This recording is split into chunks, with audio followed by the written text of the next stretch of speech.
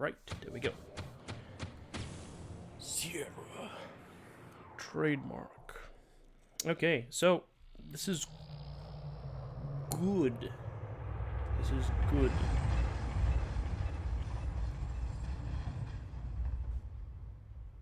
Yes, this is good. I'm saying it is good. And that's that. Oh, I skipped the intro. I shouldn't have skipped the intro. Now I feel bad about it, but hey, it's what it is, ladies and gentlemen. So, we're back at it again, Arcanum. I'm level 50. I'm level 50. I'm level 50. I have 2 points that I can, put into stuff. But I don't think I'm going to be putting these points into stuff. I want to advance time to morning. A little bit of a curve. Alright. Now, we're going to start off by going to the library and having a good reading of a book. I think... I don't remember exactly which one it was, but it's like the last of the 4 in the second collection.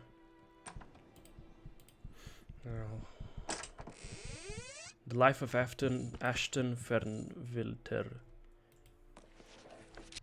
Okay. The Life and Times of one Ashton Fernwilter. I have chosen to chronicle my life now for the very simple reason that soon I may no longer be alive, and I have survived all others who might share my tale. Outside this room the sun sets. I can see it through the window. In the morning my will shall be tested once more, and possibly for the last time. I would not take part in such dramatics if I did not believe in the inevitability of my demise. I would not take part in such dramatics if I did not believe in the inevitability of my demise. But time grows short, and does not allow for the ramblings of a doomed man. Please take it upon yourself to read the following in your time, as I take it upon myself to finish this narrative in my own time, and that through that bridge my life may find its true meaning. My beginnings were as unpleasant and dirty as 1,000,000 other urchins crawling along the bottoms of Tarant, and yet somehow special. My father did not exist. My mother never mentioned him. I had never seen him, and all those put to question would never even repeat the rumors they had heard concerning him. My mother, dear lady, was like no other. In all my travels, among all the people that I have met, I have known no one as determined or with such grace of willpower as my mother. Her loyalty and concern for her only son was matched only by the tenacity with which she approached the rest of her life. She was the one who imparted to me the importance of education, honor, and above all, truth. Needless to say, my world crumbled at the age of 10 when she was murdered. At that time I had no idea of her death. She had simply disappeared. It would not be long before life led me in the direction of her true fate, however, and not long until I found out what it was that separated me from those 1,000,000 others I had grown up with on the diseased streets of Tarant. Okay, I fucked that one up. Let's do it again. It would not be long before life led me in the direction of her true fate, however, and not long until I found out what it was that separated me from those 1,000,000 others I had grown up with on the diseased streets of Tarant. Shortly after my mother's disappearance, and after a 2-week stay at the home of an uncle, I was apprenticed to a Shortly after my mother's disappearance, and after a 2-week stay at the home of an uncle, I was apprenticed at a nearby factory. Apprenticed was the word that appeared on the official papers concerning my sale into slavery by my uncle. Had my mother the opportunity, I am sure she would have wreaked revenge upon the man. In the end she may have, for his end was a gruesome one. My apprenticeship amounted to performing all the menial tasks that required a body smaller than those of the average factory worker. When a machine became jammed with an errant chunk of slag, it was my duty to dislodge the offending article. In the larger machines, the jams could occur deep within the bowels of interlocking gears and cogs. These types of errors were the bane of my young existence from my first day inside the factory. I discovered I loathed machines.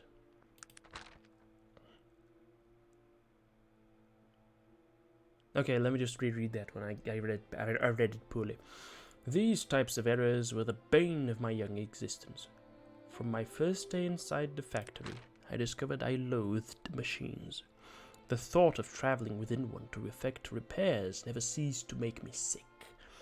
There was one such jam that occurred not 2 weeks after my inception into the factory. I was called away from sweeping up still burning flakes of metal spewed by one noisy machine at one side of the factory to a jam which, by the wails of the supervisor, must have been obstructing the operation of a crucial piece of machinery.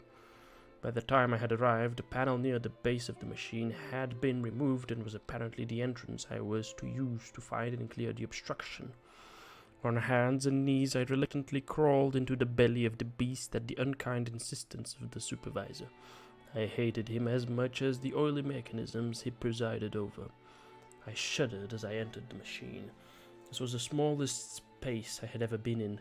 The metal that entombed me sent shivers down my spine by virtue of its sure metallicness.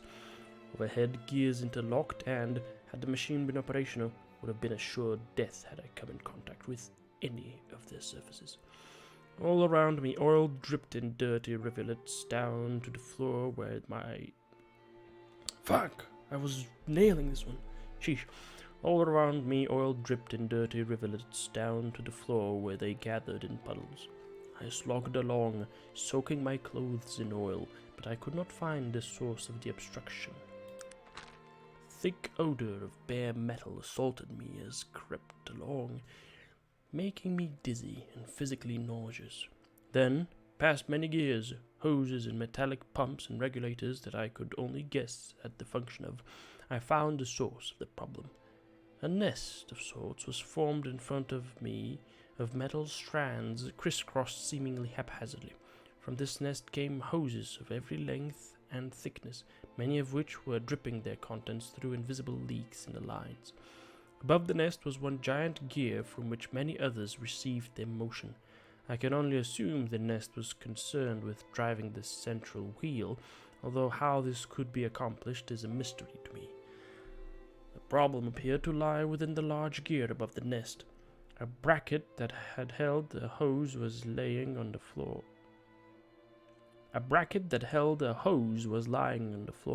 While the hose itself had swung into the path of the gear, where it was now bound between the large gear and one of the smaller feeder gears.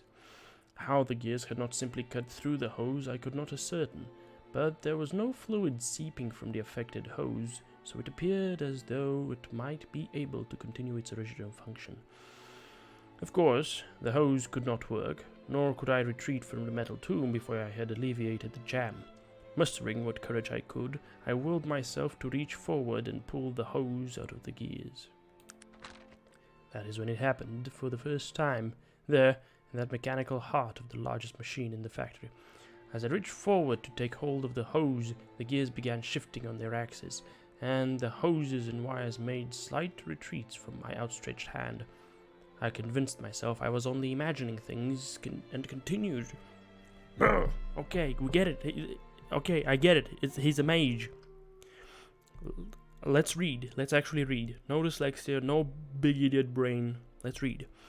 I convinced myself I was only imagining things and continued to reach for the offending hose. When my flesh came into contact with the metallic sheathing of the hose, the entire machine retched. The gears no longer shifted on their axes, but began to quake violently. Bolts and screws securing lines began to slip in their shafts and separated themselves from their points of attachment. The machine had been shut down before I was called in, but now, as I stood in fear clutching the shaking hose lodged between the gears, the beast rumbled once, twice, and then gave a tremendous shudder. With that shudder came the surprise ejection of the line I was holding. As it recoiled, it hit me in the face with enough force to throw me away from the now vibrating nest of cables. The large gear let out a sickly grind at the same moment it threw back the hose and spun wildly. Okay, so he's not a mage maybe, but rather the machine was turned on. Okay. A sudden pain brought my attention to my wrist. A perfect rectangle of red now occupied the area below my hand, and in the moments before the blood welled to the surface, I could see the bloodlines that normally resided beneath the wrist unscathed but open to the air. Apparently, when the great gear resumed its duty, it caught that rectangle of my flesh and took it off itself. Apparently, when the great gear resumed its duty, it caught that rectangle of my flesh and took it for itself. Had the line not thrown me backwards, the rest of my body would have joined it in the spinning gears. Now the machine was alive around me. A deep, penetrating hum permeated the air, and the rotating gears warned against the slightest misstep. I quickly turned and made my way back to the opening, carrying my wounded wrist against my side. The opening I had entered through was in my sight when something grabbed me from behind and I fell to the ground. A slow-moving gear had caught the hem of my oil-soaked tunic and was pulling me toward it. A slow-moving gear had caught the hem of my oil-soaked tunic and was pulling me towards it. Striking out in panic, my hand found purchase on a shaft in front of me, and I pulled with all my strength, attempting to free myself from the gear's grasp. With a rip, the gear finally let go, contended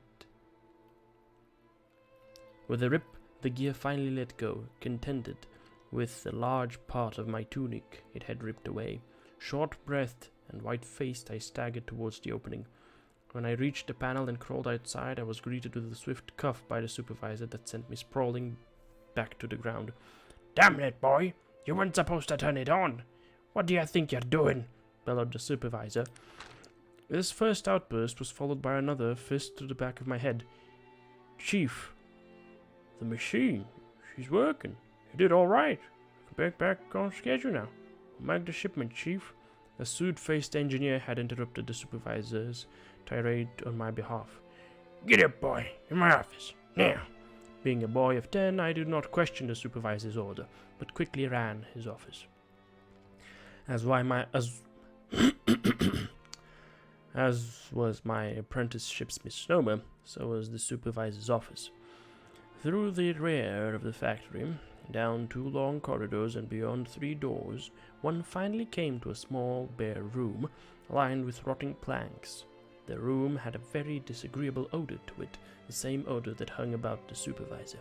Another rotting wood formation served as the desk, and scattered about the floor were the remains of food and other things which I dared not consider the identity of. I put myself in one of the cleaner corners and sat down to wait for the supervisor to arrive.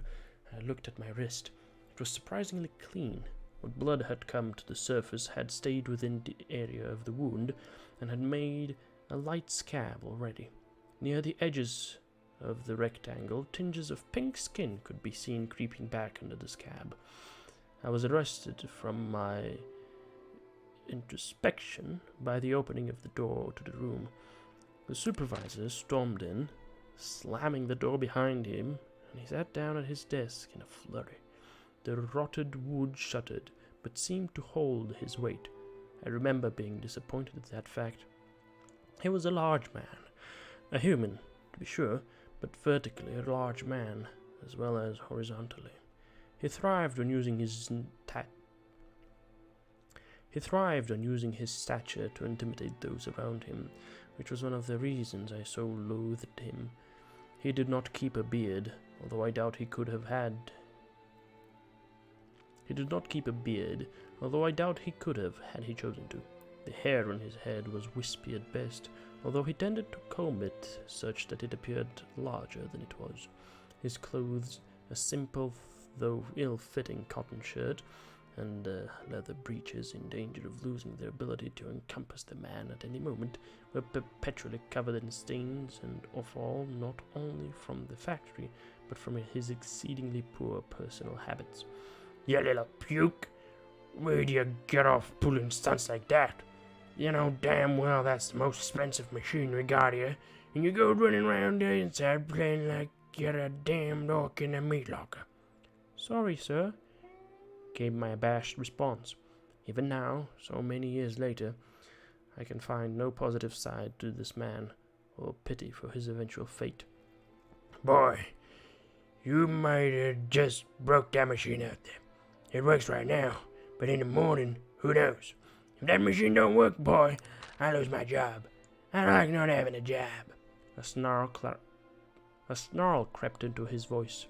Ever since you got here, things have been breaking. Things I gotta answer for. I took a step backwards. My breath caught in my throat. The air felt thick. I don't plan to go losing my job on account of some scrub kid neither. It became harder and harder for me to breathe. The air was so thick. Boy, you know what this is? He pulled open the desk drawer and produced a metallic instrument. He held the low end, wrapping his hand around the wooded portion, and looked over the tube that extended from a rough cylinder. No, sir. It's a gun. I hate that word. Now, I had an agreement with your uncle, boy. I can't just toss you out. Not while you're breathing anyway. My vision began to dim as I struggled to take in the thickening air. Through a haze, I saw a twisted grin split the supervisor's face, and the barrel of the gun swung my direction. Then my breath failed me. I could no longer inhale. The supervisor looked as though he felt it too. His rant, to which I had been listening less and less, ceased, and the only sounds that emanated from his direction were inarticulate gurgles. His gun had lowered as well, forgotten now. The air continued to thicken and took on a dark blue hue. You! Gasped the supervisor in my direction. This is your... He ceased attempting to accuse me and raised the gun to do his talking.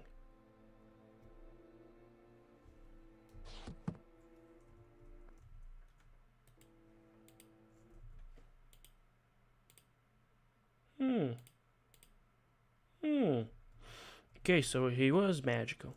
The boy was magical. Okay, most intriguing. Most intriguing. Well, I mean, that's... I should have expected that it would just end somewhere around there. But, like, the way he said it, oh yeah, I'm dying. I'm dying from old age. Let me just write this down. I guess it's just the... Could it be like a cautionary tale of why technology is bad? Because he hates technology. And he hates technology because he's a wizard. A mage, magically inclined or something along those lines. Very, very talented mage. Or is it that he hates technology because of the fact that it, allows for such things to take place, to happen? Alright, let me visit this fellow over here. Yeah, the ancient diagram. There it is. There it is. Fantastic.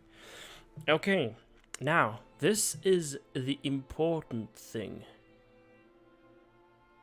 As far as I can tell. So we have the ogre. This is Torg. I think this is Torg. This is the orcish ram god. This is the god of the trees, elven god. This is, I think, Gestiana. This is the god of the dwarves. This is the god of the lizard men. And these two are Bolo, the thief god of the halflings, I think. And then this one is the gnome god of greed and something like that. And this is Halcyon, and this is Murindal. I don't think I can see. I am seeing the third one though. So we have one circle over here. So these are 5. Then we have 5 more. And we have another circle, which is 1, which encompasses within it 7. And then we have another circle which also encompasses 7, and then we have one big circle. I'm thinking this big circle.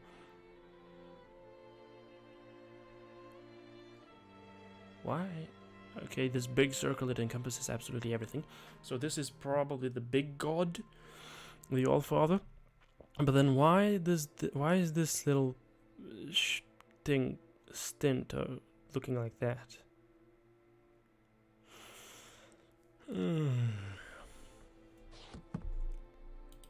Aldous T. Buxington, might I pause on you for a moment?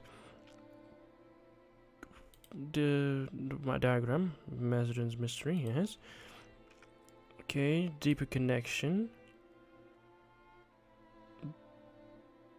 Certain gods don't get along with other gods, so-and-so begat so-and-so. Okay, can you explain the diagram to me? There is an excerpt from the Book of 12 Powers that might help to explain you.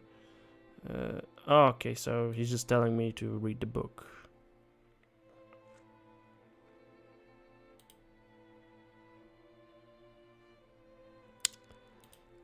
Okay, so he's not giving me any info. Oh, there's actually 2 people over here, though.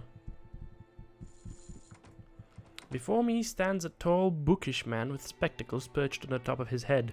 He is oblivious to my presence, as all of his attention is focused on a telegram. Suddenly, he becomes aware of my presence and looks up. Oh, excuse me. I get so involved in these telegrams people send me. I get questions from everywhere about demons. Amazing, really. I don't believe I'd had the pleasure. Who are you, sir? Ah, yes, of course. You will have to excuse my excitement. I am new to this whole phrenology discipline. My colleague, Professor Gershwin, is doing wonderful things in the field. By way of introduction, I am Professor Eakins, a scientician and expert of demonology. Scientician and demonologist? You're mixing magic and science? I am a scholar involved in research. Magic and science are the opposite sides of the same coin. To be truly knowledgeable, one must study a tremendous variety of things. Specialization is for insects and orcs. Oh. Okay, what can you tell me about demonology then? I'm curious. Well, it concerns the study of demons, obviously. I was just thinking about a rather humorous one, actually. Name of Gordoth. There's the Paths of Gordoth. I've heard about that, so I'm curious. Can you tell me about it? Gordoth was a mindless demon roaming the countryside. He had an insatiable appetite and would eat anything he came across. And, this is the funny part, he happened upon a village of halflings and ate them all. It seems he had a sweet tooth for halflings. Isn't that great? I guess. What happened to him? Oh, he was banished to some other realm or some such nonsense. That's what they used to do with troublemakers back in those days. Okay, well that's just kind of disappointing. What can you tell me about your scientific endeavors? I wish there was more to tell, actually. I'm just scratching the surface of the new ways of scientificdom, such as my exploring of phrenology. Science will solve all the world's ills within 50 years, you know. Okay, I guess he's not going to tell me anything else. There's a University Bookseller. Oh, welcome to the University Bookstore. May I help you? What sort of books do you sell here? Oh, well, I'm sure you're well aware. Tarrant University is an institution dedicated to the study of science. The books we sell here are about science and technology as well. I see. What help are these books, friend? The manuals that we sell are very helpful in learning general knowledge about a particular technological discipline. If you find yourself spending most of your time studying electricity, but are interested in learning a little something about chemistry, then the chemistry manual will give you a little added expertise without having to commit to a full degree in chemistry. I think I'd like to purchase some technical manuals. The price is 750 coins per manual. Do you have enough money? Of course I do. Okay, which manuals would you like to buy? Chemistry manual. Was there anything else? I'd like to buy explosive manuals. I'd like to buy herbology manuals. I'd like to buy smithy manuals. I'd like to buy therapeutics manuals. And I'd like to buy some gunsmithing manuals. As well as some electrical manuals. And lastly, some mechanical manuals. Thank you. 200 stone. Okay, so what are these gonna do now? Let me just say, because I'm yeah. A7 is gonna be the save for the day. What is? Because I'm okay. I pop that. Oh.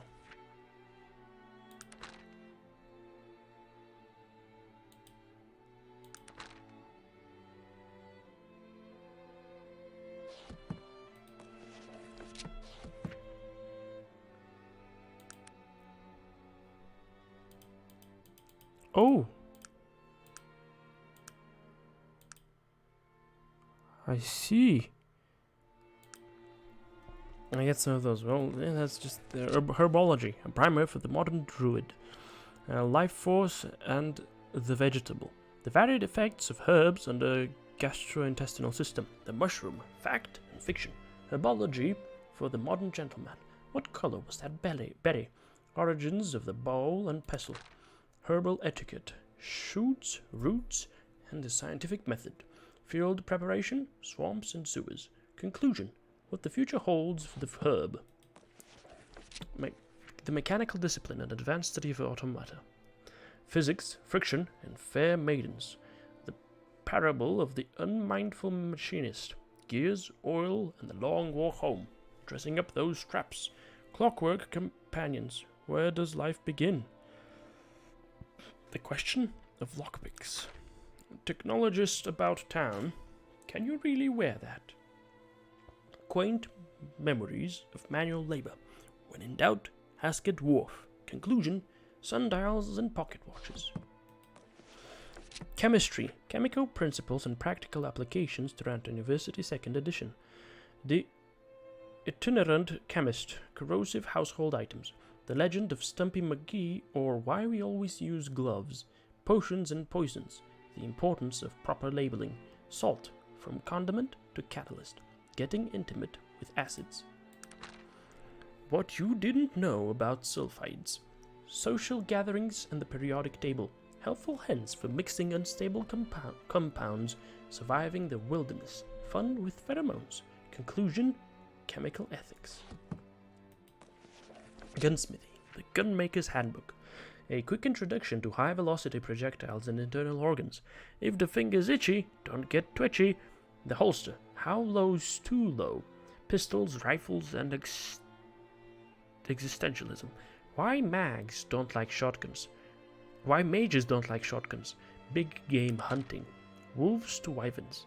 The importance of the steely eye. They never expected you'd pull one from there. When dialectics aren't enough. Conclusion, philosophy and the modern firearm. A guide to demolitions. Diffuse longer is better. Your friend, nitroglycerin, the blast radius and overcompensation, fashionable detonators, using TNT in the summer months, grenades and your pitching arm. Oft we can't be subtle. Mr. Magnesium is no cool customer. If it goes boom, then you were right. Conclusion, demolitions and demagogues. Electricity, basic engineering of electrical apparatus, volume 1, chapter 1. Conductivity and chainmail, the necessity of good grounding, the mysteries of magnetism. The mysteries of magnetism. Geez, my brain. Copper, Tesla coils and the men who use them. Pelvic trusses. Do you really know your voltages? What they didn't teach you about feedback. Vacuum tube virtuosos. Reanimations. Dapper or undead. When you forget the umbrella. Fables and fuses. Conclusion. Ruminations and illuminations.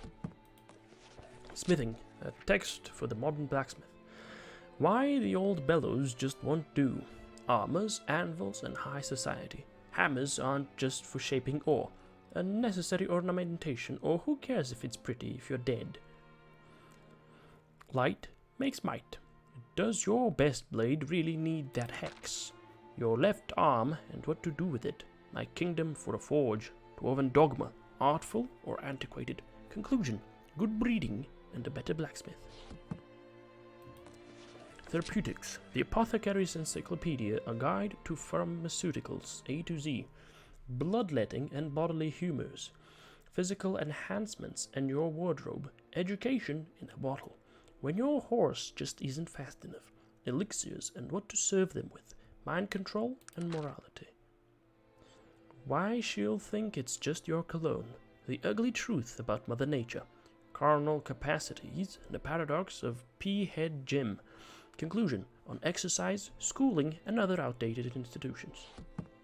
Okay. I didn't even become too techy, even though I now have a bit of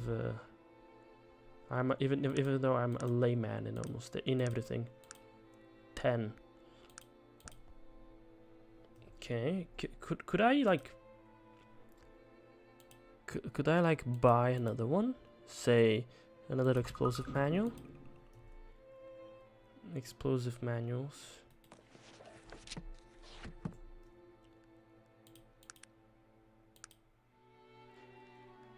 Is that 20? That does say 20. Ooh, I could have absolute mastery of these. Even without specializing in them. So, hey, I found a money sink, ladies and gents. I found a money sink.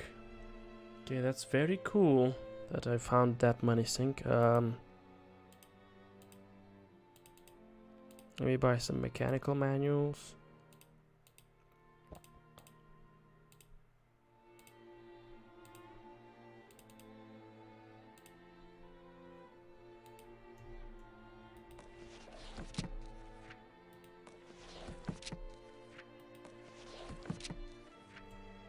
And if I were to take a look at mechanical, yep, that's 40.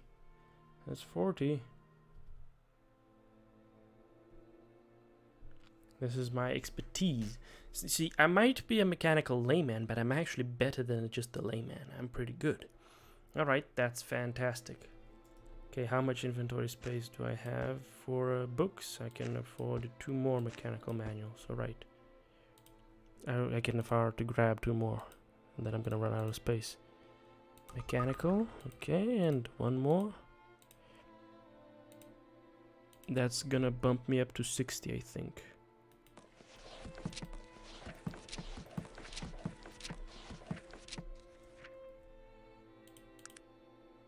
Okay, 60. Yep. Right. Now I need to find a place where I can sell these books, which are actually surprisingly heavy. So, and there's also Benjamin Gershwin over here. Do I want to give him the skulls, or do I not want to give him the skulls? So this is a big thinking emoji, because on the one hand I want to keep the skulls, and on the other I should do something about these heavy fucking manuals.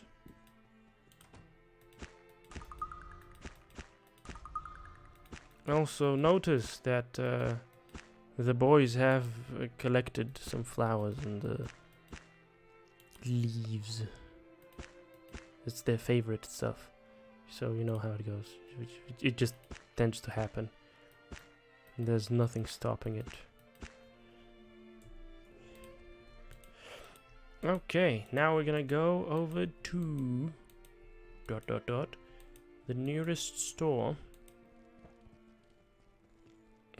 West Garland Bridge. There we go. Noted swordsmith gives lecture. Read all about it. I'll think about it. Okay. Oh, I can. I'm almost getting these for free. Yeah, like I'm losing like 38 coins per book off of these. So actually, and I keep my... Oh no, I don't keep him. I don't keep him. I need to keep the books in my inventory. Ah, that.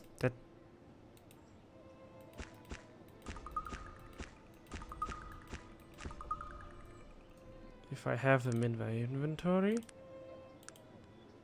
Yeah, I need to have them in my inventory to make them... Okay, I see.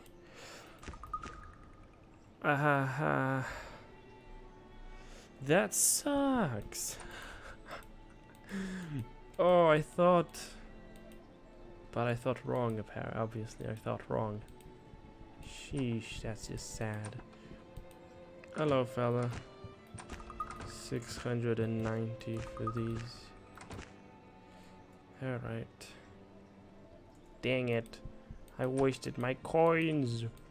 I wasted a few coins. I'm back at 74,000, so that's not too bad. Right. Let's make use of this, and now that I am level 10, I have 10 intelligence actually, not that I'm level 10. I think we can calmly go ahead and enter the Wheel clan and have a little chat with Rondemar. the son of Logier. Alright, there's nothing to visit here, specifically, so we are more than calm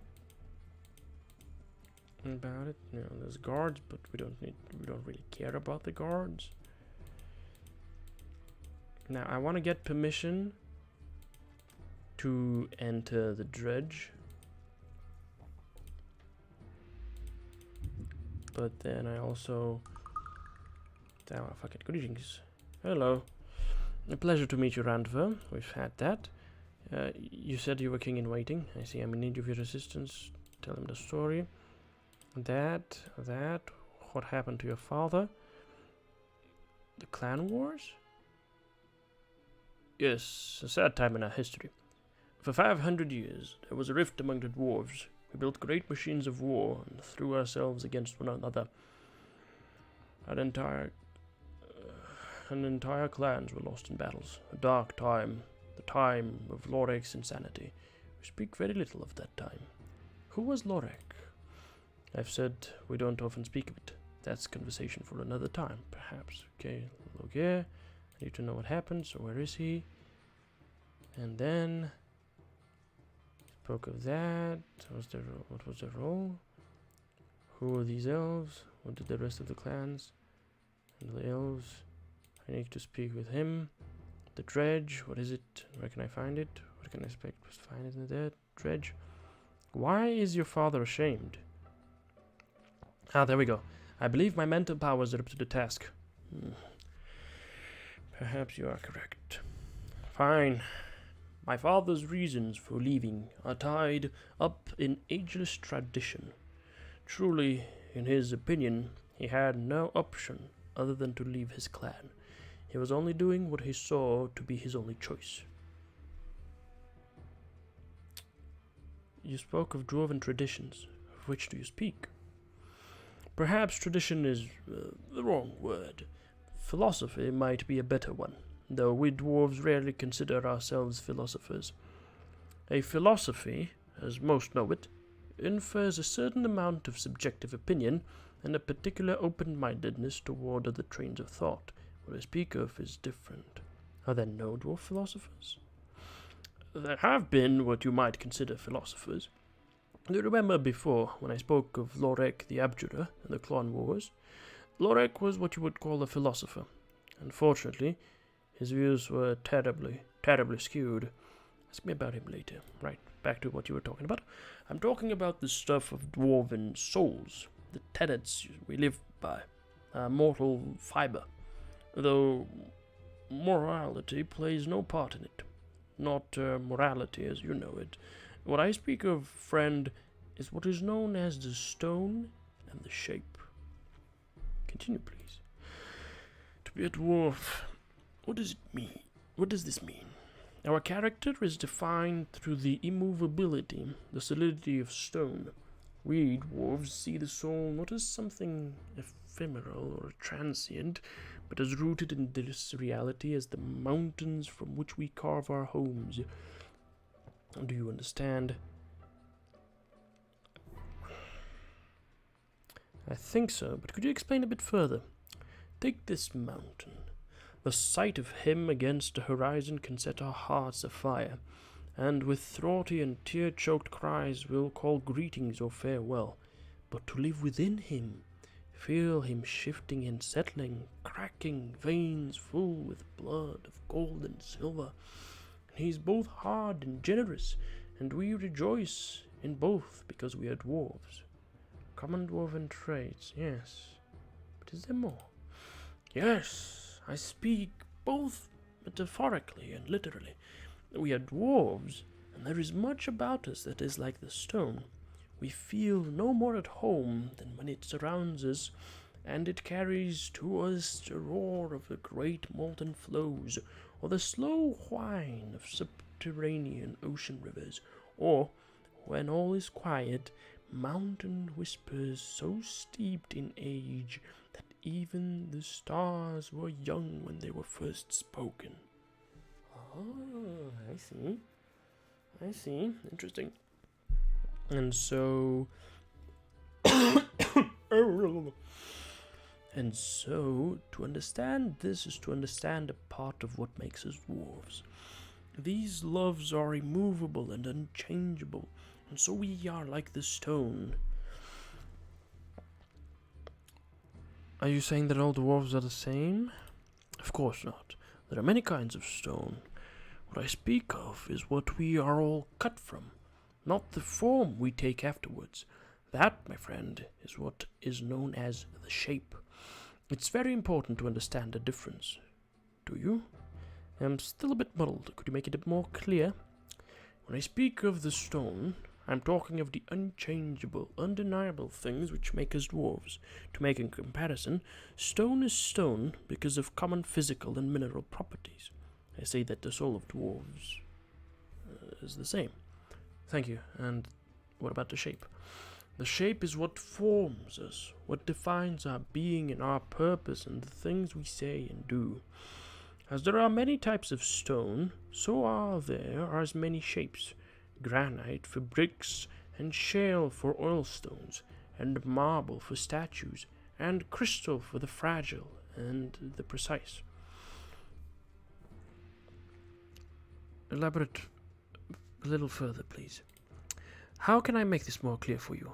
A stone yields what is already within, and so we as dwarves look within and see what we are to become. So symbolically, quartz would be the shape of a stone. Quartz is not the shape, but its shape is tied to it being quartz. Both alabaster and marble are stone, but the shapes they can become are vastly different. It's not hard to grasp, but important.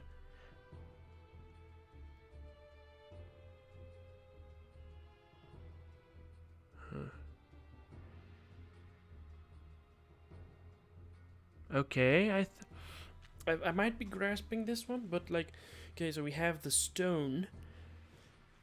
The stone is like the base thing. Stone, but the shapes of these stones, but the shapes they can become. So the thing becomes a shape. It's not the shape, but its shape, it becomes the shape. Okay, I see. I think I see. And the shape defines what the stone becomes. This is the most important concept. One cannot exist without the other. To a certain degree, shape does define what the stone becomes. Flint makes a good striking stick, but the reverse is just as true. You can't make a good striking stick without flint. Shape arises from stone, but stone is dependent upon shape. You understand? I want to make sure I understand this. So, it is perhaps stated most simply in this way. As slate with flake and crack under the sculptor's chisel, so will a dwarf who knows not his purpose, knows not his shape.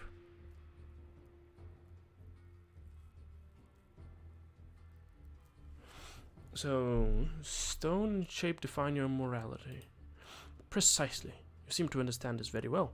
Dwarven morality, the choices we make, at the most basic level, is defined by us being dwarves. Work ethic, love of family, respect of wisdom, these are our morality. We see them not as choices because, as dwarves, it is merely being who we are. Stone is the existence of these things. Shape is the expression.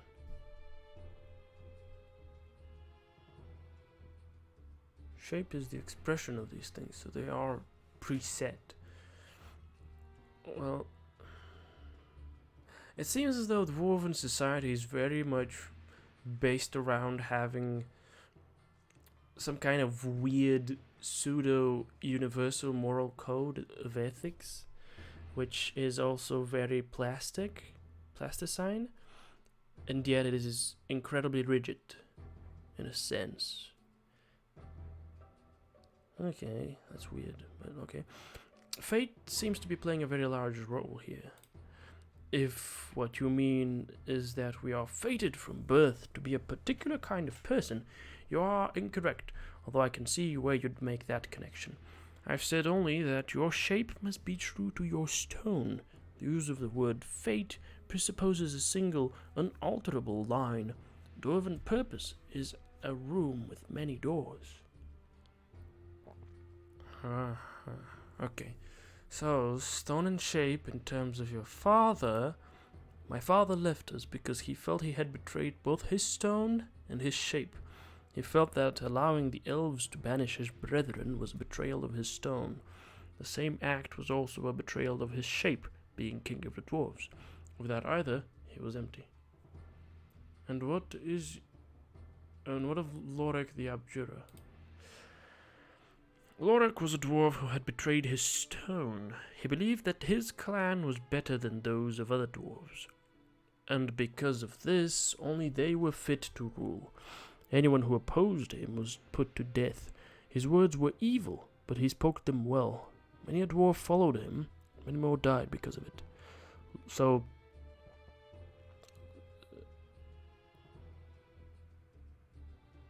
he had betrayed his stone. So his shape... No, wait, what? Lorik's stone was flawed. His shape couldn't be no different, no. Well spoken, my friend. You have wisdom beyond your years. No, that doesn't make sense. Like, he is of the same stone as everybody. Like, he's a dwarf. As every dwarf, he's of the same stone. So his stone couldn't be flawed. His shape, his expression of his stonehood was wrong. Isn't that the case? Because, okay. Alright, maybe grabbing the writers for Arcanum and having a little bit of a convo with them about this would be better, because I can't really talk to this fella. He doesn't actually explain much of anything. But, okay, I might have a bit of a rudimentary grasp of what, Dwarven philosophy is like. So, let's transition to your opinion of your father's choice. There are times, my friend, when the choices we are forced to make cannot be true to both the shape and the stone. I have thought long and hard on the issue. I have not the answers, but I know my father is a dwarf among dwarves. There is a saying among us, weigh your own stone. It's not for me to decide. Thank you, Randver. I feel like I understand your father a little bit. No, thank you, my friend. If you're the Outlanders who would even care to ask, it is good that I've shared these things with you today. Can we continue our previous one thing? So, certainly, surely you must have some idea to his whereabouts. Or I would think that, if a dwarf wants to be alone. You're his son and heir, you'd have gone looking for him. And why? He left me here.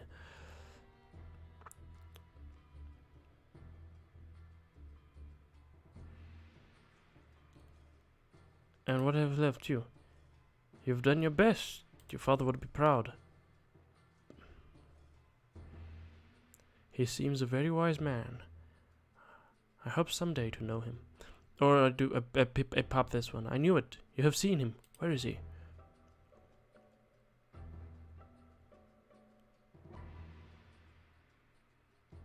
I'm only trying to find the truth. Trust your feelings. There you go. Any help would be appreciated. Thank you, thank you. There we go. You have a moment to speak. I have a few more questions about that. What is the reason behind the banishment of the BMC? Had shown Gilbert Bates some of the secrets of technology. Because of this, technology spread at an alarming rate across all of Arcanum. And not long after, some elves approached my father, demanding retribution. Who these elves were, I don't know. The punishment was a banishment. Okay, thank you. Tell me again where I might find him. In the dredge, but as he told me. Alright. Well, let's go down this passage. Now I'm gonna be forced to talk to him. To Logier, so let me just save. See if I can avoid talking to him. What? Who dares disturb? Quiet. This insolence is unforgivable. The violation of my ancient right for solitude in exile is not broken so easily. No, I'm very sorry, but you've made a terrible, terrible mistake. You have the audacity, dwarf betrayer. You've spoken the wrong words, stranger, and Harrow will be your judge. Ooh, look at all these dead creatures. Okay, I really want to wander about. Okay, so I don't want to talk to him just yet, I think. Or actually, let's do a little talking. Who dares? Okay, I'm going to skip through some of those because we've already had the convo. I recommend you rein in. I bring news, story, and yes. A delegation of elves. Who is the Silver Lady? Where does she live? What did you, okay. Have you ever spoken to her directly? What has the spread done to the elves? Where are the elves living? Yes. Why? And the Silver Lady was angry about the forest. What's major? Yeah, the delegation. There seem to be inconsistencies. I agree to the terms. Okay. You're merely acting out of concern. I am king of the dwarves. Being king isn't easy. The choice is never mine as to whether even one dwarf is stripped of his honor. I should have brought this to the people, or just flatly refused from the beginning. I was a coward, a failure, and this exile is my punishment. Given the choice now, I would have waged war against all of Arcanum to uphold the honor of that foolish little clan. Okay, so here we have the new opportunity, the new dialogue line. So I previously I said, yes, we can make this right, find the truth, but now that I know, I can tell him, I know. That is because your stone is still true. What? What do you know of the nature of Dwarven stone? You, an outsider. How could you possibly know of such things? Randver put his faith in me. Perhaps you could as well. Perhaps, but you are not even a dwarf. These are beliefs and concepts it takes a lifetime to reconcile. How could you possibly begin to understand how I feel? I know that it is difficult to live by both stone and shape. Yes, I know. I've thought long and hard about this. Dwarven stone tells me that any transgression against our honor is unthinkable. But my shape, as king, as their father, told me to protect them. I'd shouldered so much of their pain, I could do it no longer. What do you see as the nature of that betrayal? Or... So here is... Yeah, what do you see the nature of that betrayal? The nature of the betrayal? I failed my people. Isn't that what is most important here? The betrayal was against their stone. It seems, sadly, that my own stone is flawed. No, that was Lorik's flaw. Yours is a conflict of shape. You shame me, stranger. Your words are harsh, but undeniably true. Perhaps you are correct, but it doesn't change what I've done, nor the price I need to pay. It is best if you just leave an old dwarf here to rot. It is your place to right this wrong. No, you must pay the price. I cannot do this for you. How then? How can I do so? You must return to your people. Be true to stone and shape. By Alberic, you are right. I've been blinded by my own shame and not seen the true betrayal. I've betrayed myself and my people along with me. I shall return, stranger. I shall be king.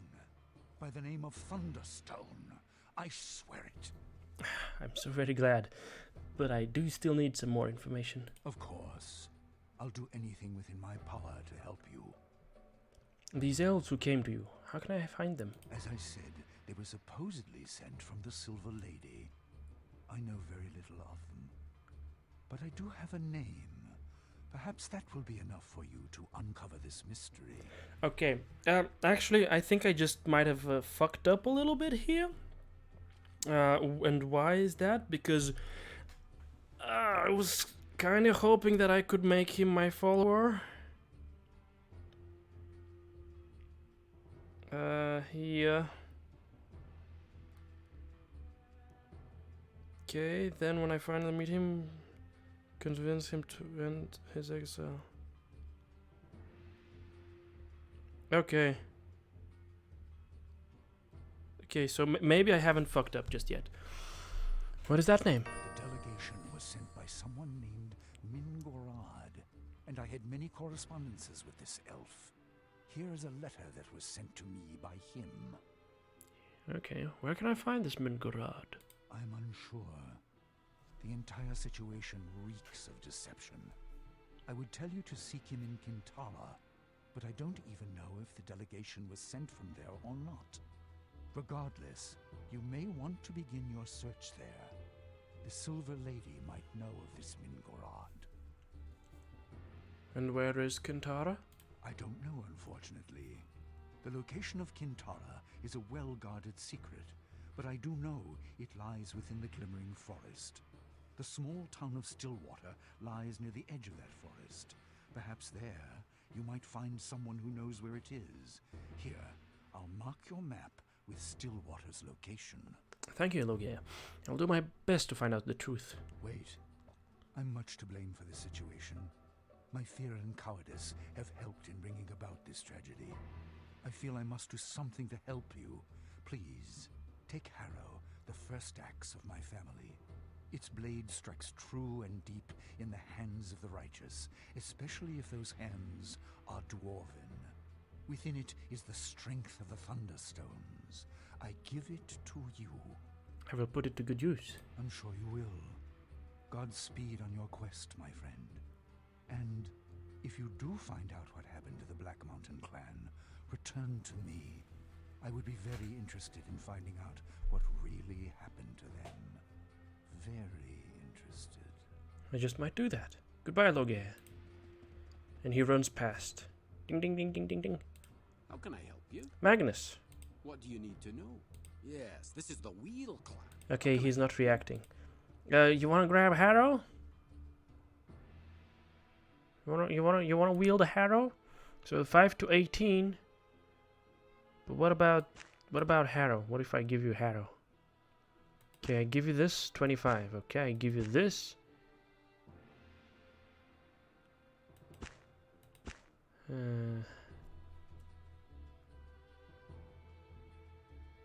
Why? Why? Like 4 to 18. I give it to him. His damage just drops. Why did it just? How can I help you? Why did his damage just drop to 0? Or is it just incalculable because of Harrow being there? Because of him wielding Harrow. Yeah, let's read. This is a note to Logia Thunderstone from an elf named Mingorad. Oh, I just gave it to...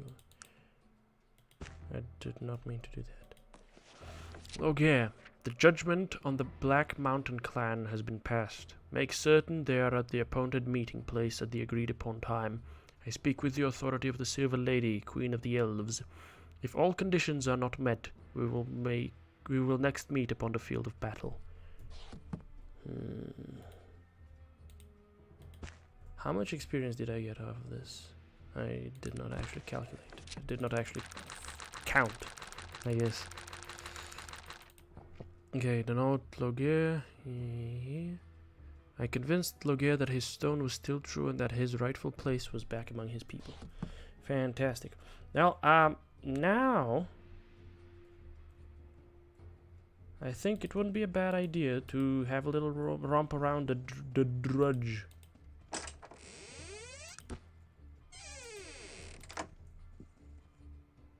Granite rats. Yeah, lots of corpses. Stupendous amounts of corpses, actually. Jeez, that's a lot. That's a lot. Okay, if I were to give you this, you're not gonna equip it. Good. Virgil. Look at Virgil. Does he wield the ability to resurrect? No, he does not.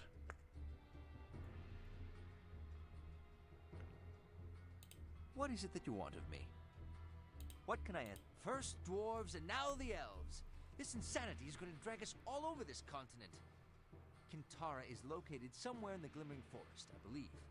We'll need to go to Stillwater to find someone who can give us directions to it. Alright. Yeah, the elf, Mirth, if we can find him in Stillwater, that'd be grand. Oh dear.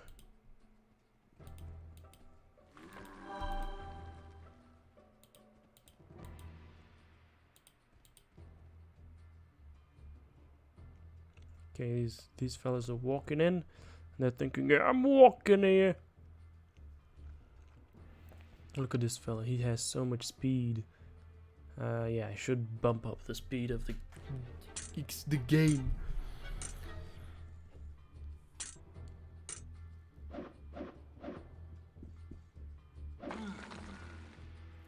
Okay.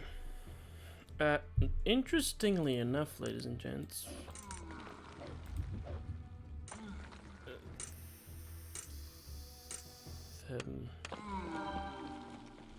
yeah, well, okay. Interestingly enough, the Axe Boys, they didn't seem to have any problems with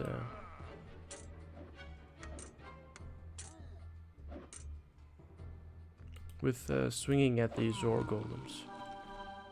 So maybe there's something to do with that. Yeah? Clock parts. That's not Gucci. It's not cool. Granite rat. Let's kill the granite rat.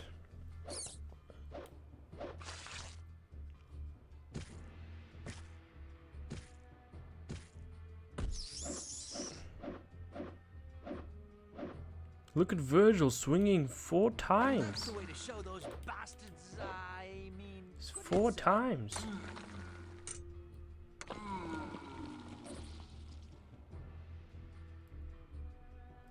Oh, I got a fate point.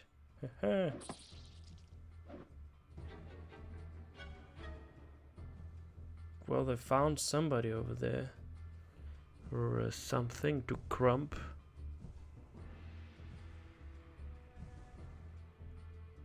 Ah, this thing over here. Alright. Okay, Virgil gets hit. He's okay though.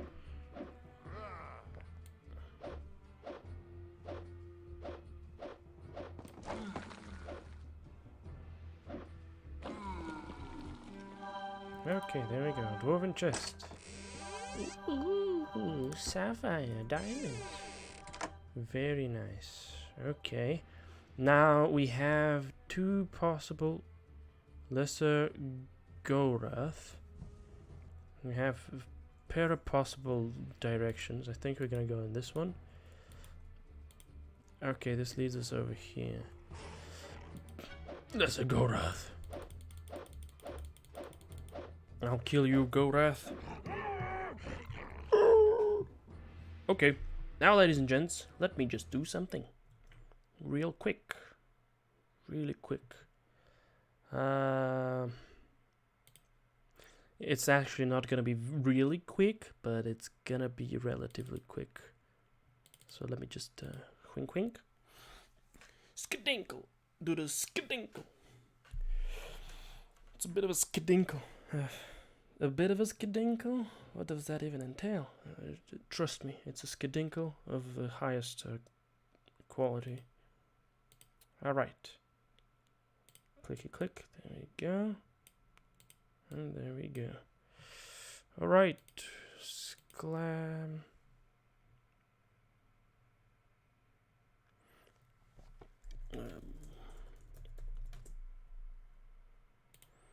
Okay, let me just get rid of some extra stuff. Lots of stuff happening. Lots of stuff being done, ladies and gentlemen. Lots of stuff that I need to deal with. I mean, I'm a busy fella, so it's just natural. It's only natural for a busy fella like me to have a lot of stuff to deal with. Okay, ding ding ding ding.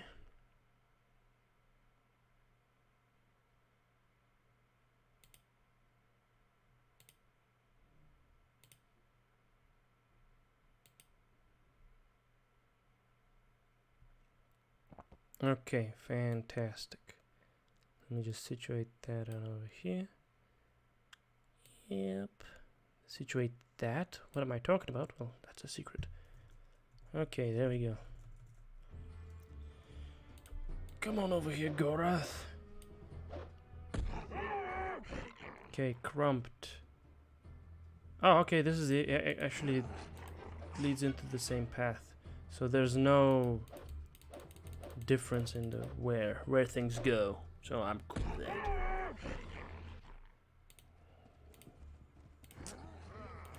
Woo! Ooh, greater Gordoth. Ah, they're level 18, okay. The comparison between granite rats and these greater Gordoths. Gordoths. Sheesh, just weird. That's all I'm gonna say. Okay, granite rat.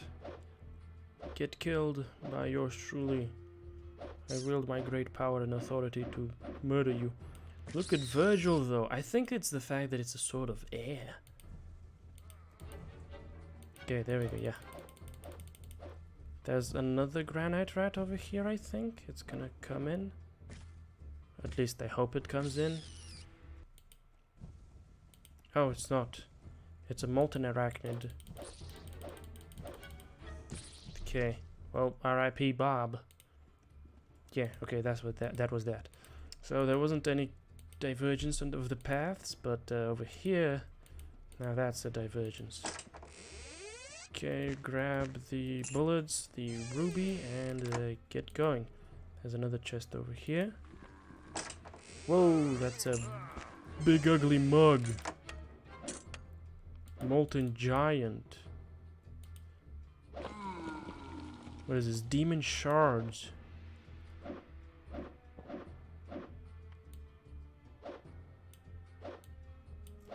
Okay.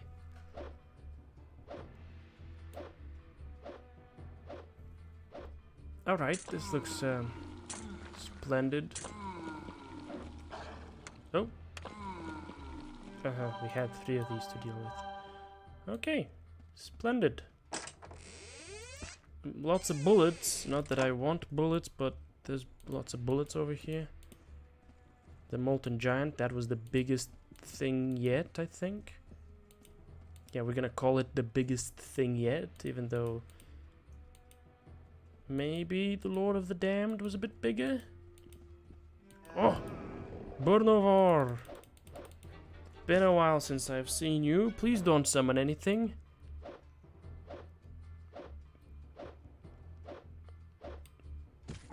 Okay, good. Didn't summon anything. There's another one over there, though.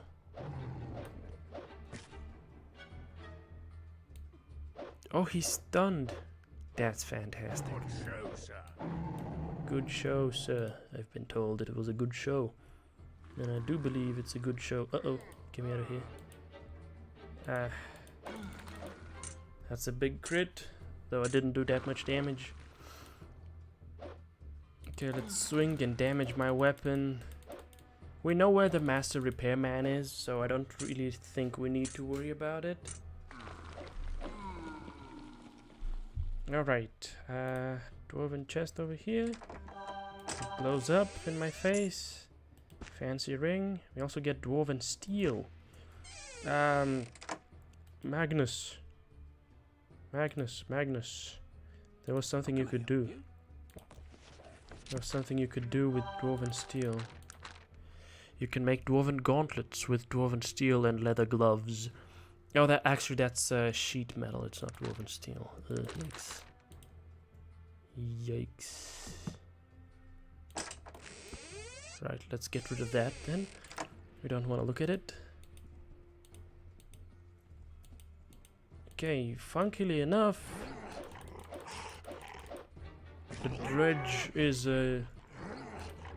not as much a maze as what we had in the Black Mountain clans. Oh, there's a little fire spider. And a Feraloch. Or the Feraloch. I think it's just a Feraloch, but could be wrong. Fire spider doesn't get killed by me in one go. That's a shame. Aha! Is that the door? I think that's the door made by him. Yep, that's the door made by him. Let's try to pick the lock. Okay, that could be extra. It's jammed. Shit.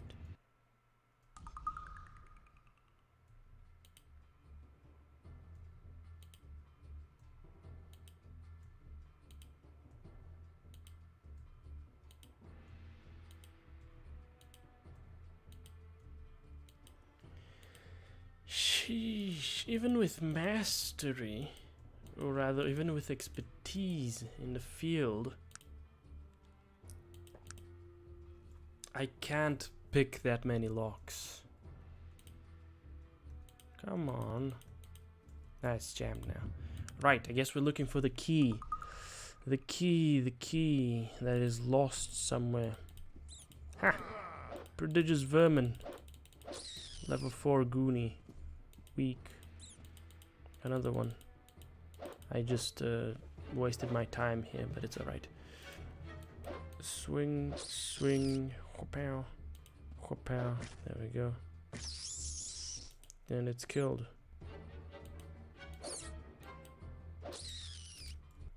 And like I'm hoping that oh no.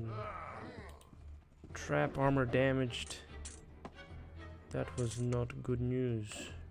Very damaged. Okay, this guy died. Oh, there's another one. Oh, yikes. Or golem. Oh, and there's a... Oh! Ah, they cast a spell on me. Was it the granite rat or was it the ore golem who did cast a spell on me? Oh, there's 2 granite rats. Nice.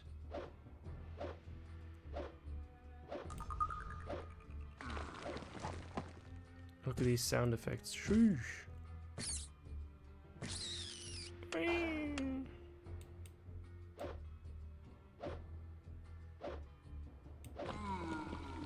Okay, there we go. Yeah, that's that. Right. Oh, there's another one. Teleports in front of me. Okay.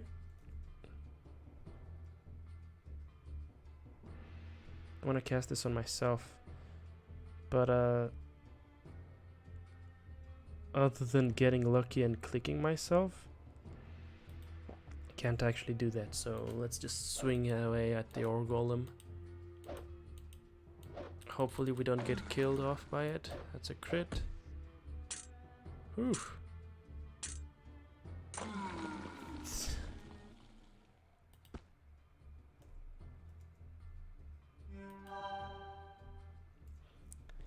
Okay, there we go. That's that. Sheesh, the sun is being such a bitch today, huh? Like, okay, it's not being a bitch. It's just being very, very bright. That's not a bad thing, but it's being... It's annoying. I can't just stand, or rather sit neutrally and enjoy. Sheesh. Okay. I can't just sit around and enjoy the game. I need to be just washed, bathed in light. Okay. Widowers or... Oh, this Ferloch.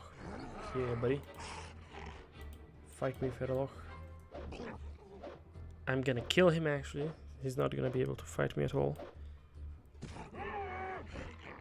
I can't see anything. Holy shit. Okay, the Gordoth. Yep, lesser Gordoth and the Ferloch. I think I'm gonna swing at the great... Or actually, no, it's a greater Gordoth. I'm gonna swing at the greater Gordoth because it's level 18. And swinging at things, hitting them, gives you more experience the higher the level. Not that I'm really in need of leveling up. I'm just playing around. Okay. Arrows, bullets. I don't know why I'm collecting all these arrows and all these bullets. It's not like I'm using either.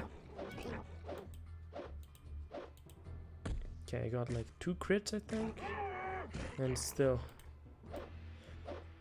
Never mind. It's alright. There we go. Murder. And this leads over here.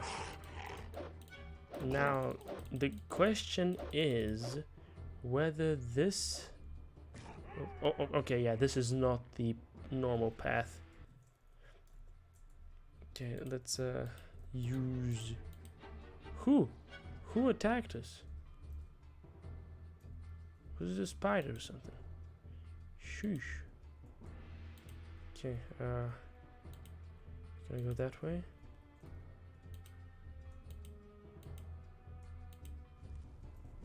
Ooh. Molten arachnids. And hell creeper. Swing at the hell creeper. It ran away because I hit it, I think. That's pretty great. Okay, hit the hell creeper again. Okay. This is where we came from, so no need to worry about that. And this is where we want to be, because it's a bit of a dead end. So, fortunately, I did not end up walking into the, wrong direction for too long before realizing, hey, I'm going in the wrong direction. I don't want to be going in this direction. Okay, that's just iron ore. We don't want that. It's mithril ore. Haha. Oh no, hold on. The key. The key. I need heartstone. Okay, good. So now I have mithril ore. Yay! That's big thumbs up.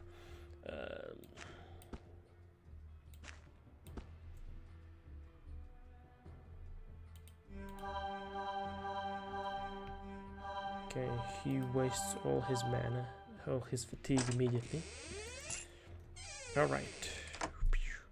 Pop that for a quick movement. Actually, I can't move like that.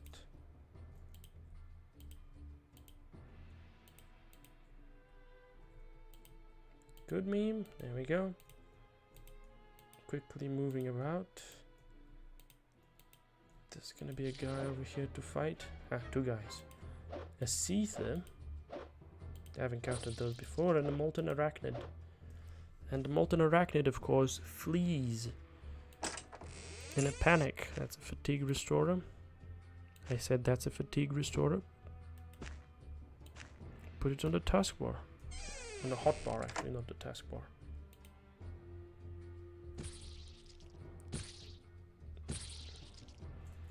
Alright. Virgil. Let me give you some of that, and you're gonna pop it immediately. Healing spells. Very nice. Whoa! Okay. So they can cast fireball-esque spells. Well, that's good to know, I guess. That's a geode. Oh! And a trap that dinks me. Okay, which one? Which one? Is that a dead end over here? It is a dead end over here, yes indeed. Okay, I'm slowed. Actually, I'm really curious to know what kind of spell that is that we're talking about over here. So is it... No, it's not that. Orcish Champion. Summons an orc. Ah, okay. Okay, yeah, so this is just summoning stuff. Hellgate. Demon hit to the specified empty space. Okay. Blur sight, invisibility, minor healing, hold person, charm beast, control beast, Sakara beast, regenerate, shrink, weaken, harden hand, flesh to stone temporarily. Dearmer shield.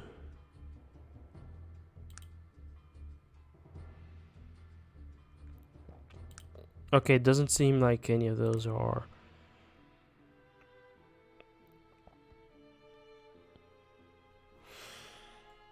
Okay, it doesn't seem like those are what I was looking for. These guys, they're not using spells. I couldn't attack the Molten Arachnid. So yeah, these guys are not using actual spells from the schools. They're just, ooh, look at that, the first ruby necklace to have ever been discovered by us. Fantastic. Right, well, there's no keys though. No keys in the dredge for the moment. I don't like the fact that there are no keys in the dredge for the moment. We need to find the key. You know, that key. Did I kill it? Nice. Oh, no. For some reason the outline just disappeared. Oh well. Let me just swing my little sword.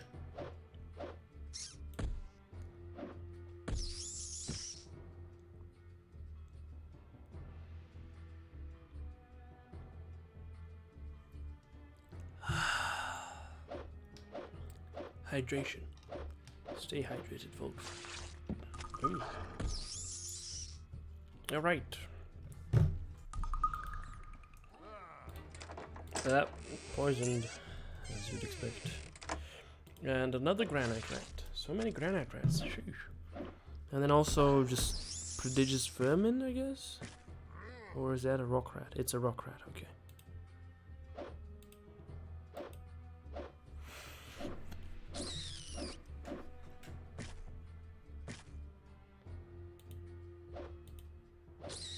Okay, cool.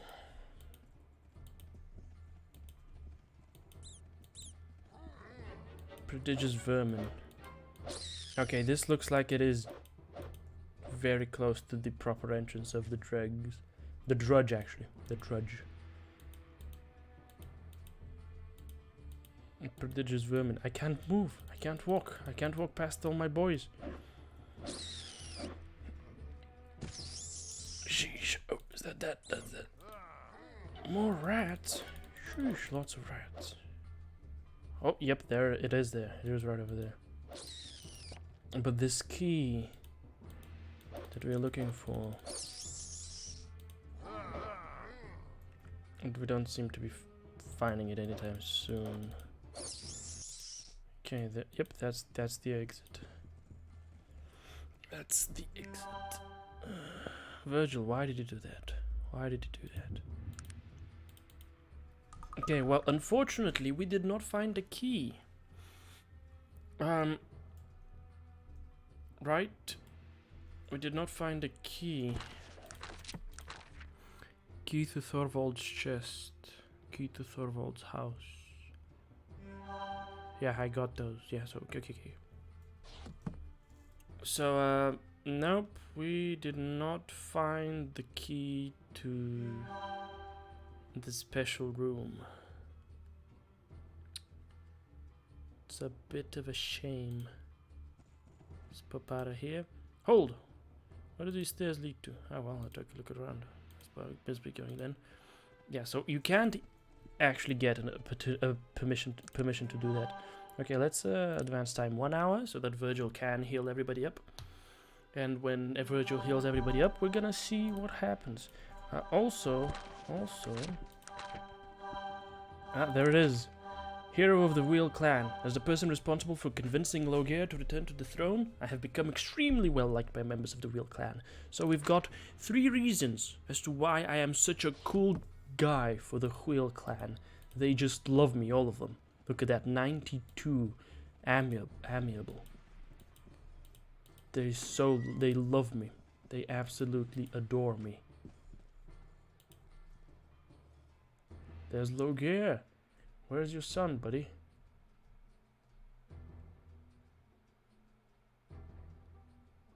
Greetings. It's good to see you again. And again I thank you. I have assumed my rightful place as King of the Dwarves. I've made peace with my past, but have not forgotten its lessons. Tell me, have you found anything out about the fate of the Black Mountain clan? No, I'm still looking into it. Well, good luck to you then, and return here if you do find out. Where's your son, dude? Where's your son? Did your son just disappear?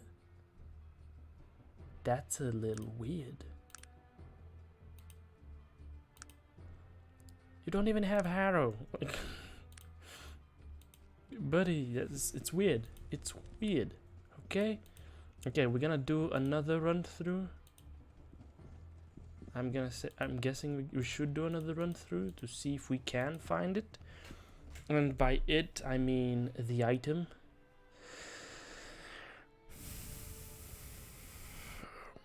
The item.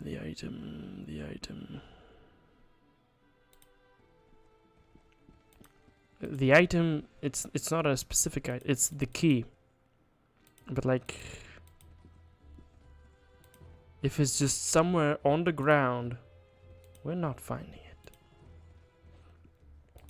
However, if it is in a chest, we're not finding it either, because I've already checked all the chests. Which means that it's either in a chest I did not check, or it's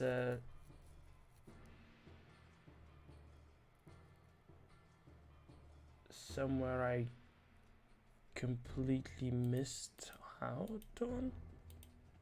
What?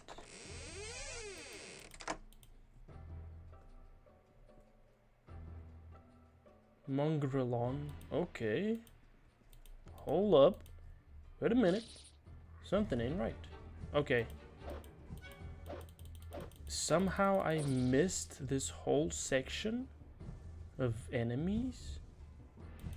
What? How did that even happen? Okay, that's something.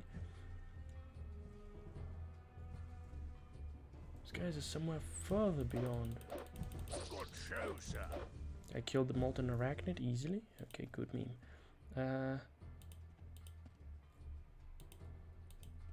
I would love to use my teleportation spells, but maybe not gonna work out. Oh, hold on. Venom hounds. Okay, we've crippled leg. Sheesh. We found them. We found them. We found, I think, the tunnels that will lead us to where we want to be. Or rather, to what we want to find. I cut the dog's head off. I cut the dog's head off. Okay. Now I need to slow down. I shouldn't be rushing through. Should be carefully looking at all the patriarch wolf. Oh, I completely ignored the fact that I was fighting this guy. Is that another patriarch wolf? It is. Unfortunately, I do. Arcanum just crashed? Oh no, no, no, no. All the progress I could have lost. Oh no, no, no, no, no, no, no, no, no, no. Oh my god, no, please, no, please, no, please, no, please, no, please, no, please, no, please, please, please, please. Why did Arcanum just, it just crashed? It just crashed.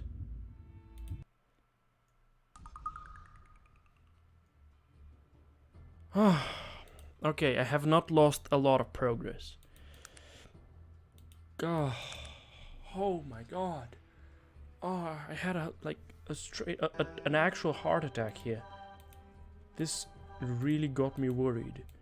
Because I totally forgot when was the last time I had saved my progress, and I'm like, oh no. But these guys, yep, they love me, so okay. So it's not too bad, it's not too bad. It's not bad at all, actually, but still, it's a little bad because I need to do a bit of backtracking once more. And we need to repeat some content. But why did the game just crash? That's something I would have never anticipated Arcanum to do. But I guess it just did it. Why am I walking though? Why am I walking? Fast turn-based. It's fast turn-based, buddy.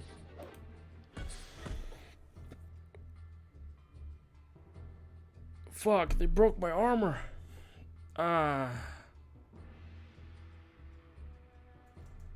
That's not good. That's not good.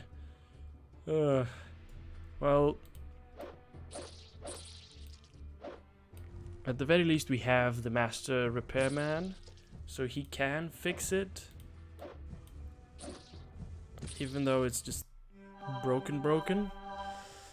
Well, yeah, that's unlucky. That's unlucky. I know who the master repairman is, so he can fix it. I'm calm. I'm not too worried about that, but like just oh is all I'm gonna say. Broken. My armor broken. Okay, well, let me save my progress then. Let's make sure that's a fact. The armor is broken, and it's irreversibly so.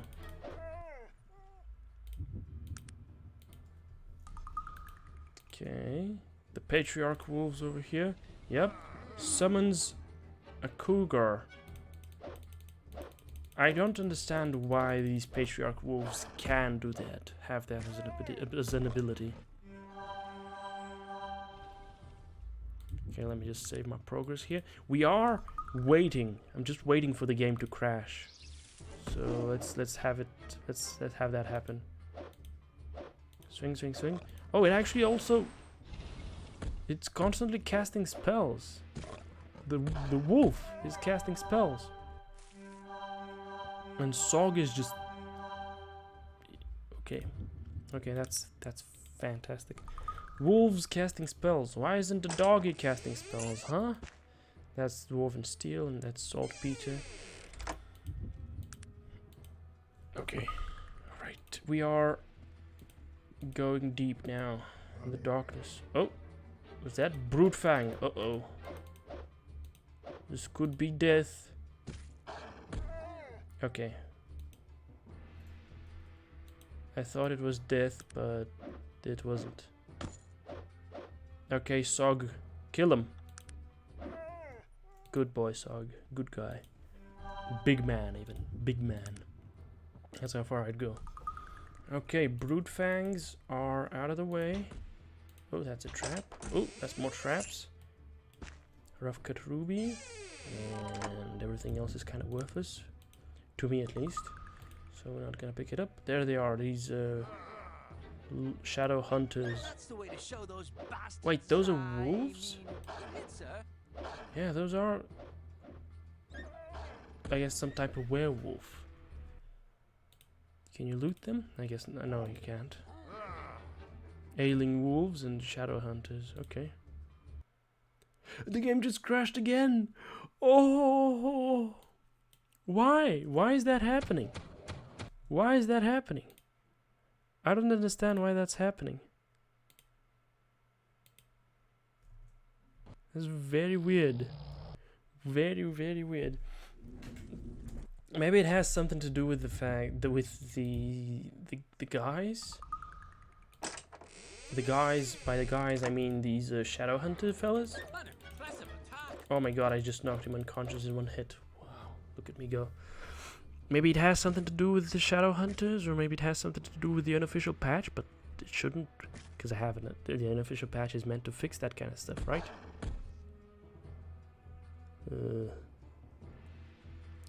Oof.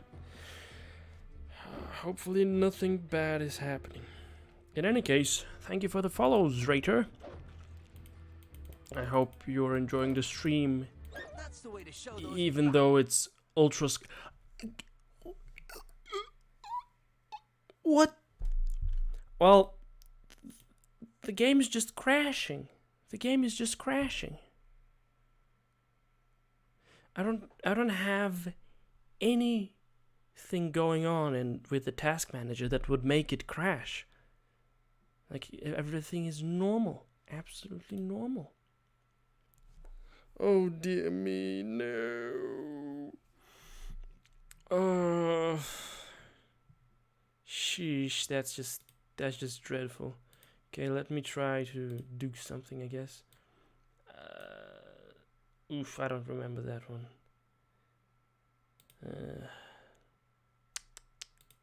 That sucks. Can I close that? Okay, maybe I can. Okay. Oh, are you sure it's a coincidence? I wouldn't put it past you to, mess with me.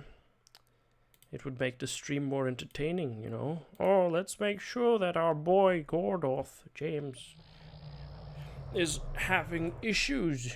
Let's make sure that he's as upset as possible, because looking at upset people or observing them doing stuff is funny. Okay. Okay, here he comes. We hit him. We hit him. Okay, maybe.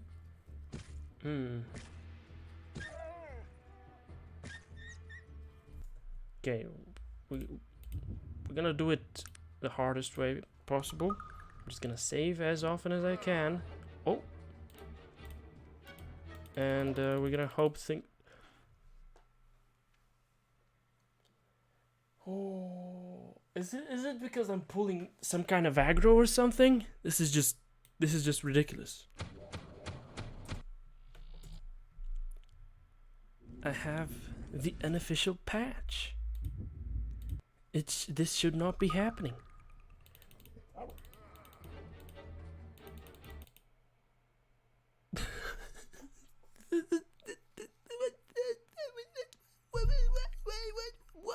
Why? What's going on? What? Arcanum crashed again. What? Okay. Arcanum crashing in the drudge. Okay, just got the game. Game crashed. If you install a high-res patch, I would install a high-res patch first and reinstall. What?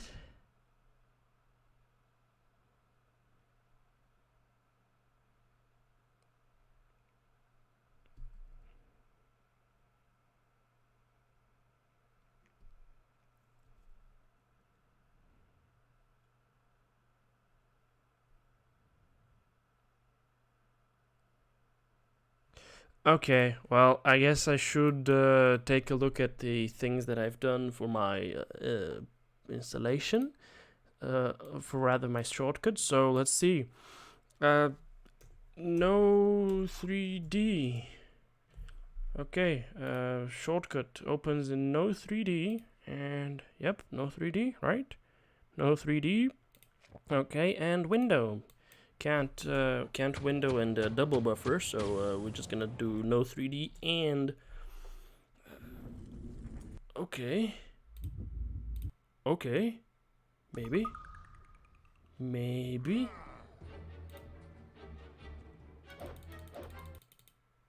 no, it just crashed again. This doesn't make any sense. Oh no, this just. I've been playing Arcanum for a week. 5+ hour sessions. And like, there's nothing that would make it.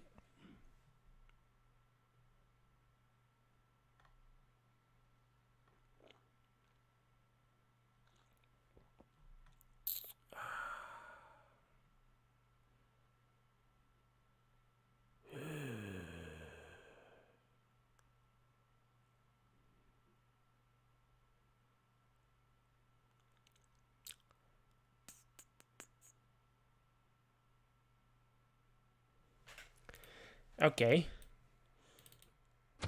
Is this just the death zone? Is this just someplace I should not be going? Okay, well, we'll keep in mind that this is a place. And we'll... I can't do that during combat. Okay, let's see. Is it just a set time that it just decides I'm gonna crash? Or is it something else entirely? Does it involve me running around doing things? Or is it something else okay, yeah. Looks like it's just... Okay, so there doesn't seem to be any rhyme or reason for it to be doing this crashing. It just crashes. Okay, that's just the...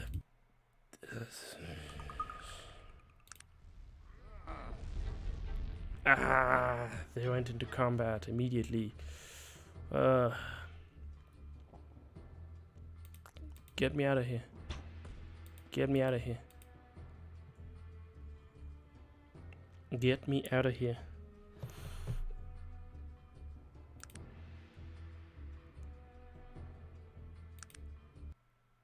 And Arcanum crashes. How does it do that? How? Why? What's going on here? What's going on here? I don't like this. Can it not do that?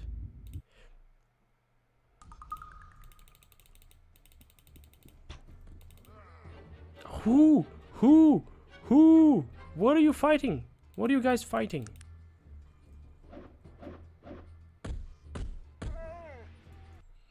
Okay. Quick. Get out of here. Get out of here. Oh.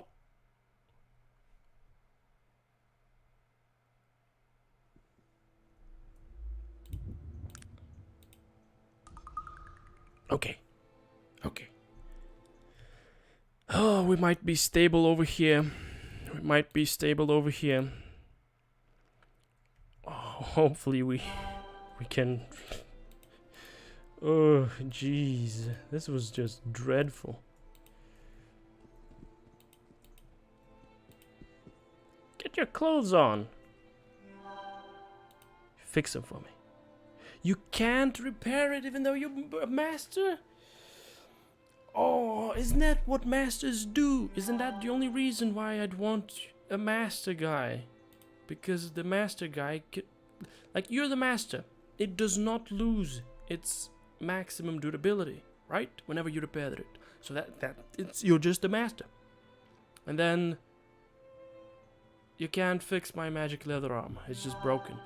This amazing piece of armor is just broken. I see.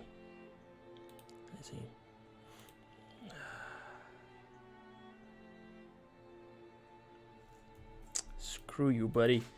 Oh, that sucks. Oh, this sucks. Ooh. This makes me feel bad. Very bad. Because, like, this piece of armor, I think, was very special in some capacity. Ooh. But,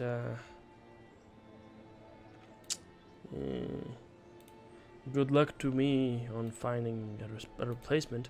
I could probably procure one. I can check the magic shop in Ashbury. I can check all the shops in here. Why am I running as fast as possible to the gypsy woman? I don't know. Maybe because last time I sold all those armors of dread to the gypsy woman. And I'm thinking to myself, she's gonna have one of those. Nope, she doesn't. But she does have a small arcane plate mail. But it's small. So I can't buy it. It's not worth it. 200, 194. Okay, yeah. Blue? You're sold, Blue. Goodbye, Blue. Let's get rid of that geode and these healing salves. Yeah, why not? Not like I'm gonna use them. Okay. Gilliam's helm increases my armor class. Okay. Yep, look at that. Mace of the Damned. Mace of Betrayal. They're still here. They're still here, but never mind. Never mind. This is just Essence of Intellect. Wow, nice. 15. She will sell it for 15% of its original value, which is, and that's still 5,000. Oh, that's so much. I'm gonna buy it. Can I wear it? I can't wear it. Okay, well, Magnus, buddy, you got the carduncle. You got the carduncle, Magnus. I hope you're happy you got the carduncle. Whatever the carduncle is, you got it. Alright, Virgil. You have not picked up any trash, have you? You have not picked up any trash. Other than the trash that I've been shoveling your way ever since we started this experience. Okay, fantastic. I might as well give you the mithril ore. And then I'll be off. I could keep this and eventually, after 7 experience until level 51. Oh, I see. So it was crashing because I was hitting level 51. I see. I get it. Okay. Okay, I get it now. So, apparently the modification that allows me to overthrow the max level, rather to surpass level 50 as the max level, it doesn't quite work. And the only reason the game didn't crash was because I didn't level up. 7 experience to the next one. Sheesh.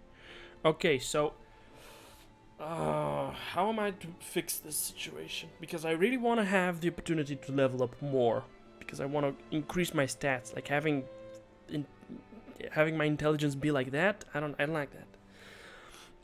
So maybe I can somehow make my level be like 1 or 5, preferably 1, and then I can just keep all the points that I've utilized and go at it from the start.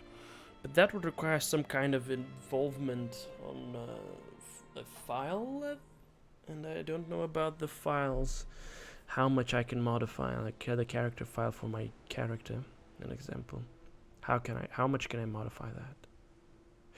I'm curious though. I'm very curious. So let's save our progress right now, and I'm gonna open it up. Let's find where he is. Is he in documents? My games. Okay. Arcanum save files. Save game location. Okay, where are they? In the game directory. That's not there.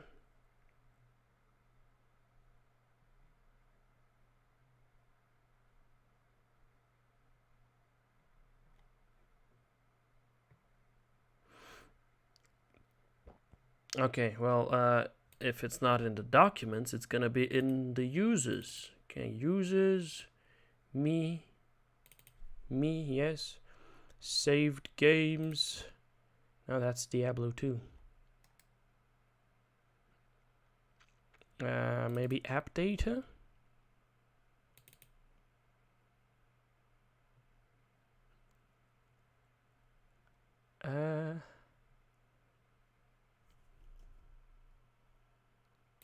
Okay. Nope. Yeesh, that just kind of sucks ass.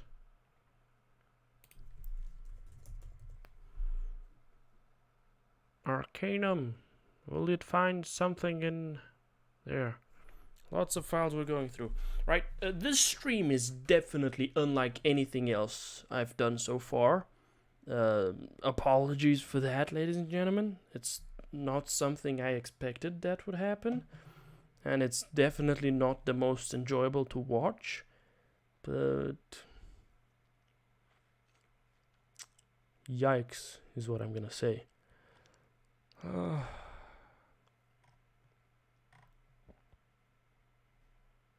Arcanum.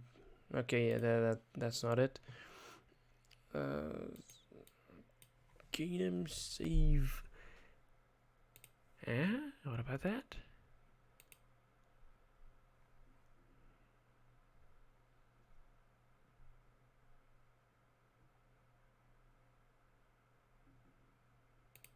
Oh, okay. Maybe we can just do that one.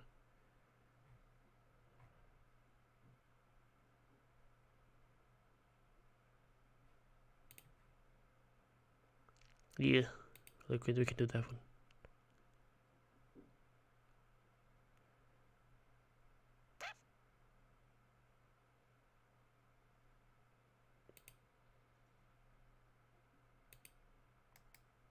I don't know about that one though. Okay, did we find anything? We've found crash dumps. Crash dumps and nothing else. Yikes. It's not in the game directory itself, so that's just more unfortunate.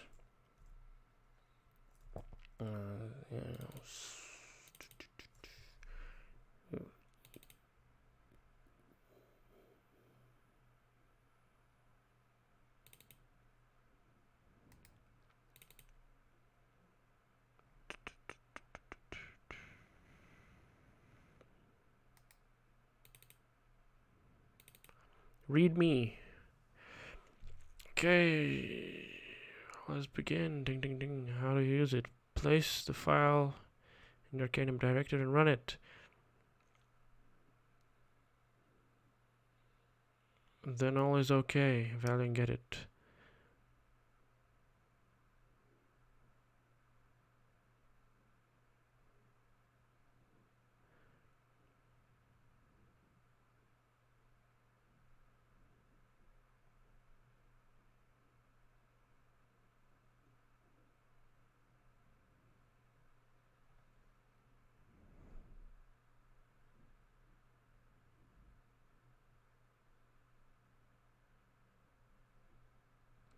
Oh, okay, okay. I see, I see. Oh, you see. So I have the mod, but apparently I need another bit of information, another bit of extras that I should grab.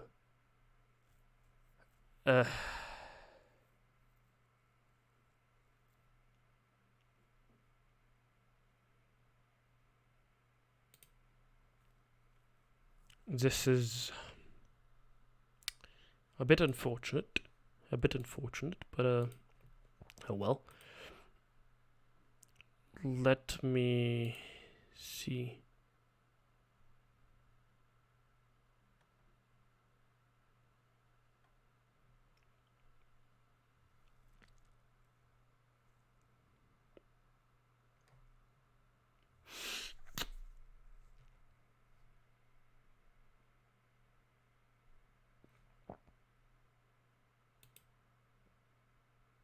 Okay, big oops, big yikes, a lot of stuff. Okay, so this one, it doesn't work either. Just the link doesn't work. Let's check this one out.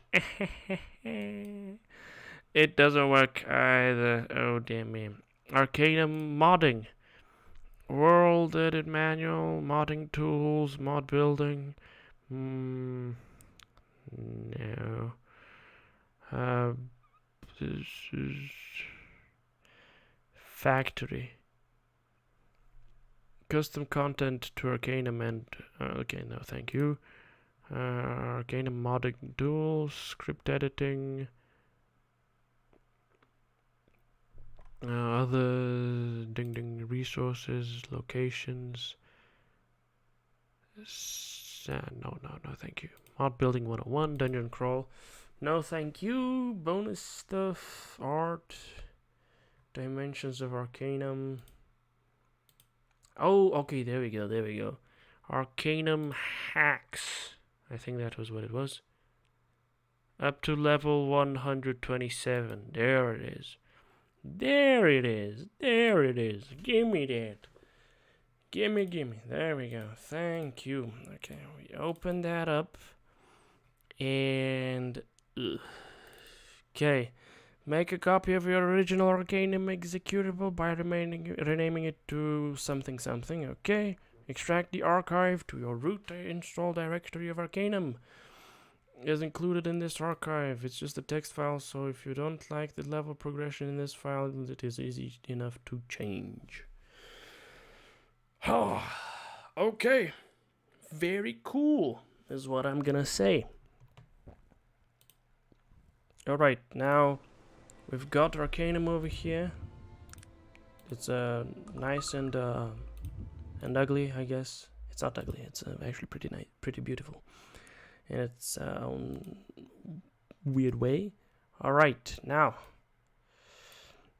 make a copy of my original executable. Alright, ding. Arcanum executable. Rename to original. And then we grab these and we put them in here. Skadoosh. There we go. This is in data. Was it players? No. Was it in proto? No. It was in the rules. Okay. And edit with Notepad++. New update. No, thank you. Okay, 50 requires 130,000 experience. Then Okay, cool. Well, it's just what it is. All right, that's that. That has been done. Modding my Arcanum as we are moving forward. Just you know, just how it goes. Okay, we gotta get rid of this. Or actually, is it still the same?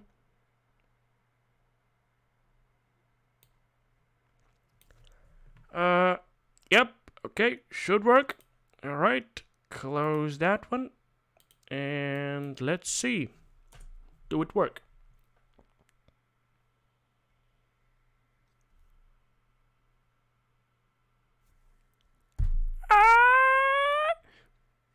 Program might not have been installed correctly, buddy. Buddy, what's going on, buddy?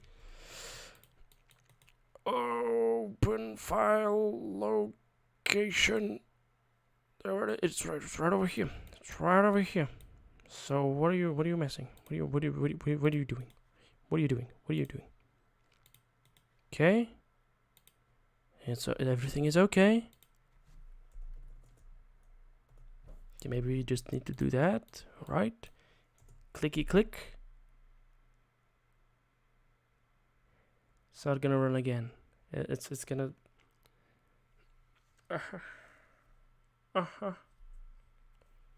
Oh dear me. Oh dear me. This is just not dreadful at all.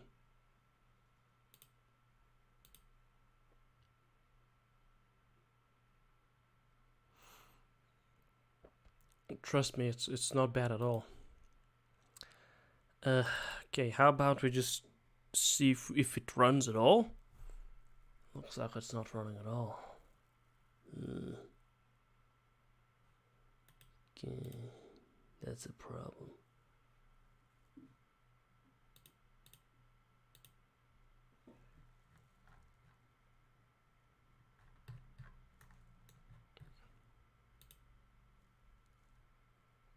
A for anus. Okay, nope, none of these are running. Okay, that's grand. Get that out of my face. Slap that. And pop that one, I guess. Let's see if that's gonna work now. Oh.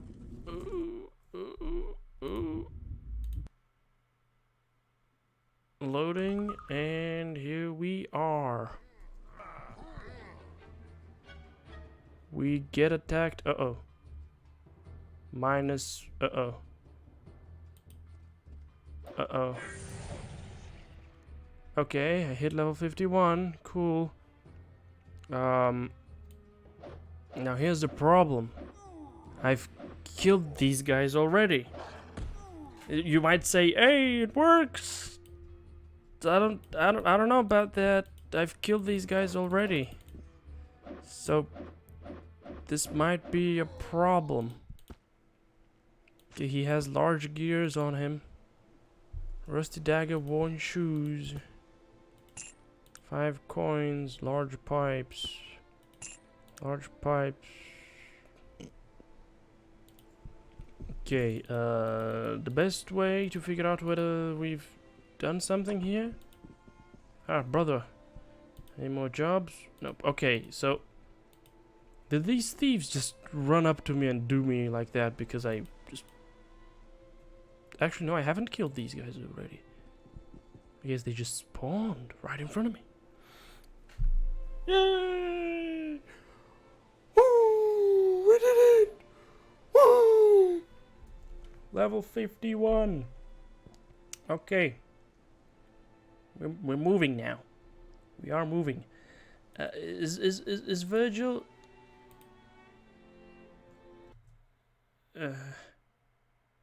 Fucking hell. Give me just a moment. Okay. Virgil is also level 51. Okay, so he's also getting level. So they also have the potential to go even further beyond. That's cool. That's cool. I guess that's cool. Right. These large gears are gonna be sold This is gonna be put in the trash. Let's find a trash can that we can make use of. And then... I don't know. I don't know. Frankly, I don't know, ladies and gents. I don't know. There's the rubbish bin. And let's... I'm gonna miss this magic leather armor. But it is what it is. Junk dealer. Dealer of junk. Let's barter. 300 coins for that. Yep, that's that. I'm cool with it. Now, due to the fact that I'm naked, people are not gonna want to look at me. I am a little hideous. More than a little hideous. Due to my nakedness. So, yeah. I also passed by the shop that I was looking to enter. Oh no, I didn't pass by it. Okay, okay. That could be good. Hey, buddy. Are you too poor for clothes? Yes, I am very much poor for clothes. Give me that dread armor. Yeah, give me that dread armor. Okay, I almost look too poor for clothes again, but this time I have a dread armor on me and the 70 armor class. Yeah, that's cool. That's cool. I know. Right. What does this mean, ladies and gentlemen? It means I can calmly go back in. I can calmly go back to the Wheel Clan and go back to the Drudge and do the thing again. Whew. Right. I'm just happy to be able to do this for myself. Look at that, these guys. What do you want here, barbarian?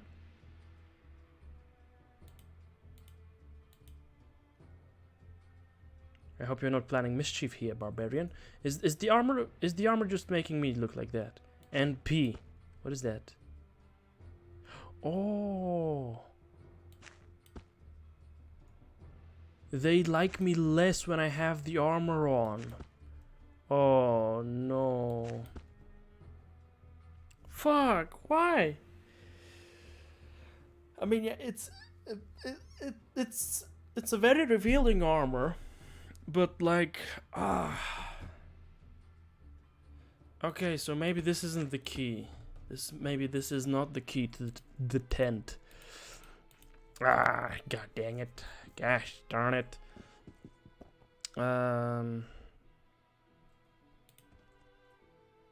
Let me see if any of the people who live here there is a dwarven store clerk, smith. Maybe he can sell something to me, some magical piece of armor that I can make use of. No, that's not where we want to be. You don't want to mess with the inventor either. We want to mess with this fellow over here, the Dwarven Smith. He doesn't like me because I'm gonna be a barbarian. Greetings, barbarian. I could buy the Dwarven Plate Mail. Or the Dwarven Chainmail.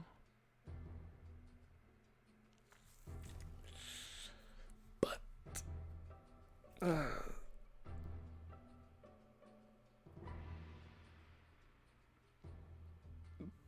there's an armor spell? Hold on just a minute.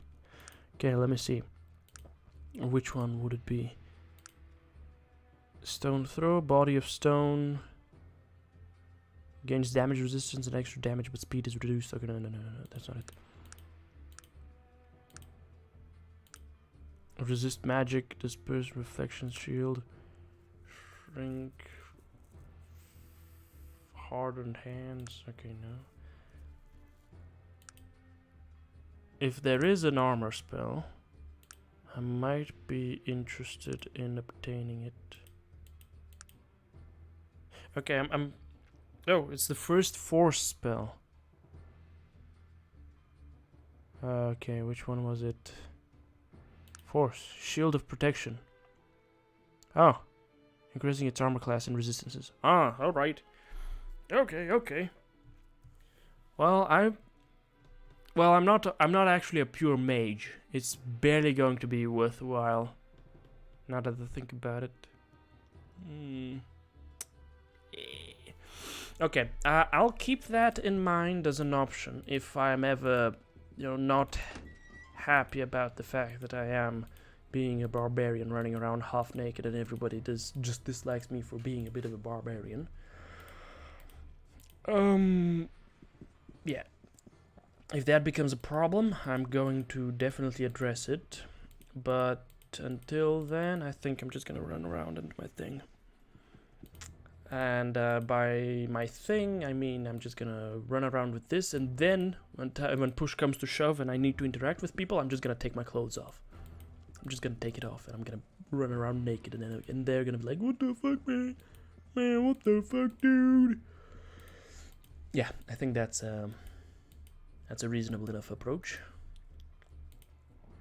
Okay.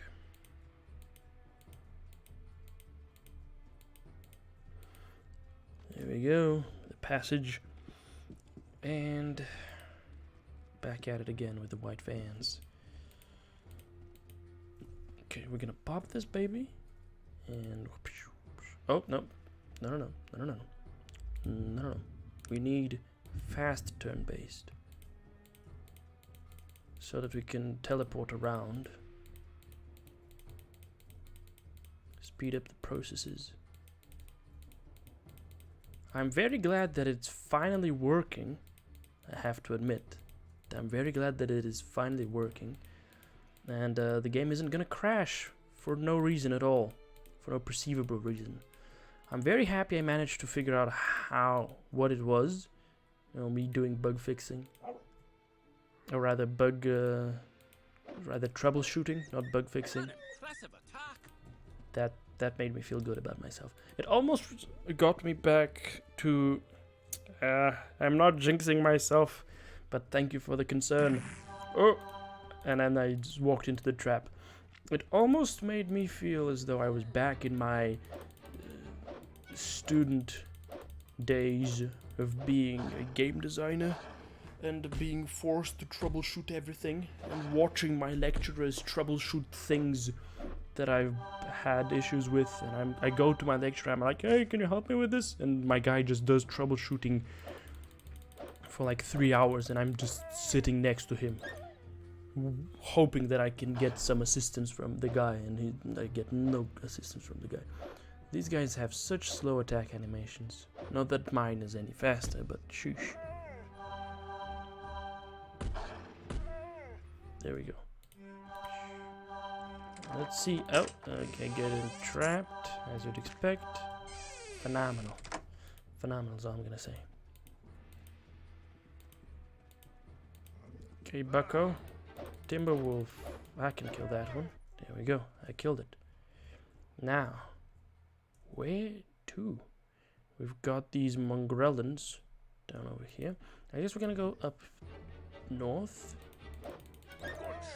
Well, this isn't technically north, but whoa, that's a mongrelin.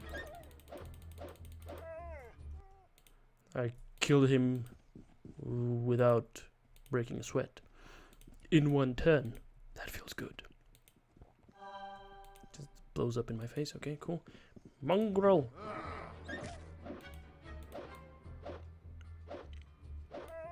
There we go. Killed. Nothing to loot. Sheesh. Okay, I'm feeling good about this situation. Oh, they're poison. Alright. Suddenly I'm not feeling all that good about the situation because Virgil's gonna run out of fatigue. Okay, I'm feeling pretty good about this though. The amount of damage I'm dealing and the fact that I've oh, there's the key! There's the key! There's the key! Vegard Molten Flow's key! I got it! Huzzah! Brute Fang! Uh-oh, we gotta focus on the Brute Fangs. These are the most problematic entities out of all of them. Okay. Okay. Killed. Killed. Look at all the kills. Sheesh, okay. Whew. Whew. Whew. Whew. I mean, having 70 armor class, even on a D100, it's hard to match. So I'm feeling pretty good about myself. These shadow hunters are very healthy. Uh-oh. Uh-oh. There's another beast. Okay, 9 damage. That's not a problem. That's not a problem. Oh, okay. What the hell? What the hell is that? It's the Grey King. I don't even have a quest to kill that guy. Okay. Now we calmly approach Virgil and give him some fatigue. And then I'm gonna calmly approach myself and give myself some healing via Morgana's tears. And then I'm going to go fight the grizzly bear. Uh-oh, he's swinging at me. Oh, this thing is doing a little bit of damage every time someone gets hit by it. The bear is dead. I can't even click the Grey King. Wait. Did he just like die? He died so fast. What? Okay, what kind of great treasure? Machined plate mail. Oh baby. Oh baby. Oh baby. And some more mithril ore. Yeah, baby. That's good. Now, I want to see how we do machined plate mail. Okay, elite plate, which I have no idea how we get that, and we also need a minute steamworks, which I guess I need to make myself. You know, I can make myself an electro armor, and then maybe after I get myself. Oh no, I don't know how this is gonna go. Sheesh. It's definitely gonna be something though. Another trap pops. Sheesh, come on now. All right, that's good. That's good. I'm very happy about this, and also the god's heirloom. I'm gonna be able to recover it. And also the okay experience. We got like 11,000 experience points off of this endeavor. That's pretty cool. Yeah, it's pretty cool. That's all I'm gonna say. Now we have to walk a little bit. I'm just gonna pop this one just for speed. Where is the guards? Is it this way? No, it's not this way. I'm just being stupid. The door. I said I'm being stupid, and I was very, very correct when I made that assessment. Oh, no, not here. Okay, come on. It's a little distant, but we're gonna find it. Also, why is there no audio? No sounds, no nothing. Okay, let me grab the geode and... Oh, it's a toy train. It's a toy train. Oh, that's very nice. You know, why do I react in that manner? Because the guy who asked me for it is a dwarf who is nearing his fucking, you know, I say fucking, who's nearing the end of his life. And how long is a dwarf's life? It's unbelievably long, right? And how long ago must this dwarf's childhood have been? You know, toy train. It's like, imagine just how long ago that was. How unbelievably long a life he must have led. Oh, okay, Vidar, I'm bringing you that toy train. I'm thinking it's his toy train. You know, okay, and he's like considering his mortality at this point in time. It's just super heavy, probably. So Vidar, hi. What is it with the costume?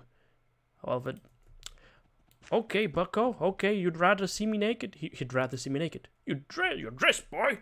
That sort of thing is not done here. Hello, Vigard. Have you a moment? What is it you need to know? I found your heirloom. Yeah, fucking piece of shit. Don't message shit like that. Get out of my face, you dumbass. I really dislike these guys. I found your heirloom. Here it is. Really? I commend you in your bravery. The dredge is no place for the weak of heart. Thank you so much for returning this to me. Here's the helmet I promised you. No offense, but the whole affair baffles me. Why the toy wagon? He laughs. Yes, I suppose I could have told you what you were looking for. This wagon has been in my family for 1,000 years. Legend says it was the first thing ever made by my great-grandfather when he was but a child. Yes, but all the danger, and you waited for so long.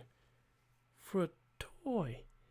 Come on now. I shouldn't be that much of a dickhead. He smiles warmly. Is it hard to believe? We're expecting some ancient dwarven artifact, perhaps some lost piece of technology. He laughs then. In this world of magic and myth, is it impossible that something as simple as a toy wagon might have value? A valuable lesson, friend. Oftentimes, you find power in the most insignificant things. Good day to you. Thank you, Vigard. You're a treasure. How much experience did I get off of that? 6,000-ish. Okay. That's very nice. And I got his helmet. Oh, that's 15 armor class. That's 15 extra armor class. So we pop that, and then we pop that. I lose two perception. But I get 15 AC. So I have 82 armor class now.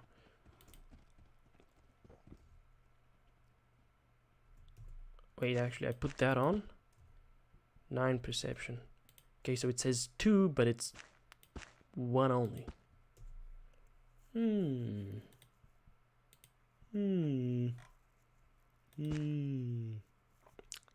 That's a thinking emoji, ladies and gentlemen, definitely. What do I do with this eye gear, though? Do I just keep it? I think I just keep it. Okay,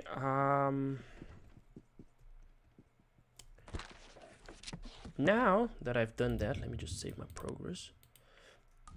And I'm gonna go to... I don't want to go... I shouldn't be going to Ashbury. But I want to go to Ashbury. So I'm gonna go to Ashbury. Why am I gonna go to Ashbury? Because they've got... Oh, it's nighttime, actually. So we're gonna advance time to morning. Why do I want to go to Ashbury? Because they have a magic store that's probably well supplied. Or rather, at least it's very easily reached. He's gonna... Oh, he doesn't like me at all. So we just take that off, and he's suddenly... Hey, okay, he's a guy. Bro, I cannot at all consent to your taste of dress. To my state of dress. And he doesn't sell anything. Ah, dang it. Barbarian clothing. Okay, oh, well, let's check the sundries. She cannot at all consent to my state of dress either. Sheesh. That's unlucky. Well, Virgil, would you like would you like to put this on? And I will put this on. I hope you don't mind. Okay, Virgil is a little... I look a little silly, but at least it's better for the way people are gonna treat me. Or people are gonna react to me, hopefully. Okay, let's pop that. Teleporting, and... Can I go to the Isle of Despair with that? Let's not do that. Let us instead go to the Stonecutter clan. Why are we going to the Stonecutter clan? Because I have a reason to go to the Stonecutter clan, do I not? Yeah, I think I do. So I'm just gonna go. I'm a friend of the Wheel clan. Oh. Hold up, where's this empty? Why is this great meeting hall empty? Oh no, zombies. Dang it. Dang it. The Stonecutter clan is in jeopardy, I suppose. Jeopardy, I suppose. Okay, right. Let me grab these coins here. Nothing to indicate what has happened other than the fact that it's just abandoned. This is locked. Oh, there's another door that's locked. Okay. Mithril! Haha, and Dwarven ore. Why am I so happy to see this? Dwarven ore. It's like what am I gonna do with Dwarven ore? What am I gonna do with all this Mithril? I don't know. But I can probably figure it out sometime in the future. So we're gonna figure that out. Alright, do I want to go forward further? Well, let's first check all these out. Putrid Walker. Let's wait for this guy to walk up to us. He just got instantly killed in one hit. Oh my god, I'm an idiot. I am an idiot. So, when I first noticed these things, which was in the Black Mountain Mines, I thought to myself, hey, this is like a window. And it goes on to show that these, dwellings were actually on many levels. But in reality, now as I get a very good look at it, it's a fireplace. And I'm an idiot. With an active imagination, but still an idiot. And over here we have a machined hammer, which I will not be picking up because it is heavy. And my gentle little hands are just not gonna do well with this. Okay, over here. Nothing at all. It's just an empty room. Okay. And over here we've got a core guard. Okay, can we kill the core guard before the core guard hits us and damages our armor? Nope. How much damage did he do to my armor? Now let's see.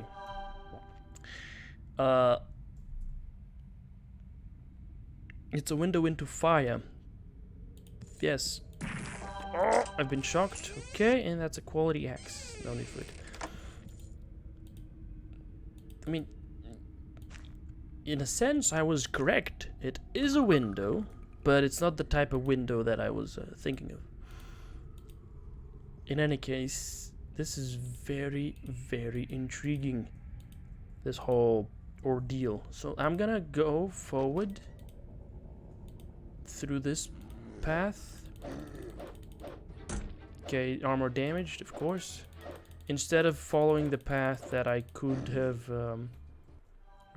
gone up, over here with the locked door, I could have unlocked the door, but no thank you. I'm gonna grab the geode and all these goodies, and I'm just gonna follow this path because I think that's what was intended.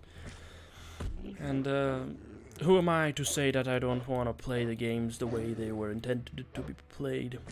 I say, as I spent like 20 minutes fixing the modification that allows me to ignore the level limit. Okay. This could be... Oh, actually, this could be a purposefully created cave-in made by the dwarves, so that the dwarves could hide themselves from these undead creatures. Okay, let's see. That's just me thinking. The armor damaged, of course. How much damage do these fellas deal to the armor? Well, every time they damage the armor, you know, suffers like 10 damage. Oh my god, look at me hitting him. Was I correct? Was it just every time they hit 10? It is every time they hit 10. That's a lot. Well, let me kill this putrid walker off. Okay, fantastic. Everybody else kills everything else, and we're good. Let me grab that geode over here. It's almost 200 coins for me, off of just a little geode randomly strewn about. Okay. Right, yeah, this path over right over there. That could be what I'm looking for. Black Defiler Slave. Oh, the Black Defiler. He's level, no. Okay, for a moment I thought he's level 50, but actually I was looking at his reaction. Okay. Well, I guess we're gonna focus on the Black Defiler. Wait, Undead Champion. Ooh. The Black Defiler dies, and of course he does his loud scream. Did the Undead Champion despawn, or did he die? Did he get killed? I think he might have just despawned as a result of the Black Defiler dying.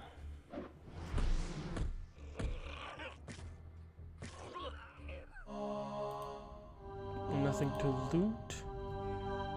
Okay, Virgil heals himself. Okay, yeah, so my assumption was wrong. Nothing. Oh! Well, actually, I was very much correct. Hold on. There's gotta be a key. There's gotta be a chest. Something. Like, does the Black Defiler actually not have anything on him? Well, that's kind of stinky. Right, I'm gonna leave these poor dwarves. I'm going to absolutely ignore them, and I'm gonna go back to the entrance.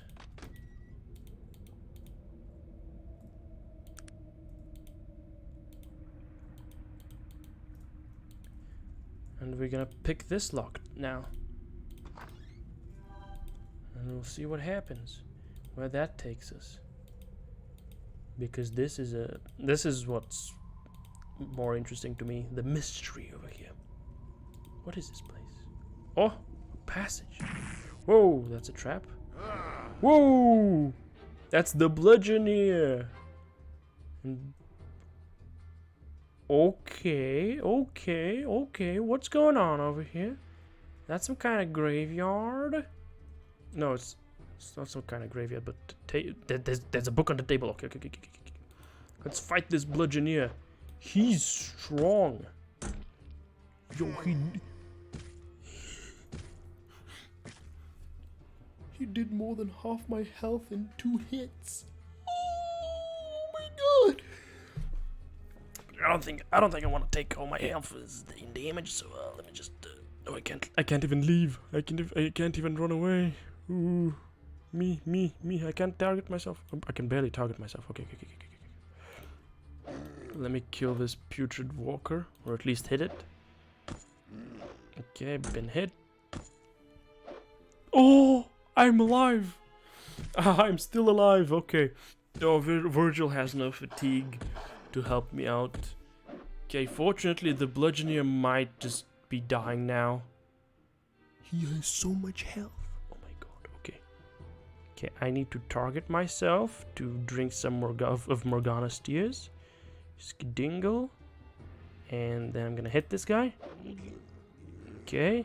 And then I'm gonna escape quickly. Look at the moans. Oh! And he gets crumped. Okay, fantastic. Good work, boys. Good work, boys. Nothing to loot from the bludgeoneer. Okay, Necromancer, an unidentified medallion, an unidentified ring, and a book. Reading books, my favorite activity in Arcanum. Discovering more knowledge. Okay, that's good. That's good. That's fantastic. Alright, now let's just read that. Necromancer. I have grasped the secrets of the Necromancer. And we're gonna read this book. It's some kind of journal, so it's good to know. Let's get to it. February 10th. I've been working diligently as of late to assure the Council that their selection of myself was not a mistake. As the first human wizard on the Elven Council, I feel I have a great responsibility to prove my worth and to show them that my understanding of the old magics is equal to their own. I believe I have the support of Nasruddin and a few of the others, but Aronnax and his contingent are in strong opposition to my presence and seem ready to do anything to ensure my failure here. I will persevere. March 12th. I've discovered something incredible. I need to do more research, but this could be exactly what I've been looking for. A way to convince the entire council that I am as worthy to lead as they are. I must look further into this. April 3rd. I continue to be amazed by the things I discover. It seems that there is another side to necromancy that none of us were ever aware of. Okay, I kinda crumped this one. Let's do it again. It seems that there is another side to necromancy that none of us were... Okay, I'm gonna try it again. It seems that there is another side to necromancy that none of us was ever aware of. Yes, long ago I discovered the power to resurrect the dead, but I never dreamed that I could actually speak with their incorporeal souls. It's incredible.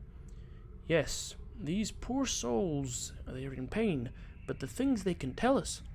I believe I'm on the verge of discovering an entire new college of magic.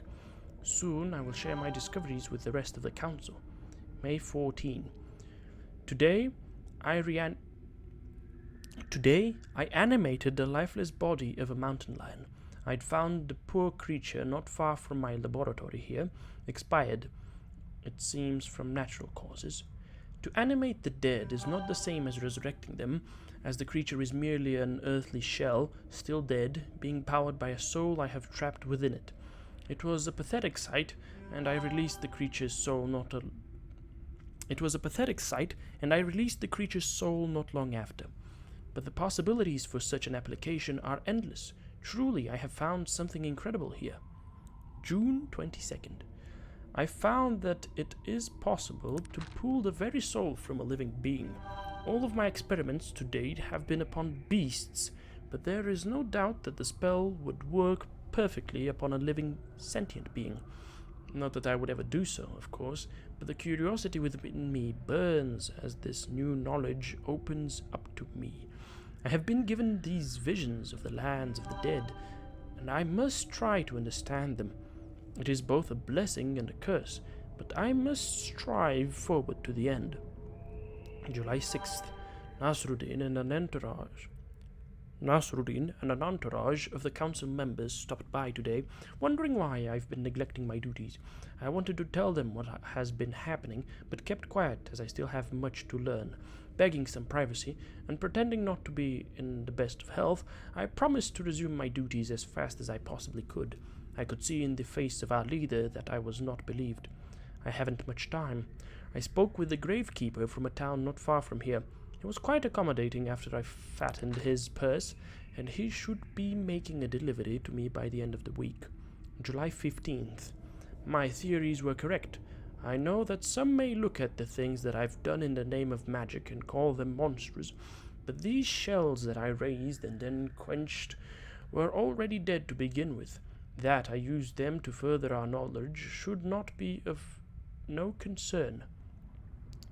And now that we can control these spirits, who is to say what is right and wrong concerning them? I am no tyrant, but power is control. I now have this power. I and I alone. August the 8th. The council has found out what I've done, and they're furious. Aranax is screaming banishment, and Nasruddin is speechless, and the rest of the council eyes me with distrust or outright revulsion. Can they not see the power in these things? The importance? I pity them, these poor unenlightened souls. Caught forever in their shallow thoughts, they whimper like small children, afraid of what they cannot understand, and fear me they should. November 17th. The sentence has been passed, and tomorrow I stand before the council to be banished. I go not into the void with fear or malice, but merely with anticipation. If this be my death, then it will be a homecoming. Perhaps I was never meant to truly be among the living. And if not, then I go with open eyes into the unknown, and welcome what I will see there. Fantastic. Fantastically interesting. Okay, so this is... I suspect this book might be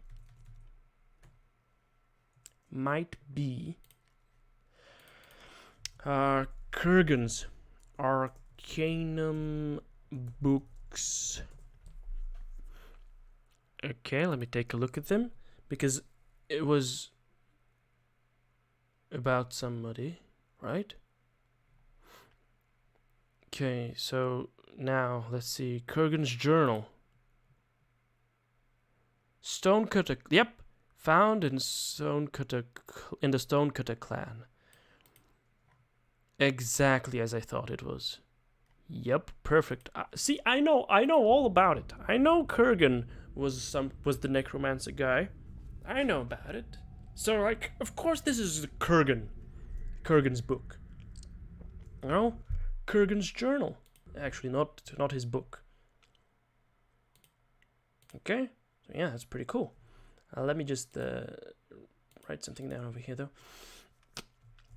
Kurgan's journal, so that I remember that it is Kurgan's journal, because otherwise I'm just gonna forget it's Kurgan's journal. Like, if you don't want to forget, it's Kurgan's journal, right? Okay, that was pretty fantastic. So this is Kurgan's laboratory. Spectacular. All right. Well, the dwarves of the Stonecutter clan accidentally found it, and or I say accidentally found it. It doesn't, like, why is there...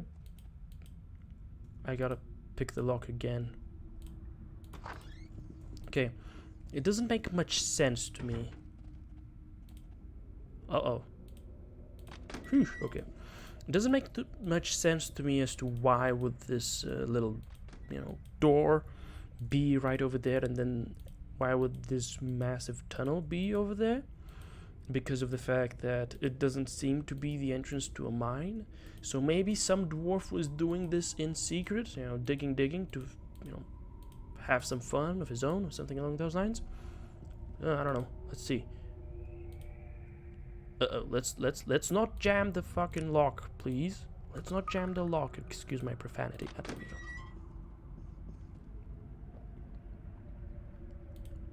Thank Albrecht, you found us. We were liable to starve in there. Damned zombies. You made short work of them, though, eh? What happened here? He chuckles softly and looks at his shoes a bit sheepishly. I would be responsible for all this. I found an ancient necromancer's laboratory off an old abandoned access cavern. In researching his journals, I deduced a way to reproduce what he had done through magic by using scientific principles. So you created all these zombies? That was a bit irresponsible. I assure you it was an accident. The first one I created began an awful, horrific screeching and flailing about. It knocked over my chemicals, and before I knew what was happening, they were coming out of the floor.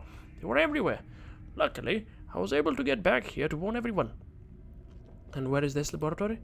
You've got to go through the door in the back of the storage room off the main hall to get to the old tunnel that leads to it. But I'd be careful if you're planning on going there. He hands me a key. Lastly, I'm looking for Erland Ironheart. You know him? Of course I know him. I'm him.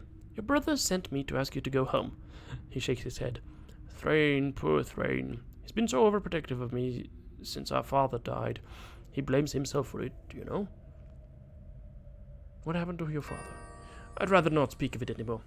I'd best be on my way home so that my dear brother doesn't worry himself to death. Well, I'll take my leave then. Okay, that's a bit. You're welcome. Nice day. What? Traveler, thanks again for saving my hide. Hey, villagers! Why am I not your hero for saving you? Ah, sheesh, these fellas. These fellas, it's just, I guess, weirdness and weirdness all over again. Okay, let's bip bop to the Will Clan. See how he reacts. No dings just yet, but hopefully we get to hitting more levels. But yeah, like you do have a lot of potential to level off of these off of playing the game, which is pretty nice, I gotta say. Now, no, not this way. Off of just completing quests, you get a lot of experience off of completing quests, and there's a lot of quests that you can complete, which makes me think, hey, actually, that's pretty cool. That's pretty cool.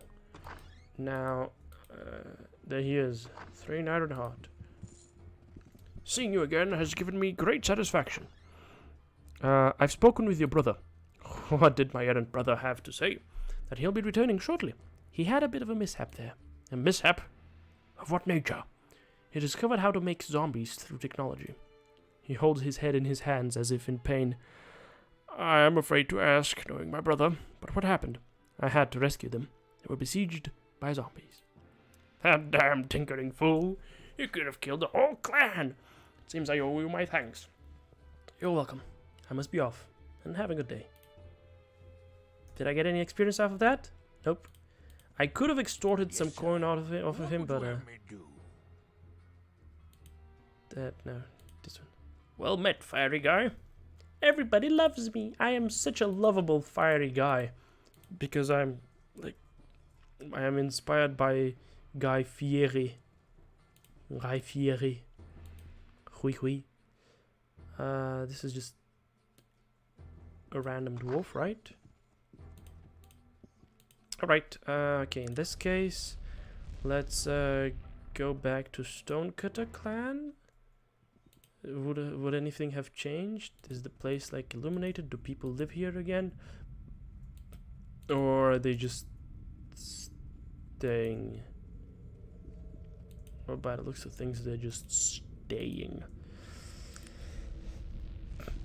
Which means I'm gonna go to Shrouded Hills. Why am I gonna go to Shrouded Hills? Because going to Shrouded Hills is easier. Is an easier way of reaching the gypsy woman. So that I can get my items identified. So let's slap a little save. I'm a little bit of a save scummer, if you didn't know.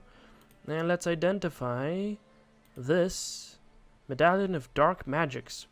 20% magic MR magic resistance, and then minus 50% damage resistance. What about this one? Ring of Dark Magics. Intelligence +1, magic resistance +20%, and then I lose damage resistance, electric resistance, fire resistance, and P resistance. PR. It's like I'm saying resistance. It might not be resistance. 779.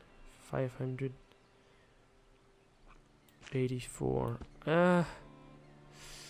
Do I want to sell them?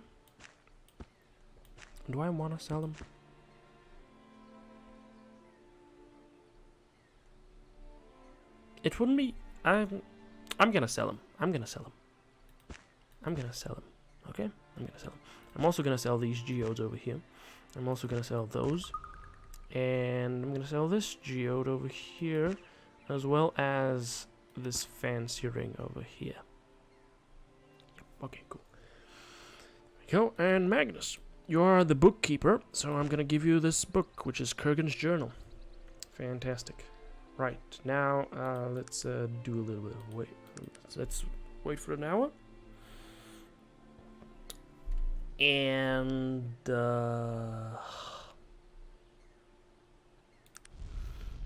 let me figure out where I want to go. I would like to go to Thorin Quarry. It's interesting. The Pit of Fires is also interesting. The Place of Lost Voices, interesting, definitely. Dungeon of the Dragon Pool, intriguing, yes. The Ancient Temple, that's interesting. Actually, I'm gonna go to the Ancient Temple. Fabled to hold treasures untold. And I'm going to visit a very special location. Which one? Well. Oh. Upon entrance to the caverns of the Stonecutter clan, I was set upon by zombies, much to my surprise. It seems one... Okay, yeah, okay, that's it. Where is it?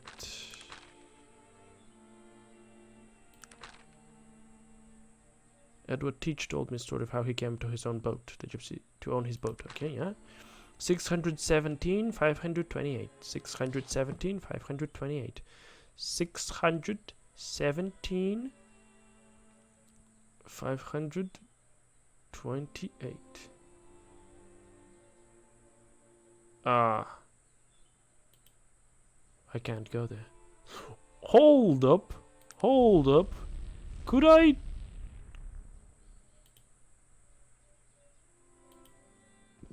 I can do that.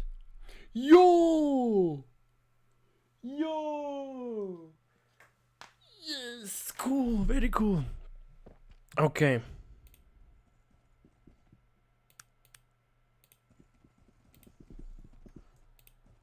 Now, here's the deal. I like to think that maybe I can walk past the stones and kill the enemies that spawn. The great ruby of Kalru is found. Heed this warning ere you move around. He who walks without a sound shall pass the death beneath the ground. Alright, so let's make this attempt. Let's make this attempt. Ding ding ding ding ding ding. Ding ding ding. Ding ding ding. Oh! Greater Demon, level 13. Oh, actually, That's the way to show those bastards. they're not that strong.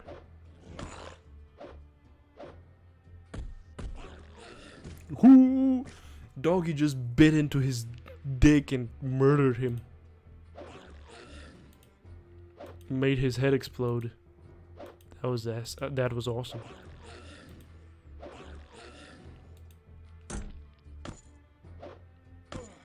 Okay, so 7 of these, they just appear out of nowhere. Mighty interesting, I gotta say. I also like the way they look. Very, very neat models.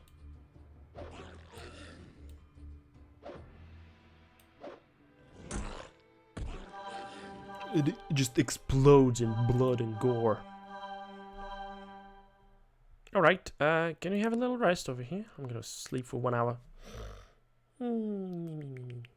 Amimir, as they say. You know, the meme. Okay.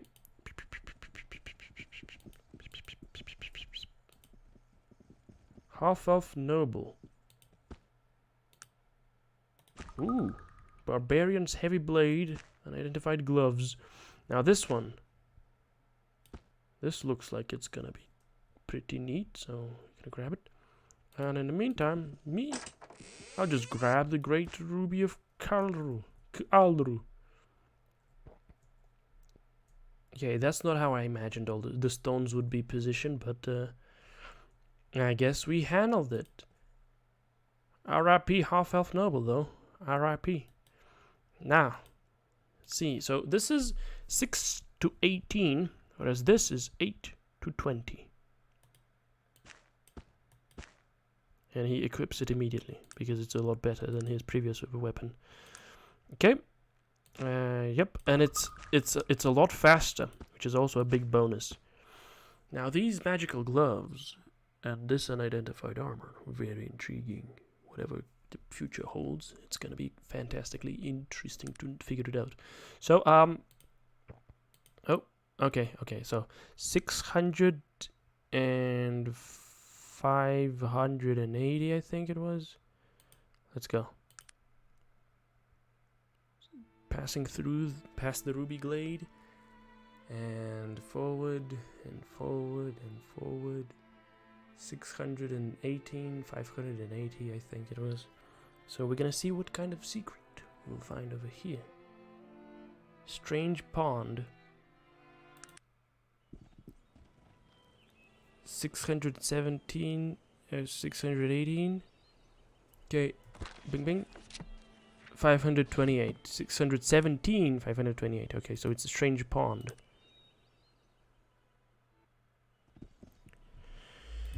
So let's say my progress right over here. Bing bong. Okay, where is the pond?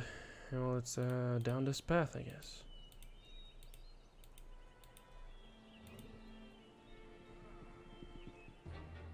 I am attacked by a brute fang. Ah. Fell almost crumped my face. Almost murked me, totally. Okay. Whoa! Monkey! Gorilla! A greater gorilla just shows up. Hey, look at that, it's brute fang.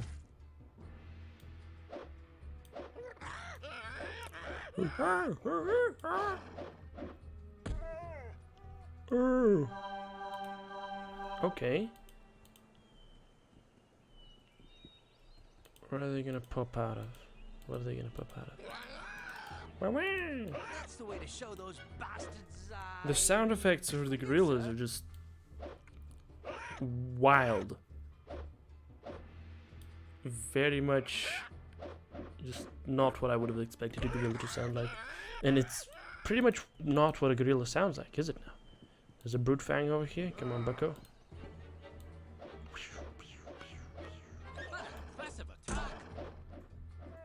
Okay, killed. To death, right? Another gorilla running at me. With all it's got.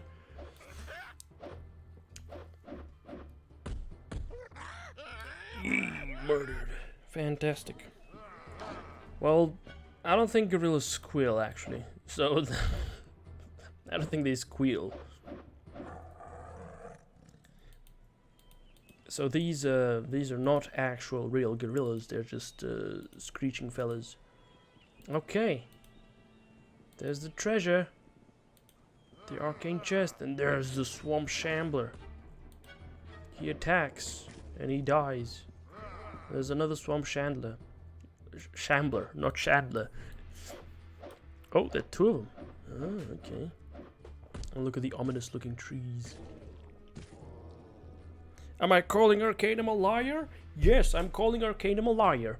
I have deduced that Arcanum is a liar through reading The Orcish Question, which is a book filled with lies and misconceptions. The way this one died. Very interesting. Okay. Ooh, look at that. Ooh. Gimme. Now, of course, if you're stupid, the game is silly and it can't do inventory management by itself. So I need to do the inventory management myself, of course. 23,000 experience left to the next level. We're gonna run around and see if we get attacked. There it is. I like the way they're hiding behind these. But actually, let me get back on track. So Arcanum is a liar because Arcanum's, or rather, some people in Arcanum utilize the logic of a race science, which is just brutally stupid. And that's just not it. You know, pseudosciences not very good. Race science, I mean, about as bad as you get. Let me kill the grizzly bear cubs so that there are no more grizzly bears. Even though there's like no point in killing the grizzly bear cubs, with the point of making sure they don't become grizzly bears, because Arcanum doesn't actually work like that. But I'm just killing them to get experience. Though I like the strangeness of these creatures that we have here on display, I guess. Not exactly on display, but I like them. I like their strangeness. Their strangeness. Why do I like their strangeness? Well,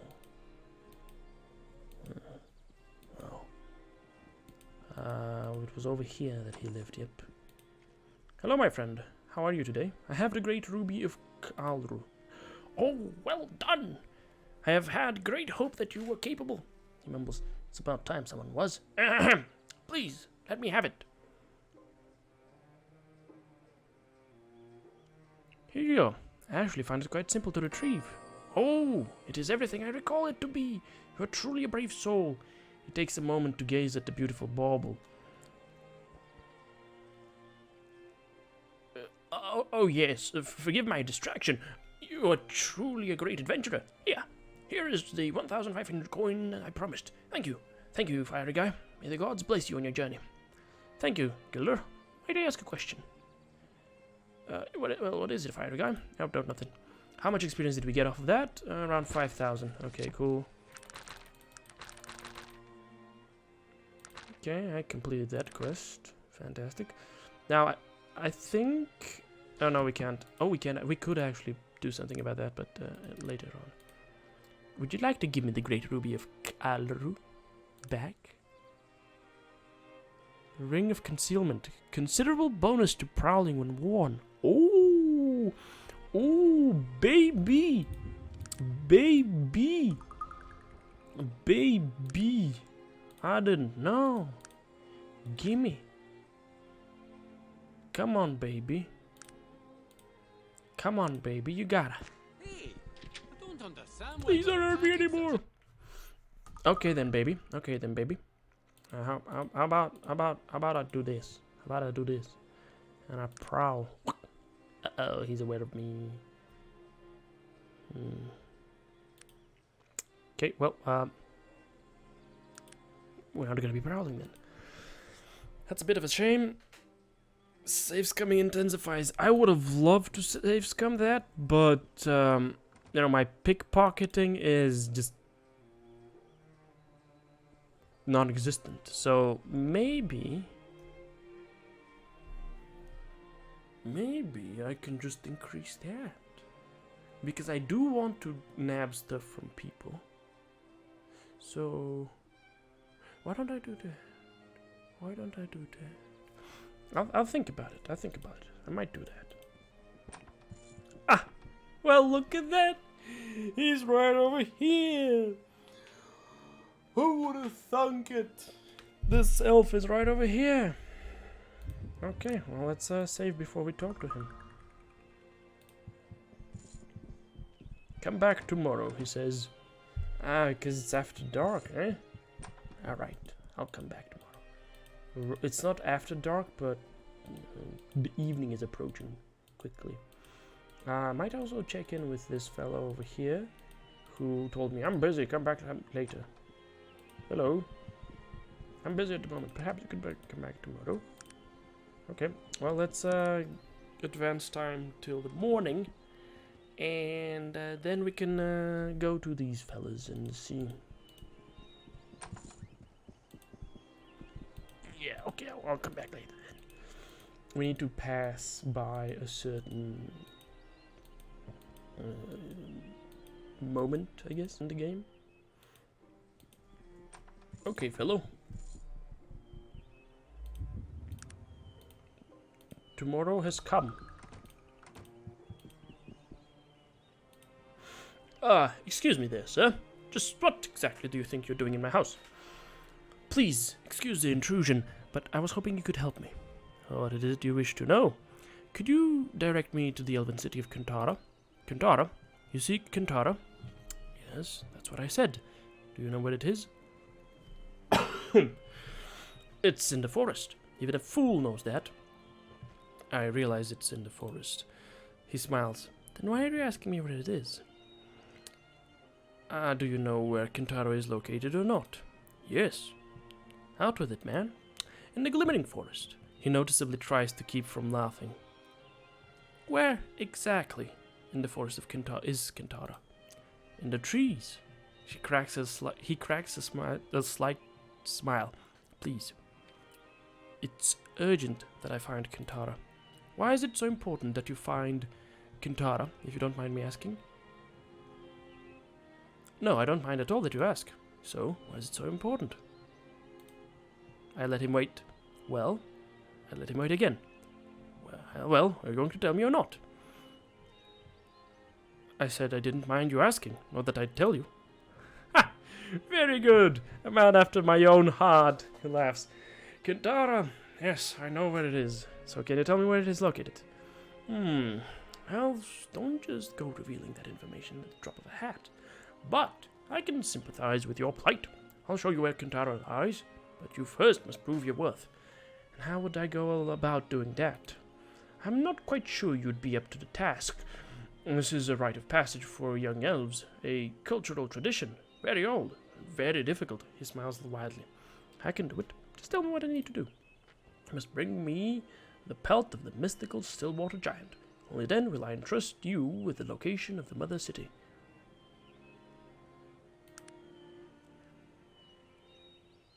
Cool. I'm not gonna beat him up. How fortunate! I happen to have the very thing you seek. Really? He smiles smugly. And just where did you get it? It's a long story, but I single-handedly captured and skinned one. His smile fades. I find that hard to believe, friend. Yes, I know. I found it hard to believe myself, but it's true. I thought it was only a legend. How did you manage it? The details are frightening and gruesome, but I prevailed. Truly, truly impressive. I've met few men like yourself. My thanks. And Kintara? Can you tell me where to find it? Oh yes, certainly. Your exploits have earned you the right. Kintara is right there, and here is the mountain pass you will need to take to get there. He points at the location on my map.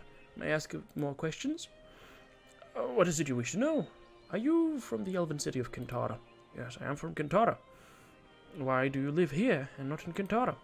You may not know this, but very few elves stay in one place for very long. Most elves take up new lives every 100 years, so it's just the way we are. Ah, what can you tell me about Kintara? Nothing. I never spake a word of the elven home. You've been most kind, sir. This is mirth. Hey. Now, okay, so now there's the issue. I want to steal this again from him. He has an amulet of Ntala. Ooh. Okay. So yeah. Oh, I'm almost there. Why are you crying? Why are you crying, Zrator? What is so bad? Is it just the fact that I didn't beat him up? Yeah, he was a bit of a weird fish, but it's not that bad, right? It's not that bad. Right? Alright, let me get rid of this quality broadsword and I don't know, maybe some other things as well. Oh wait, but oh, this is the gnome. Okay. Alright. Hello, Richard. Trading. The silver ring. The sword. The emerald ring. Okay. Okay, cool. Now then,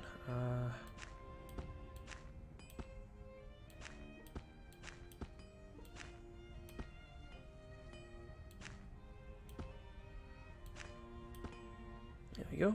That means I have enough room in my inventory for that. That being the pelt. Okay, let me give you this one, Virgil. And now we're gonna run off. Okay, now I know where Kantara is. Well, I should know where Kantara is. Alright,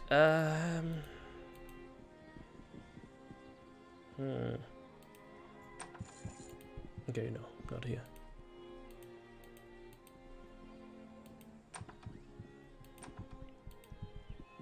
I wanna rob you, Mirth. I wanna take that pelt from you. Do you mind if I do that? I think you do. Wait. Why? Why? How? How does this work? It's currently at 0. I add 1. Bop. It's at 0. Uh-oh. Uh-oh. Did I just do a bit of a stupid? I think I just did a bit of a stupid. Yeah, definitely. I am immaculate at when it comes to doing a bit of a stupid, ladies and gentlemen. I'm immaculate when it comes to doing that. So trust me to do a bit of a stupid every now and then. Just lost my progress. That's exactly what the stupid is in this case. Ah, sheesh. Very much a fool. Yeah, that's me. The fool.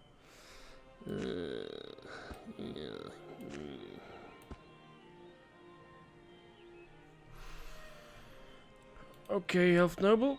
I was hoping you could help me. I realize it's never. Out with it, man. Exactly. It's urgent. Oh, I don't mind at all. That you ask. I said I didn't. How fortunate. It's a long story. Yes.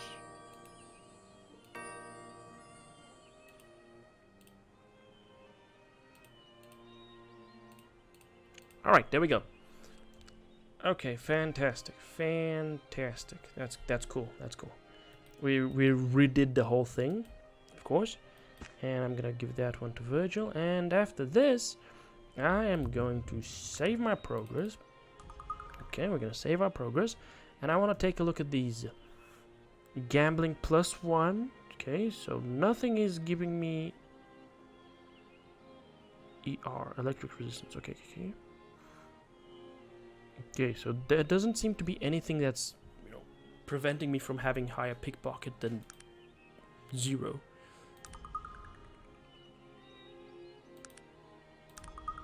We have no points in this skill. So, okay. Add a point. Pow.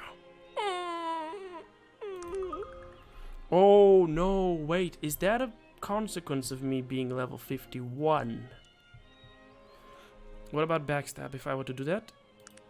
Okay, it just works. Backstab just works. Prowling?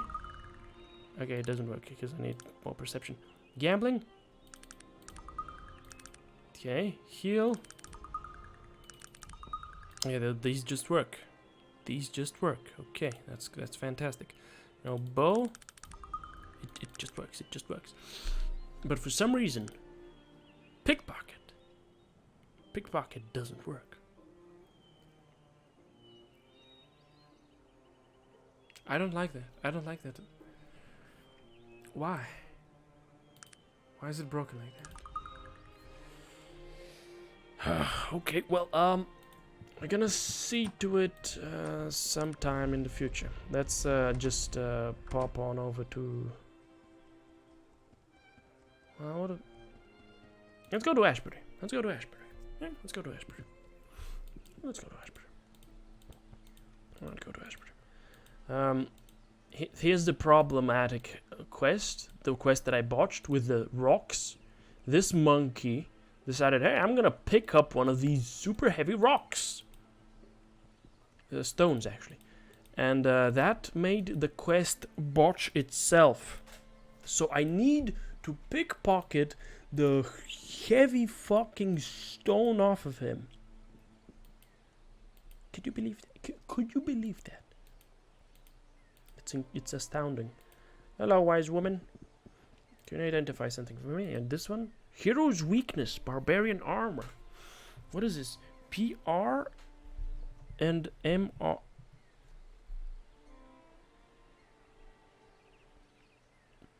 Magic resist.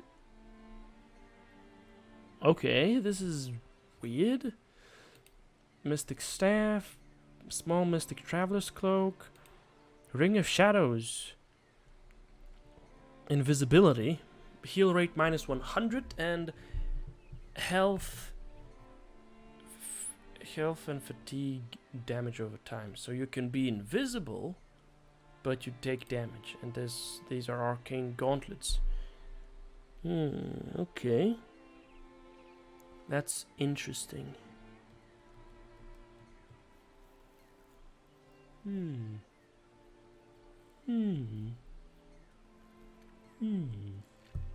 I nod appreciatively, and then I'll sell the Hero's Weakness Barbarian Armor. Pow. I'm gonna sell the Mystic Staff. I'm gonna sell this one. These. Yeah, why not? Sell them all. This one looks really good as an option. I think I want to keep that one. And I'm gonna sell 2,400.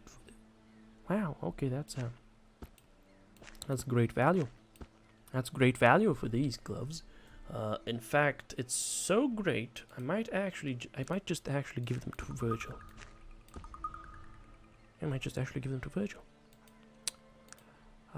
I'm gonna take these off of Sog, and I'm gonna give him these gauntlets. And then you would love to buy these off of me, right? Yes, of course. Okay, fantastic. Let's save our progress right over here. And let's ponder for a moment what is it that we are going to be doing. What it is that we're going to do now. I think I want to check out this ancient shipwreck. Okay?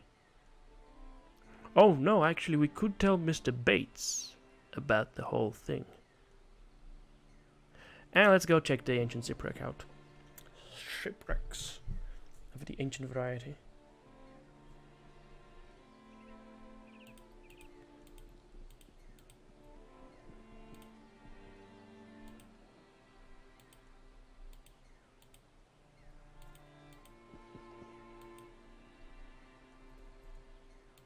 Okay, well this is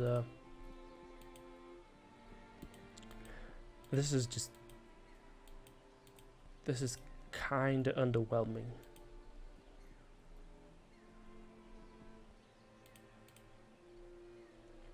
There's nothing to do here. It's just a thing. Okay, cool. Well, let me go back to Tarrant then. There we go. And ooh, hold up. Let's pair up with some Goonies over here. Let's become a gang violence member guy goon. Right? So let's quick save right over here. And this is the point at which we become Goonies and we talk to the dwarf. What in the name of Albany caused you to think you could talk to me? Speak up, boy. One of your boys told me to come talk to you about a job. Well, that's different. Looking to join up with Darian Mark's clan, eh? Good choice. Healthy choice, too. If you get my meaning, I got an easy job for you. Collecting. I'm listening. There's this bloke, Lars. Fell a bit behind on this payment. He did. Someone, that would be you, needs to drop in on old Lars and collect the 200 coinios.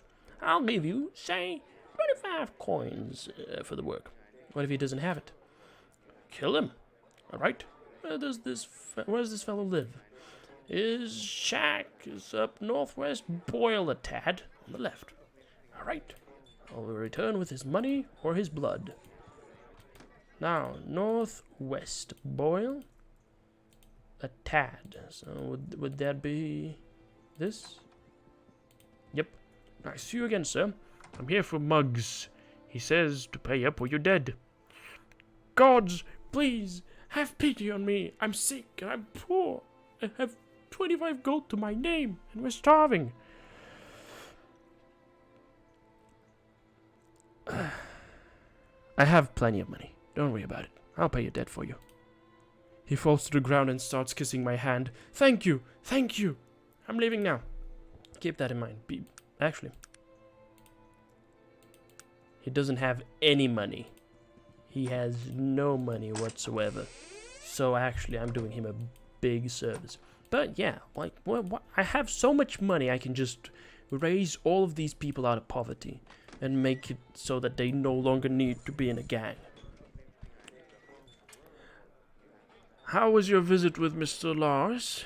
He paid up after a bit of persuasion. I feared you'd be too soft to be a righteous collector, but I had you figured wrong, it seems. Here's your 25 coins. You should go speak with Dwarven Morality himself. He'll want a word or two with our newest member. He's up North Boyle in the Bentley. Can't miss it. Good day to you. Alright, now we have that. What is it?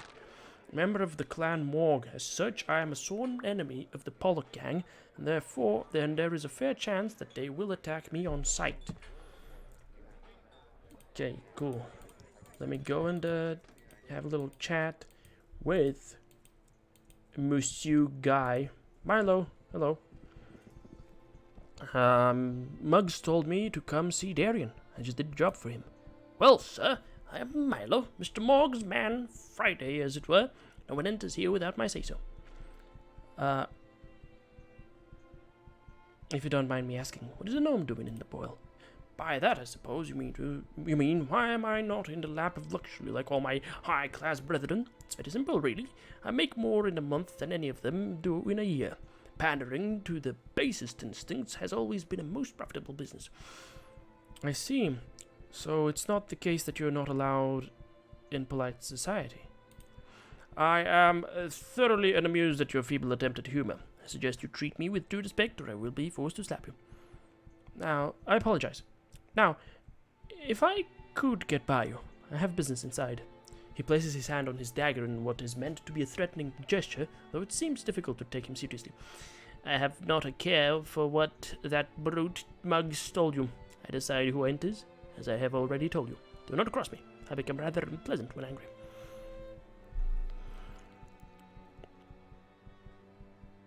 I become mentally unstable and excessively violent when angry. I was told to come see Mr. Morg. Enough of this silliness. If you keep pushing me, you will be extremely unhappy. What do I need to do to get inside? Oh, don't tempt me. If only I had more time for frivolity. Well, we are always in need of a good, strong arm. At least I know I certainly am. He smiles to himself. Are you interested in a bit of the old rough work? What type of rough work? You know, the usual rival gang killing and all that. A swarthy gentleman who just so happens belongs to that dreadful Pollock gang is taking a liking to my girl. I would like him removed from this world. What's the pay for work of that nature? At the safe haven gold, shall we? Agreed. Where can I find this chap? Being of the Pollock gang, he lives down in the awful South Boyle. He goes by the name of Treat, ugly orcish fellow. He claims only partial orc heritage, but to look at him, you'd swear he was orc through and through. Consider him deceased. Ooh, splendid. Okay. Well, now I'm gonna do some gang murder. Hey, fellas. Huh, they didn't assault me.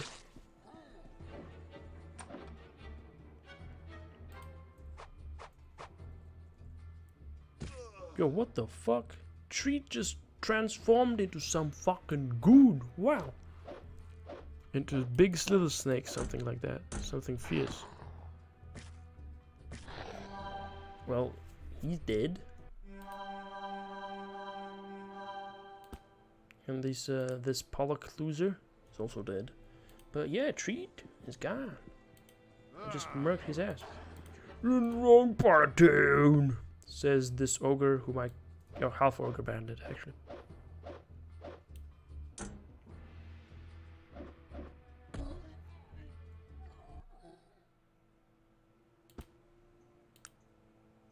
Axe. Okay, cool. That's pretty grand. Let's run off. Ding ding ding ding ding ding ding ding ding ding ding ding. I'm still a very good boy. That's cool. The gallant warrior returns. Pray tell, are you here to deliver me Treat's head on the proverbial platter, He conveniently forgot to mention he could shapeshift. Tut, tut! Such a show of emotion. Why do you think I did not do the job myself? Those shapeshifting snake things are so distressingly difficult to deal with. And ugly as well. I suppose I could throw another 50 coins your way for the added trouble, if you're going to insist on carrying on. So, deal. Ooh, splendid. Here's your 550 gold. You are welcome to enter the majestic Bentley, home of the Clan Morgue. Thank you. Have a good day.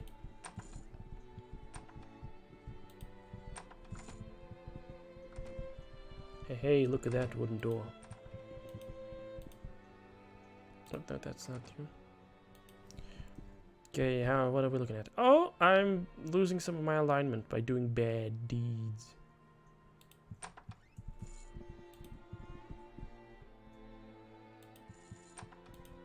Brute Fang. I guess domesticated. Yes, what is it? This guy's just standing over here again. Huh? There's a human noble passing through. Before me stands an extremely handsome, impeccably dressed man. Even though he is slight of build, an aura of menacing power seems to surround him. Ah, the new man. Please, come in, come in. I have heard of your work with Treat. Difficult work, it must have been. Those of his type are known to be cunning adversaries. His type? What exactly was he? He was a descendant of those of the Black Legion. Zalakar the Bold created the Black Legion long ago. During the Age of Legend, he was a brilliant mage, really. To take a worthless group of orcs and give them the ability to transform themselves into such fearsome creatures. Brilliant! He shakes his head sadly. The world is lacking such ingenuity these days. You've shown incredible ingenuity in creating your empire here. Bravado. Excellent. I like your style, sir. It is rare that I meet someone with a taste for the flair, as it were. I heard you might have a job for me. Straight to the matter at hand, eh? I should expect no less for someone of your flair. Well, perhaps you know of my antagonistic counterpart, Pollock. Wretched individual, no style, no originality, very coarse. Well, I tire of having him as a thorn in my side, you follow? Of course, you would like him removed. Exactly. The job pays 1,500 coins. Are you interested? Perhaps I could persuade you to supply me with a weapon. I normally would not do this, but I feel compelled to help you for some reason. Here's a new fangled invention I acquired. I acquired recently. It's called a repeater rifle. It has all the firepower of a rifle, but with an incredibly fast firing rate. I thank you for this. I will return when our friend Mr. Pollock is no more. Let me take a look at what he's got. Smoking jacket and a broadsword. Alright, I'm probably gonna kill him again as well. Repeater rifle. Okay, let me just take a look at something real quick.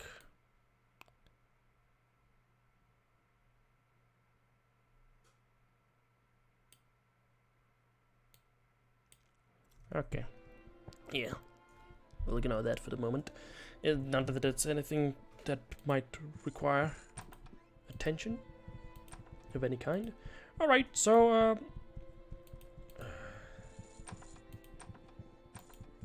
the way this place is laid out, like some shitty fucking castle, dungeon-esque meme, is just annoying. It's just annoying. That's what it is. But fortunately, we can actually. Can I help you? What do you need to know? This is Tarant. Let me just fix something for me. This one. Ah, he might have gotten a little bit of a critical failure here. Oh well, never mind. Okay, can I sell this to you? 225 coins? Buddy, you mad. You're mad. I'm not selling you that for 255 coins. Right, let's go mess with the Pollock gang. These guys are just bandits. So, tell you what.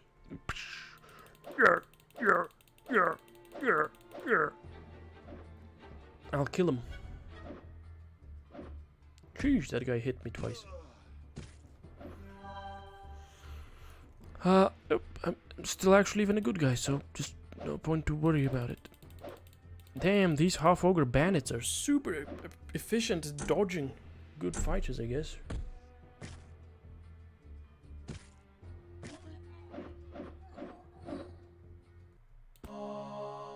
And there goes murder. Okay, let's do a 1 hour wait so that we get our fatigue back up to snuff. Alright. Now, there you go. There was no one over here. And there was no one over here, right? Yep, I remember correctly. And we have these boys over here. You're in the wrong part. Pollock said kill anyone from Clan Mog. Yeah, these guys are weaker than everybody else. Because they're level 17. They're weaker than the fellas over here. Which means not that much of a problem.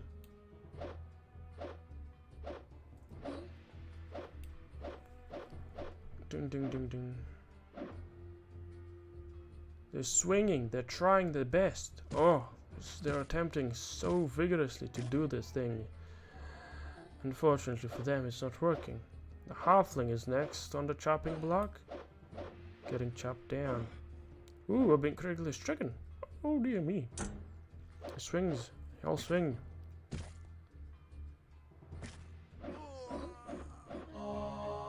Look at these swings. The boys are murderously powerful. Do they have any money? No, they don't have any money. There's another guy coming in. He's like, "Oh, bastard from Clan Mog." I knocked him down. He dropped his weapon. And then he gets absolutely crumped by my doggy. Oh, the door's locked. Interesting. Well, let's wait for a little hour. And while I'm waiting, I'm going to just bring about darkness, the likes of which you've never ever experienced, ladies and gentlemen. Ooh! And now I'm gonna get up. Oh! Oh, my ass! Oh! Oh, it's been 4 hours since I last stood up. Ooh! Oh! Oh! Oh! Ooh! Okay. 4 hours since I last stood up. My ass feels like a fucking pancake. Let's make it even longer than that. That's left. Okay. Alright. Actually, it's not been exactly 4 hours, but almost. Alright, now let's pick this lock. Actually, does one of these fellas have the key?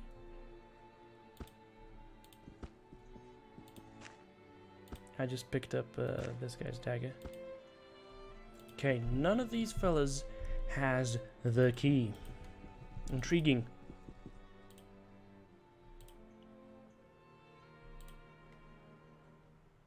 It's jammed now.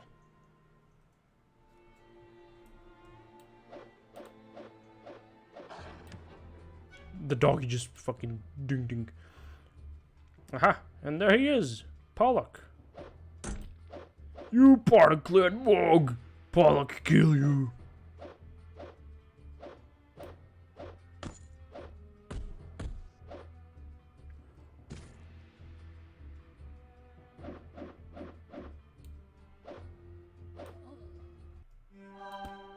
And I killed him. That's that.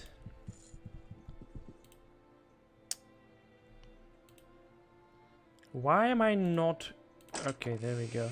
1,053 gold. Fantastic. And a helmet and a quality axe. Alright, that's nothing interesting.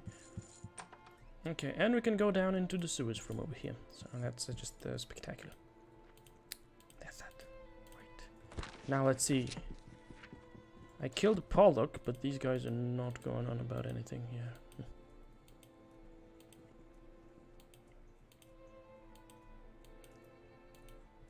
Not at all reacting. Please, go right in.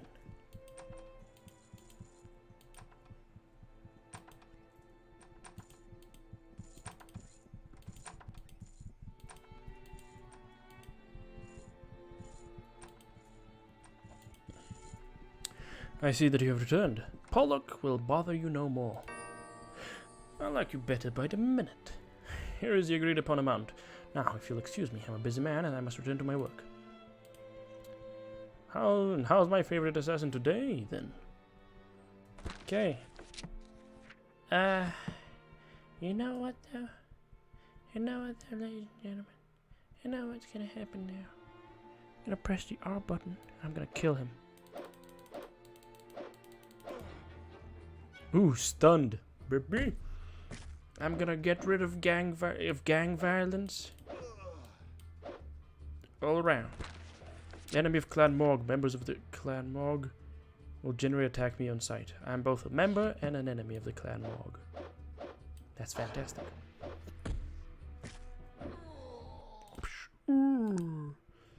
Yup. Let me just nothing in here.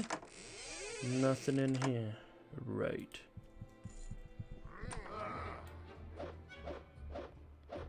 I'm just grabbing experience. Also, yeah, these guys are level 13, so just it's evident. It's evident that you get a lot more experience by fighting them.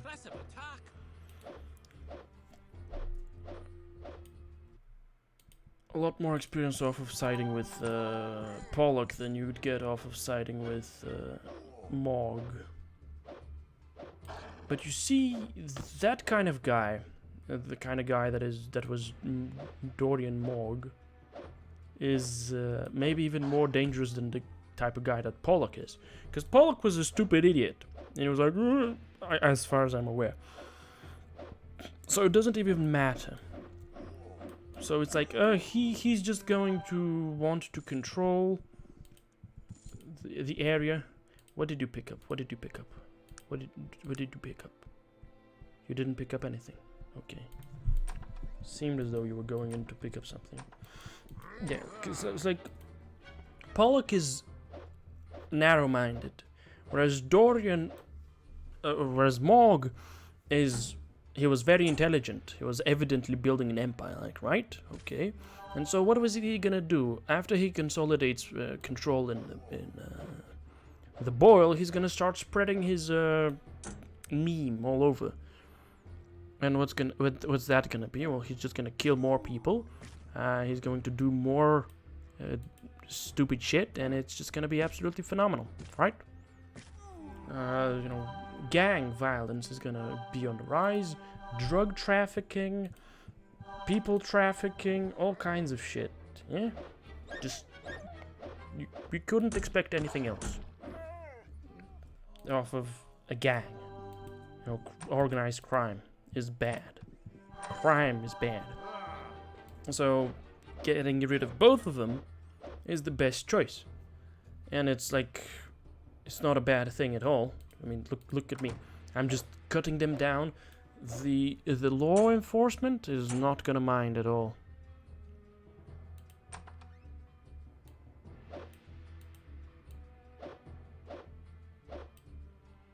Oh, the guys, they can't even... Oh, fuck me, am I dead?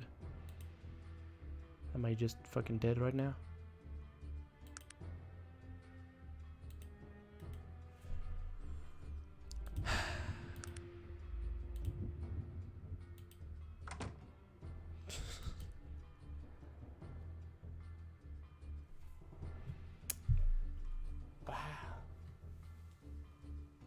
Wow.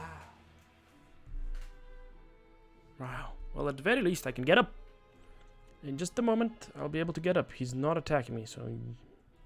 I don't know why he's not attacking me, but he's not attacking me. So I'm gonna get up in a few moments.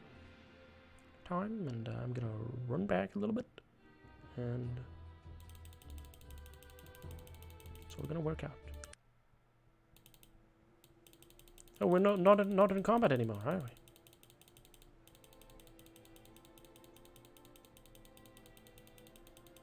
Come on. 0, 0, 0 becomes 2.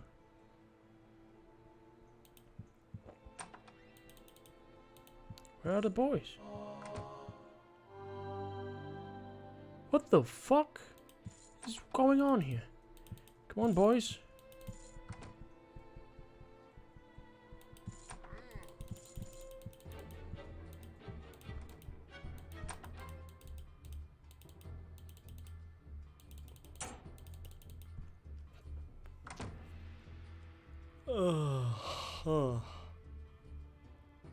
Okay, I've been knocked out once more, but I can just press the button and it's cool.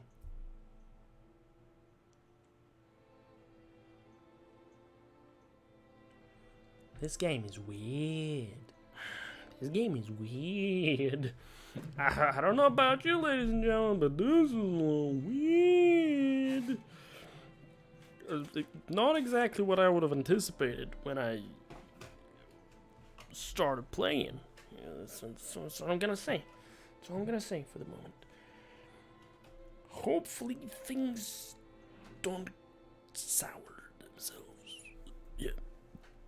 But yeah, in any case, I'm gonna be able to get up in just a second, and I'm gonna rush out into the northern boil, and we're gonna see what happens. Come on now. There we go. Wee. I just fucking fell over. How did I fall over? And where are my allies? Where are my allies? This is just stupid. This is just stupid. I'm listening. Alright, where does he live? Let me go over there. This is just... like, the gang just stands there staring.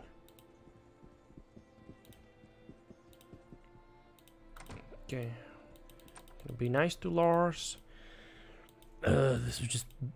I feel so miserable. Oh, I don't like this.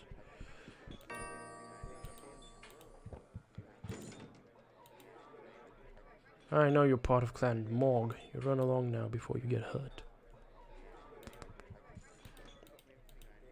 Okay, Molly. Molly.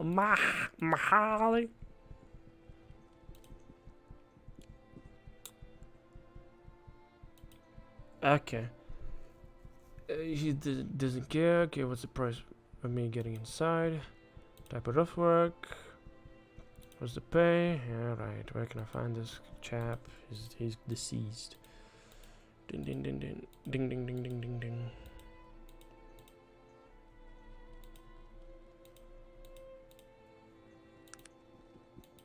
Let me get my fatigue back.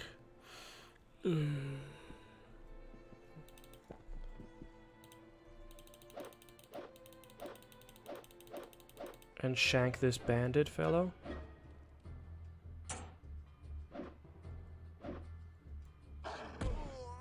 Absolutely destroyed by the doggy.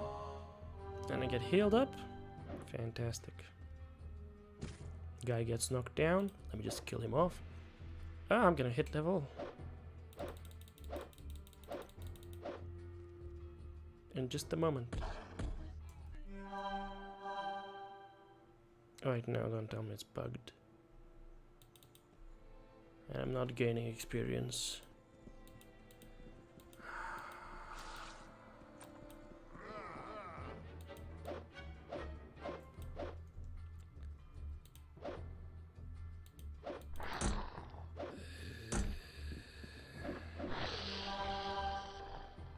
Okay, I am gaining experience, but at a lot slower rate. Pollock said, kill anyone from Clan Morg. Yeah, guess what? I am momentarily from Clan Morg, so I'm gonna kill you.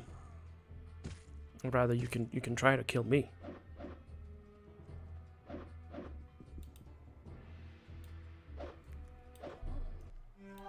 Right, there we go. That's that. And I'm off. Rink-a-dink, as they say. Now we're looking. Yeah, we're moving very, very slowly, but we're moving. You conventionally forget it. But such as that is an insult. Alright, I'll take it. There we go, we leveled up. Okay, cool.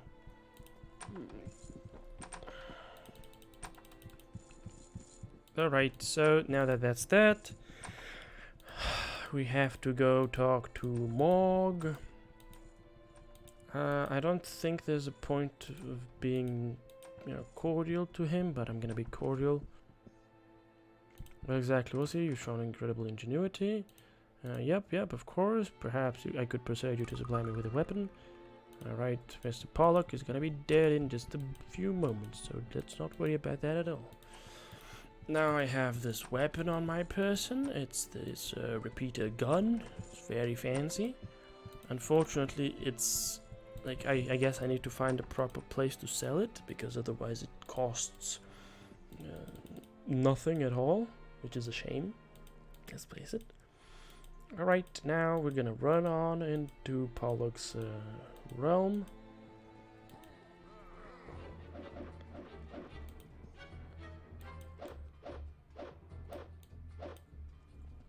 Okay, there we go. And now we start murdering one another. As you do. Doggy comes in, hits twice. Oh, knocked out. Dead. Dead. Dwarf bandit. Okay, yeah. So pathfinding is a bit horrible when it comes to this game. Unfortunately. Okay, we kill these guys. No point in doing much of anything. Fella, come over here. Look at you dodging. Way to go. Way to go, buddy. Oh, you're dead though. If I could pick this lock, that would be grand.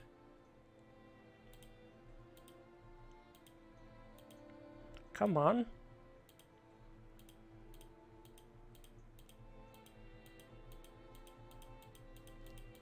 How do you have a mask? How? How can I help you? How? How? I don't like this.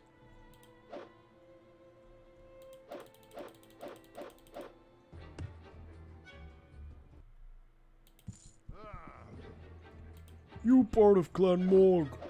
There we go. Like, how is this such a difficult lock that I can't pick it? Even though... And he's dead.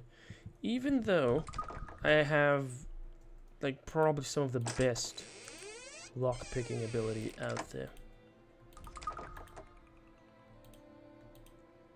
Now, I don't need to pick this one, but I want to see how hard it is to pick. Apparently, it's really hard, but fortunately, I just pick it. Look at that. Look at that. Fantastic. So, everybody in the Southern Boil, dead. Astoundingly wonderful. Yeah, let me wait a little hour, though, because by the looks of things, I really need to keep track of my fatigue meter. And, yeah, it's important to do that. So I'm just going to do that. Keep track of my fatigue meter. Now, run around, run around. Look at all these fellas. I'm going to get paid for killing Pollock. Pollock will bother you no more. Thank you, and good day. And, boys, let's flank him. Oh my god, I knocked him unconscious. Off of, like, this is my second attack. That's great.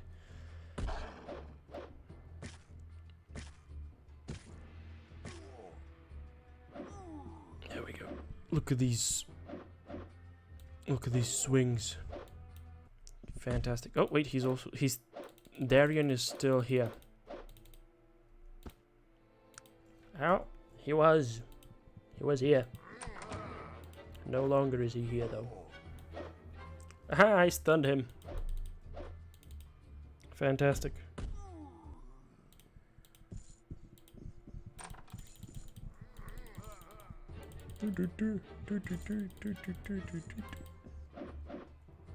The boys are coming in and they're doing more murder.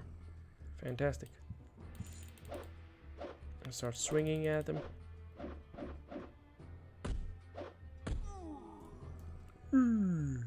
Alright. Good. Everybody come in. There we go.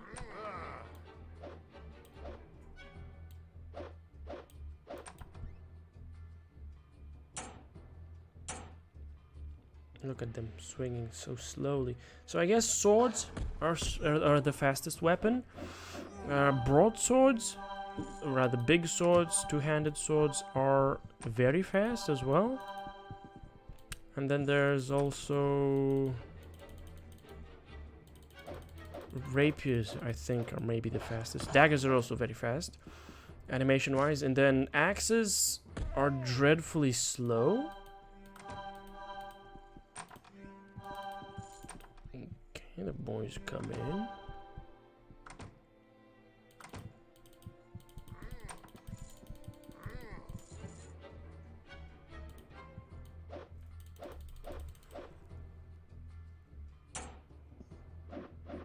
Okay, well yeah, this time they work. This time the boys are present and accounted for.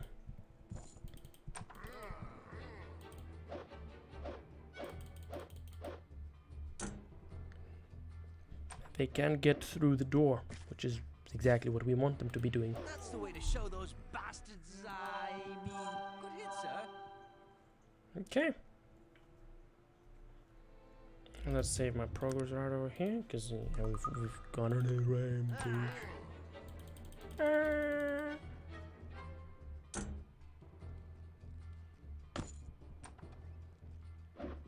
Molly's just hitting me with bare hands.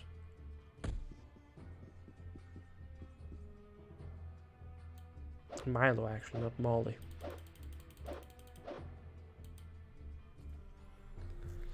Swing and a miss. Oh my god, so many misses, so many hits and so many non-hits. Sheesh. Damn. These guys. These guys.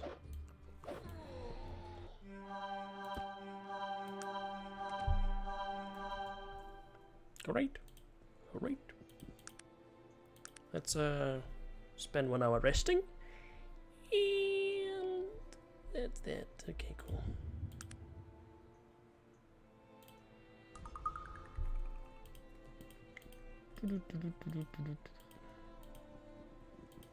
Okay, who else is it that hates us? These guys.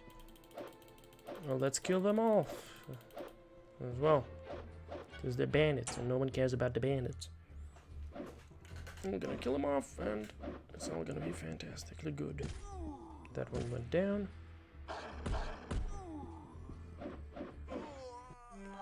There they go. They're dead now. And these guards are like, hello, yeah, you did your thing. Hey, what? I entered the boil and I did my thing in the boil. That's that. We boiled some boilers.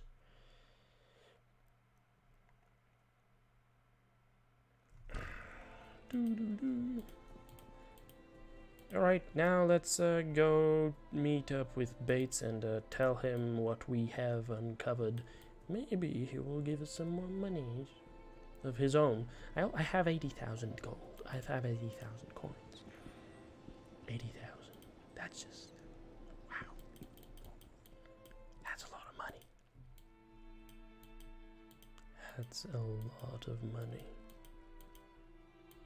That's a lot of money.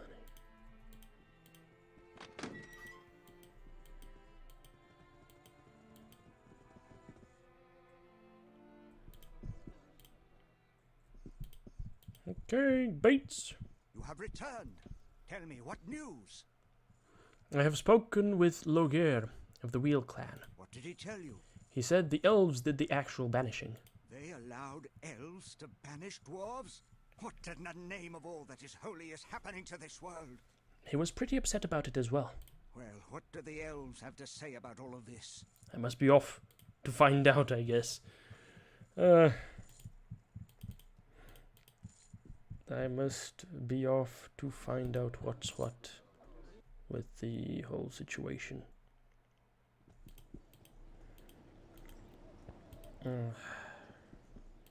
Okay. We have this thing for sale and then nothing else for sale. I guess, that's that. Right, let's save our progress, and now I think I wanna see if I can teleport to the Isle of Despair. I can't teleport to the Isle of Despair, something is blocking me. Alright, I see. Okay, good to know, good to know. In that case, I think I want to take a look at this ancient temple.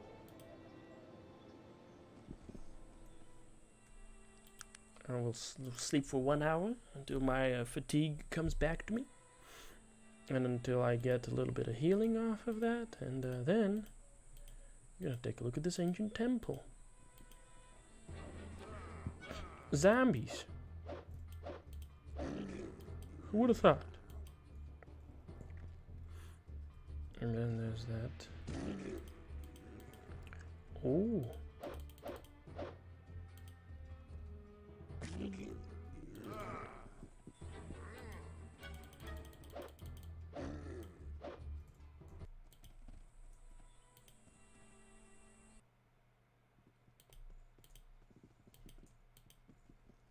Two swords crossed. Two scimitars crossed. Rather sabers. Intriguing. Well, let's see. Bone Butcher. Level 15 guy. Says, yeah.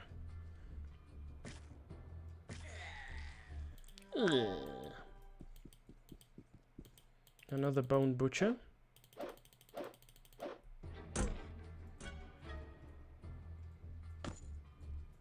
Ooh.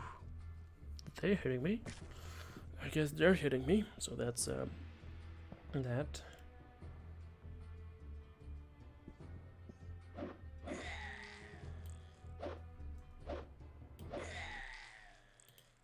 They don't have anything actually interesting in their persons, so. Okay, Virgil, are you done with casting your spells? Thank you very much for the heal, but Tattered Bowman. That's the way to show those He drops his bow. I mean, Yeesh. good hit, sir.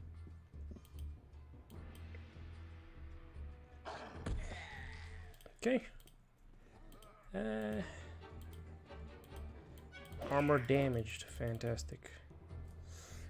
This is just, you know, traps. And that's it. That's all there is to it. Okay, there's a lot of guys walking around. Look at the doggy. Look at the doggy absolutely murdering everything in its path. Good show, sir. Okay. Armor damaged. Fortunately, he's got dread armor, so it's not a problem for him whatsoever. Trap. Another trap. Sheesh, so many traps in this ancient temple filled with riches of all kinds.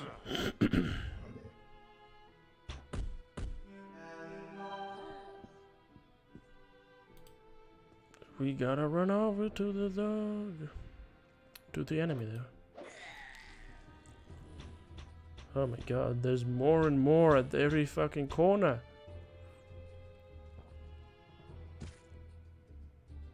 This is just saddening. Why am I actually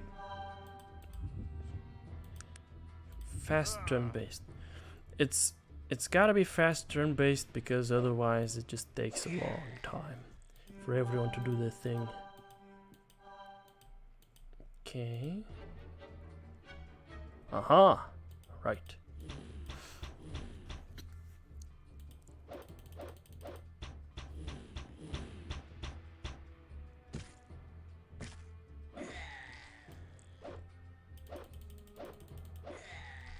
Right.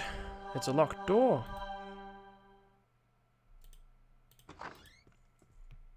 Traps. There's a pile of dust. Broadsword, a shield, and something else as well. And that's a crumbling skeleton. Now, I have some knowledge. Who are you? Who comes here after all this time? The voice that comes from the skeleton is like the wind through dead, brittle leaves. It echoes strangely in my mind, as if he was speaking to me from within. What? Who are you? Are you alive? Or a spirit? The voice of the living. So long it's been. Again, what are you? Warrior in the army of the dead. Cursed death with no release. Life beyond this wasted flesh. What happened to you? What curse do you speak of? This temple, a home to the order. Speakers commune, dancing with the dead. They brought us back to sever the hand. So very long ago. The hand. The order.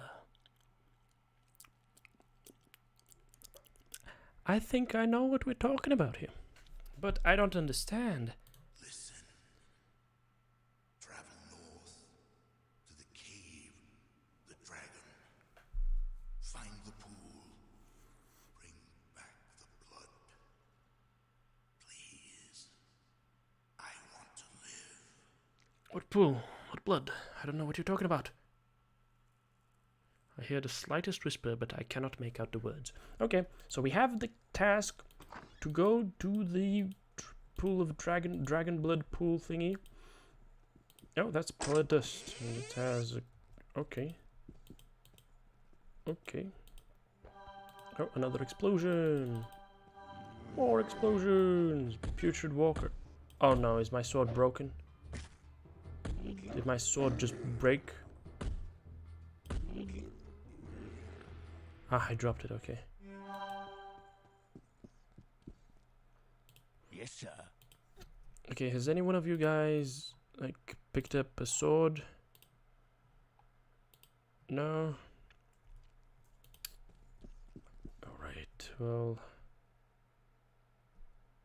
That's, not very cool. Oh! Magnus, did you take something? No? Where could it have fallen? Ah, over here. Whew! There we go. That was a little stinky. And the fucking sword falling from my hand. Sheesh! Come on now. Okay, core guard buddy, get out of my face. Lesser skeleton, you're gonna be forced out of my face. Yep, that's Temple of the Darien Ka library key. Ooh, the Darien Ka. That doesn't tell me too much. Is that the Order of the Dead? Fancy chest, rusty sword, light fatigue restoration potion. Let's use it on good old Virgil. Just because I have the opportunity to do so. Ah, Speaker of Evil.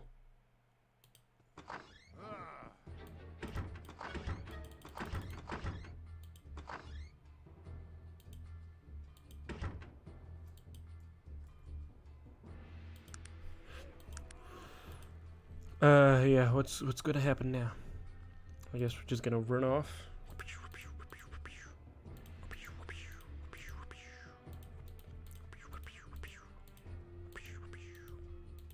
Yeah, let's leave. Ah, the boys came back with me. Okay, we do that. We end the combat. Good meme. And seeing as we have we now know where the library is, we can go in this direction over here and take a look at the goonies that are going to be found within. Ooh, lots of skeletons. An impressive attack. Oh, there's an altar to somebody. Good, good. That's very good. Greater skeleton. Bone butcher. Yeah, let's hit the greater skeleton. Yep, they all start running away like little girls. Actually, I don't feel too threatened by these guys, so let's just go at it.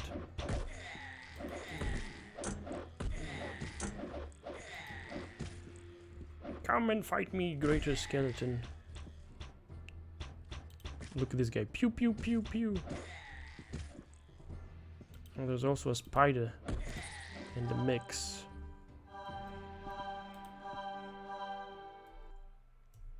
Right. Let's bring it back down to fast turn based. And what do we have here? Flows like a shadow over the ground. Dark eyes waiting, watching. Dark hands waiting, watching. Aged, ancient Murindal, god of the falling night. Shadows spill like blackest ink over all that's new and bright. Beautiful black diamond, like your soul, both dark and deep. Dark eyes waiting, watching. Dark hands waiting, watching. Okay, so this is an altar of Murindal. Good to know. Oh, that's another speaker of evil, I guess. I've been stunned. Uh-oh. This could be ugly.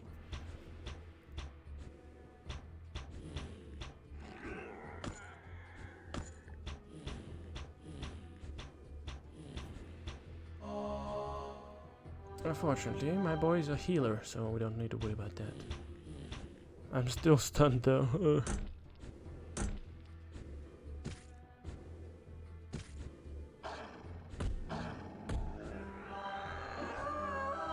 Look at the loud scream. Or rather, hear it. Listen to the loud scream. Oh, we've just had a nasty spell cast on us. Oof. The VFX are quite stinky. Stinky skrinky.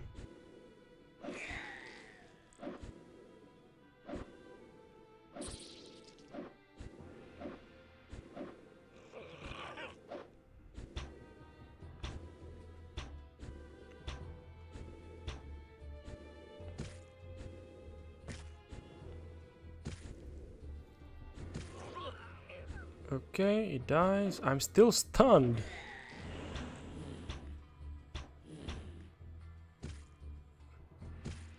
But the spell wore off, so yay.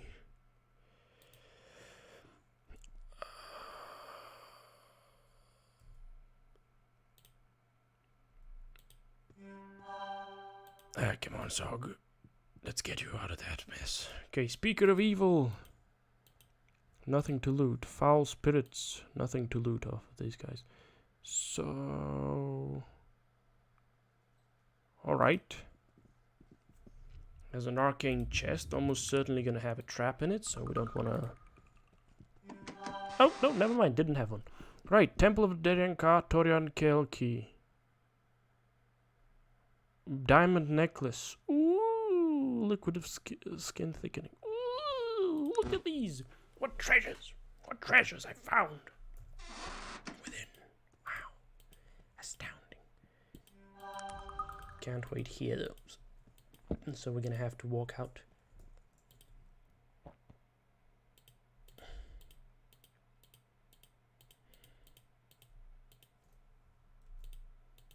So we're going to walk out and we're going to have a little bit of a sleep. Hamimir, as they call it. And it's going to be fantastic. Okay, I'm liking this. We have a quest to go to the place. Which place? Well, of course you know which place I'm talking about, buddy. That place. That place. Okay. But first we need to deal with the library. This is library. Speaker of evil, need to go. Bye-bye. Killed. Dead. You know that how. That kind of thing.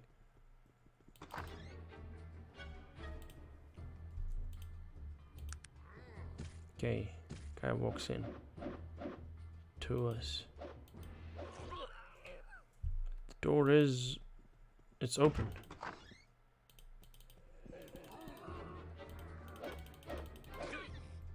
Okay. It's just muck walkers, so we're good. Why did you close the door though, boys?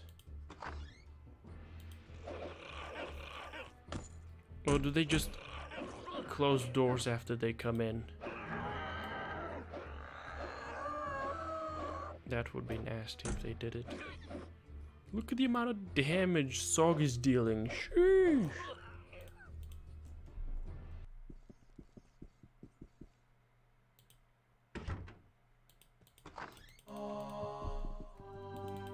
Come in.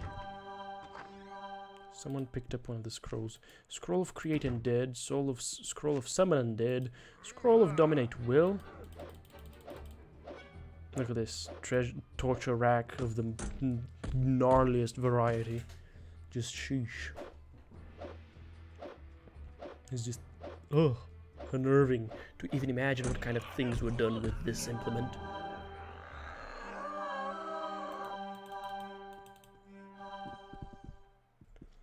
Okay, boys, who picked up what? I know Gar picked up one of the scrolls. Scroll of Dominate Will. Let's not use that. Scroll of Quench Life kills the target by stealing their soul. Wow, I've got an insta kill spell now, I guess. So that's that. Ooh, unidentified large armor and some more unidentified stuff and a sapphire necklace. Now, of course, we need to take part in an age-old tradition of playing inventory Tetris.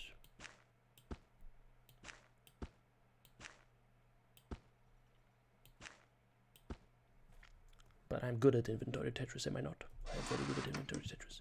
Trust me on that one.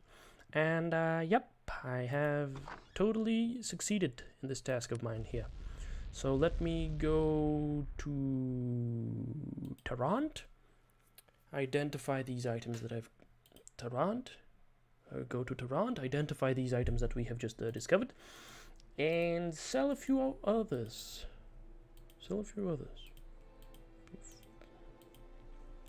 It's gonna be very cool. Most likely. But look at the collection, it's growing. It's growing. Look at that, we've got... Oh, so many cool things.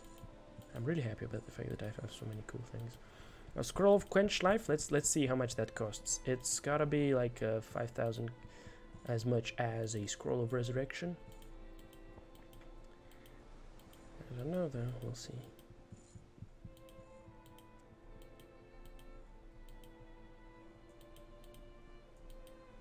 We will see if that's the case or if it isn't. Now, hello there, lady. Identify something for me. Wha-pow. Large arcane leather armor. Okay. Wha-pow. Not bad. Wha-pow. Chill shield. Strength, dexterity, willpower -3. Fatigue -95%. It increases all resistances by 20%. Okay, so I guess it is kind of chill, but I don't know, man. That's a bit too chill, if I can say so.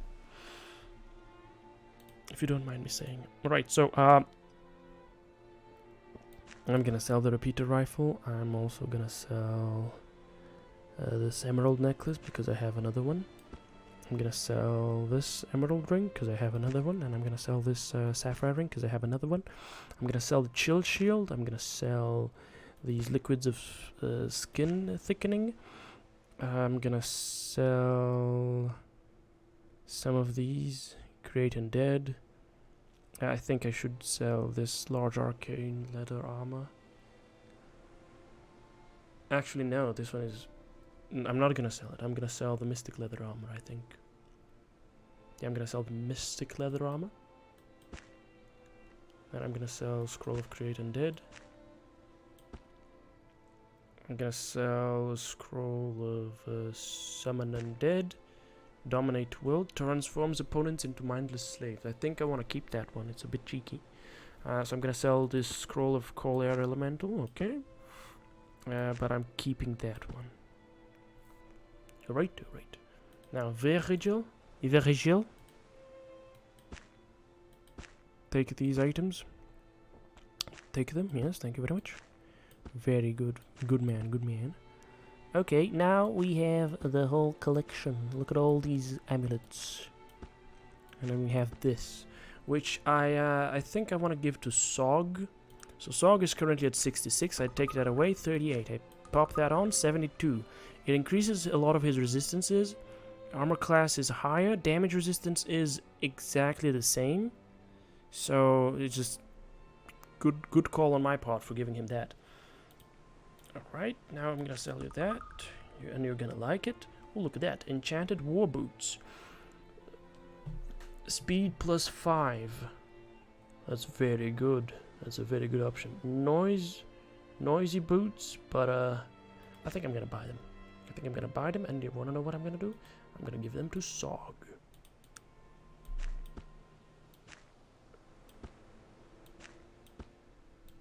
Put these on too, and put these on. Boom. There we go. He doesn't need to not be noisy, and he gets some extra speed, so that's absolutely phenomenal. Right, let's see who else might need boots. Gar. There we go.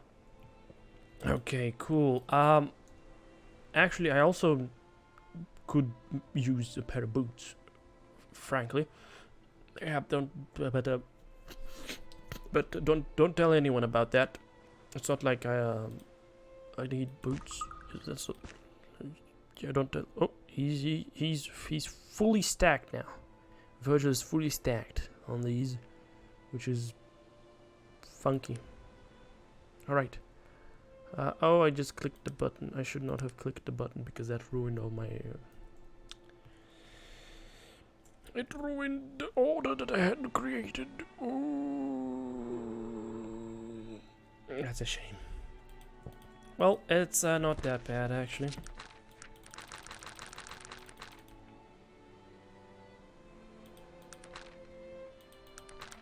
Is this over all the way over here? At the end of my rumors and notes?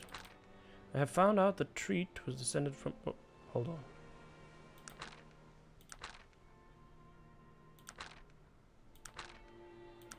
Look at that, 4,600. Most powerful was Darian Morg. Most magical was Speaker of Evil. Lord of the Damned was most evil. Okay, most good was still Herver.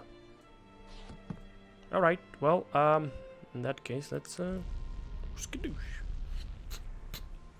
And teleport over to the dungeon of the Dragon Pool.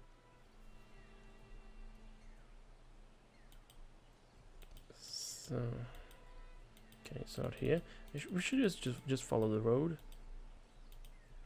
Okay, this place has seen better days, definitely. Grizzly bears. That's not much of a problem, is it? Blood on the walls. Okay. Now that Sog has all that speed, he's absolutely unstoppable. Okay, let's go down. What are we gonna find? Drummond.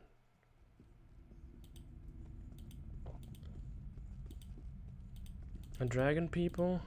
Oh, no, we're gonna find greater Gordoths. Fantastic, I killed him, just like that. Right, no audio here, that's just unsettling. Aha! Dragarons! That's the way to show those bastards. Dragarons! Haven't seen these fellas in a while. They're because the fact that they're pretty weak. All in all.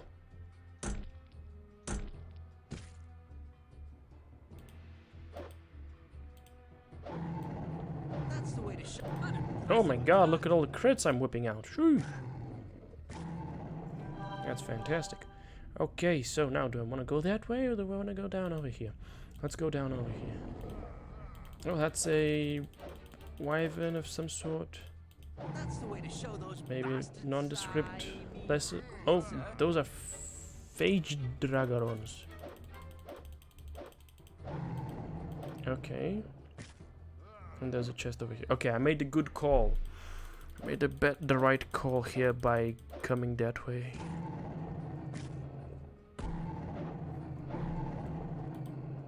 Okay, let's take a look at this arcane chest. Contains an emerald ring. Alright, that's Okay, I see. I'm not gonna spell. Oh, a junk pile containing Dragon Pool Key 1 and some lesser items. I'm gonna grab the lesser items. I don't mind them. Oh yeah, this one is locked. Is this one the... Yep, this was the one. That was a big hit. Oh, what is that? A red gorilla? Worgen. I've encountered a Worgen before in the ancient maze. It's almost like a gorilla, but it has horns at the sides of its head. It looks kind of like a buffalo, or rather, a buffalo. Okay, second key, not bad. Look at this though. The dragon. Ooh. Heavy wood door. 2 Worgens. Yep, and then there's a chest over here, a little bashed and damaged. I guess by the Worgens, because they're very gentle, as you can tell from just looking at them. Of the gentlest variety.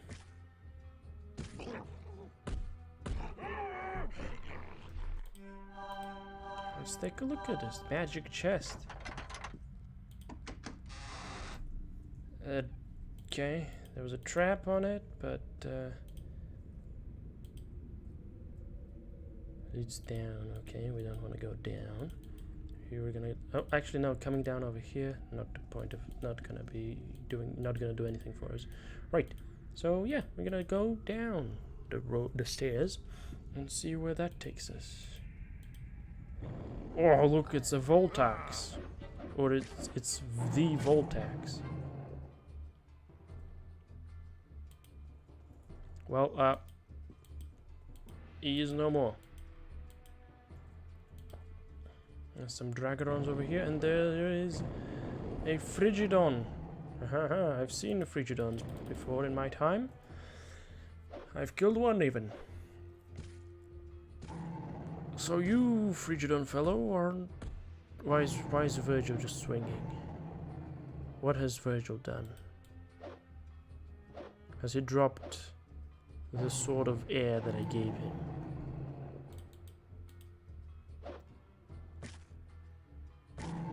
Virgil, why? Why? Yeah, he has dropped the sword of air I've given him. It's just... Oh, there's the dragon blood.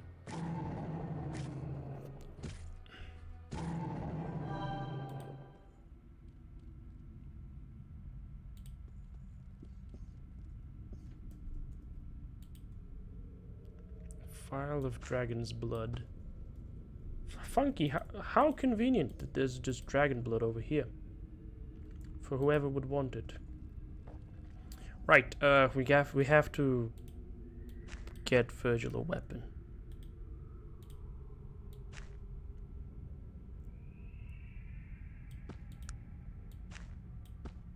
Because Virgil, you just swinging your fists. No, thank you. Okay, let's go to this ancient temple. Rumored to hold treasures untold. waltz on over. And give the skelly the stuff. The skelly man the stuff.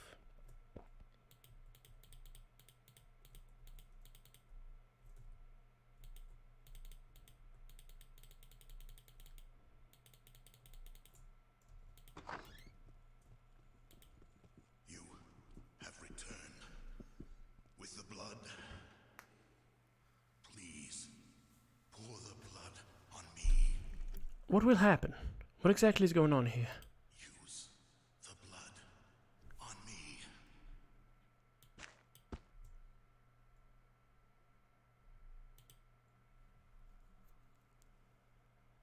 It's a person. Yes, my flesh is restored.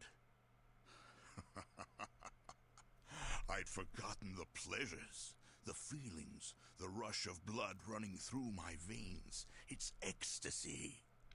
Who are you? Me? I'm Torian Kell, warlord in the Grey Legions of the Darien Ka. How many years has it been? All of this and you, so unfamiliar. I don't know. How long were you like that? I don't know. I was a warrior, raised from the grave to serve in the undead legions of the Darien Ka. We fought a great battle with the... what was it? So many years ago, and I am all that is left. Alone. So alone. Torian Kell. I have many questions. Might you answer them? Forgive me. I owe you a debt of gratitude. What question did you have? I have quite a few. You have a few moments? Of course. Well, what is this place? This was the greatest temple of the Darien Ka. When the battle between the Grey Legions and the Molokian Hand was over, we returned here, hoping to find our masters. They never returned. Haha, so I was right. I guessed correctly. So, tell me about the Darien Ka. What would you like to know about the Darien Ka? Who were they? The Darien Ka was the ancient order of the dead, formed by the disciples of the great Necromancer Kurgan in the years following his banishment. They were a secret society, unknown for years, who practiced the arts of dark necromancy. Why was it so secret, though? What were they doing? Perhaps things are different now, but the practice of the dark necromantic arts was forbidden for many years. The Darien Ka lived among the shadows for centuries, wielding their dark magics behind locked doors, uncovering the secrets of the spirit worlds, soul poisons, the raising of the undead, speaking with spirits beyond the grave. What happened to them? There was a great schism in the order. Within the Darien Ka were an order of assassins. They were called the Molokian Hand, and for centuries they were the silent weapon of the Darien Ka, a deadly defense against the world and its prejudices. But one day, the Hand turned against the order, and there was war between them. So, what caused the schism? I never knew what happened to cause that rift, but because of it, the Grey Legions were raised. What were the Grey Legions? The Grey Legions were a great army of the undead, raised by the Darien Ka as protection against the Molokian Hand. Our sole purpose was to eradicate all traces of the Hand, so that the Order could continue. I'm guessing that's when this great battle you spoke of took place, so tell me more about that. 10,000 strong we were, fearless and of one mind, standing upon that battlefield, the darkened sky reflected in our black, burnished dread armor. The stamping cavalry on their shadow stallions behind the endless rows of the stone-faced pikemen. It was cold, but we had no breath. The air was so still. And the Hand? The Hand? Yes, the Hand. The Hand were the greatest warriors of their time. Quick, deadly, precise. They stood across from us, on the opposite ridge, lightly armored, faces masked, their archers armed with elven great bows almost as tall as they were. And fire, stranger. So much fire. And there was a battle then, eh? Oh, yes. There was a battle the likes of which Arcanum had never seen, perhaps will never see again. The hand threw themselves against us, we without death, time and time again. They severed the arm that held the sword, burned the body which held the arm, destroyed the souls within those bodies. The hand, you see, were themselves not unlearned in the ways of magic. And the Grey Legions were defeated? Yes, the Grey Legions fell on that day, but so did many of the Malokian hand. A few soldiers from both armies stumbled off the battlefield and were lost to history. The Darien Ka were never heard from again. You said you were the last. What did that mean? As I said, there were a few Grey Legionnaires who survived. Because we were undead, we walked Arcanum for centuries, trying to stay hidden from the eyes of man. But the flesh, even the flesh of the undead, cannot last forever. Little by little, year by year, our earthly shells decayed. Hence why you were a skeleton a few moments ago, huh? Yes, and I was fortunate. Do you see the piles of dust scattered here and there? Those are the last remains of my companions, dead, but not dead. You see, their souls are still trapped here on this plane, forever tied to their earthly remains. A curse. A cruel, cruel curse. Is there nothing to be done? There is nothing I can do. The dragon's blood pool can restore the flesh, but even it has its limits. Nothing will ever raise my comrades from the dust. They will live on, without voice, without dreams, without vision. Well, what will you do now, Torian? Now, I don't know. I don't belong here. It seems nothing like the world that I remember. All I know is war and death. Even after all of these centuries, I still feel the bloodlust, the need for battle. But mostly, I wish to free my remaining companions as I have been freed. Perhaps I will try to find the means to do so. Perhaps you should come with me. Come with you? But why? We are of different worlds, stranger. I am a deathless warrior, raised to shed blood in defense of a long-dead order. All I have left are my memories, and my hopeless quest. I seek something too. Perhaps we might find answers together. Perhaps you are right. So, will you join me? I will not follow one who travels the path of righteousness. Was there anything else? Well, I'll be leaving now then, I guess. Good day. Give me that dread armor, baby. Well, Yes. What is it you want, stranger? well, there's Torian Kell. He's a good guy. But, he's actually not a good guy. He's actually a bad guy. Oh, I'm trapped. Trap immediately. Springs up. Okay, well, that's that. We could go to Vuri then. That could be interesting to do. To, have a little look around and see what's what. Though, I don't know. Let's take a look at Razor Point. Ships fear these treacherous waters that must be passed to navigate around the tip of Arcanum. Okay, let's find our way here. Okay. Oh, that's a battle. Lots of bread. Oh, it's a shipwreck. It's a bunch of shipwrecks. Wooden shields. Water. Yep, it's run aground. Oh, look at that. Swords. All kinds of goodies that I can take a look at. Ooh, healing potions. Nice. These would have been super useful, but let's take a look at this fancy chest. Sunday's best. Oh, plus 20 to reaction.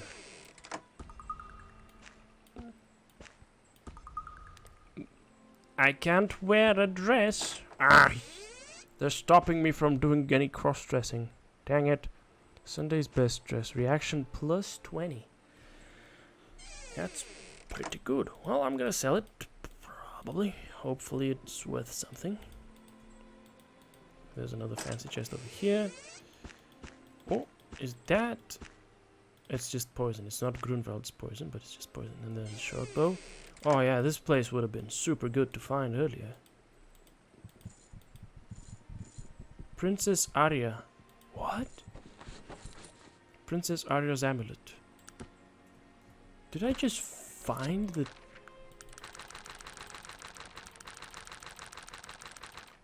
I found... no.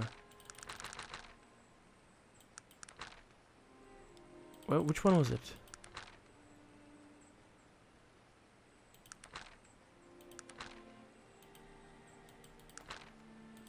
Well, I found it. Princess Arya.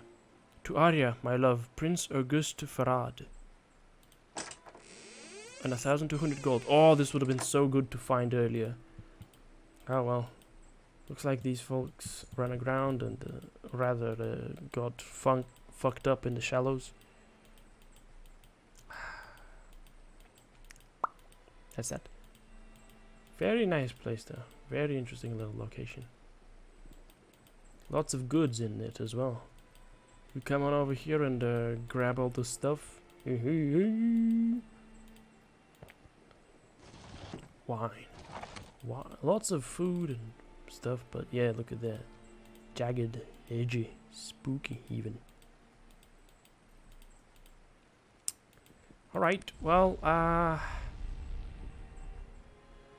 it didn't work. The world map is not available. The world map is not available. What?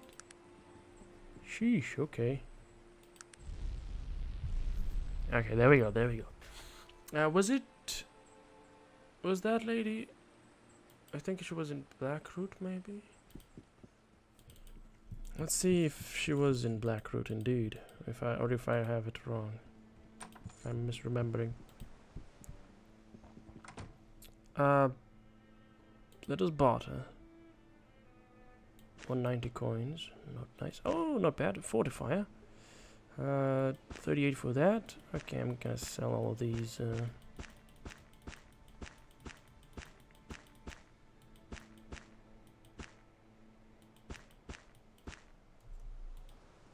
I already know that one? Okay, well.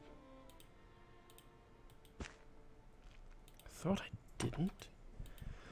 Might have been wrong though. Okay, well, if it's not here, it's in Shrouded Hills, yeah. The herbalist in Shrouded Hills. That lady is the one who was looking for an amulet. She's a little distant though. Got there in time. I'm looking for what? Do you require assistance with anything? Oh yeah, I completely forgot about that. Natala upon its face. It's Natala. So when I restarted this run, I might have completely forgotten about that. Fuel and fortify. This is Arya's amulet. Not Natala's.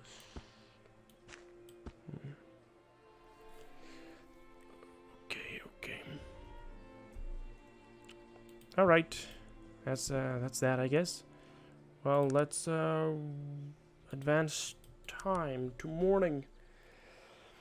After we get to morning, I think I'm gonna take a look at that, and I might.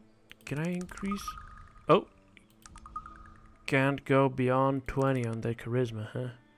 So max followers would be 6.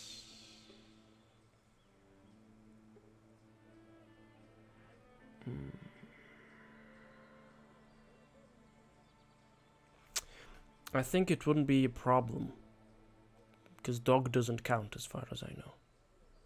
But I need to do something about my alignment meter. I need to kill some people. I need to do some bad stuff.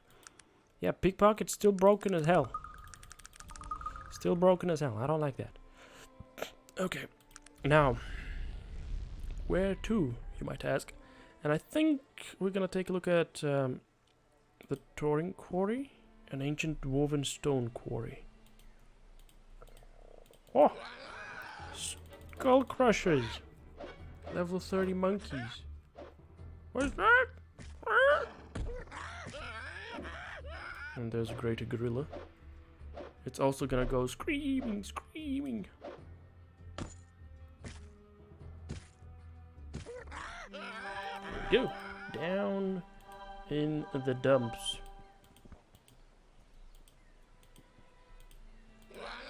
Oh, there's an elf village, eh? Okay, let's kill stuff. Willy-nilly, of course.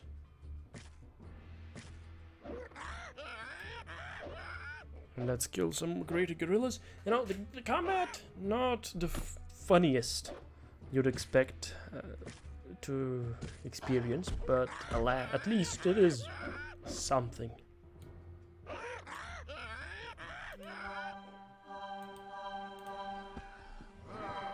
Unidentified dagger, chainmail, unidentified bow, unidentified helm,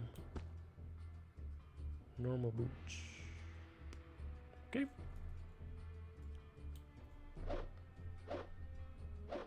Let's kill the skull crusher. Is that all the treasure? No, there's also a big ass fucking stone over here. Yeah, because it's yeah. Oh, this one, it's only 1,000 stone. This one is only 1,000 stone. Super light. A bit of a delight. There's no room for that item. Yeah, that might be true. Okay, buddy. You gonna pick it up? You gonna pick up the fucking stone? Sog? He picks up the stone. Okay, good. It's just as big. Well, you've got it now. I don't know what you're gonna do with it, but you've got it. So congratulations on having it.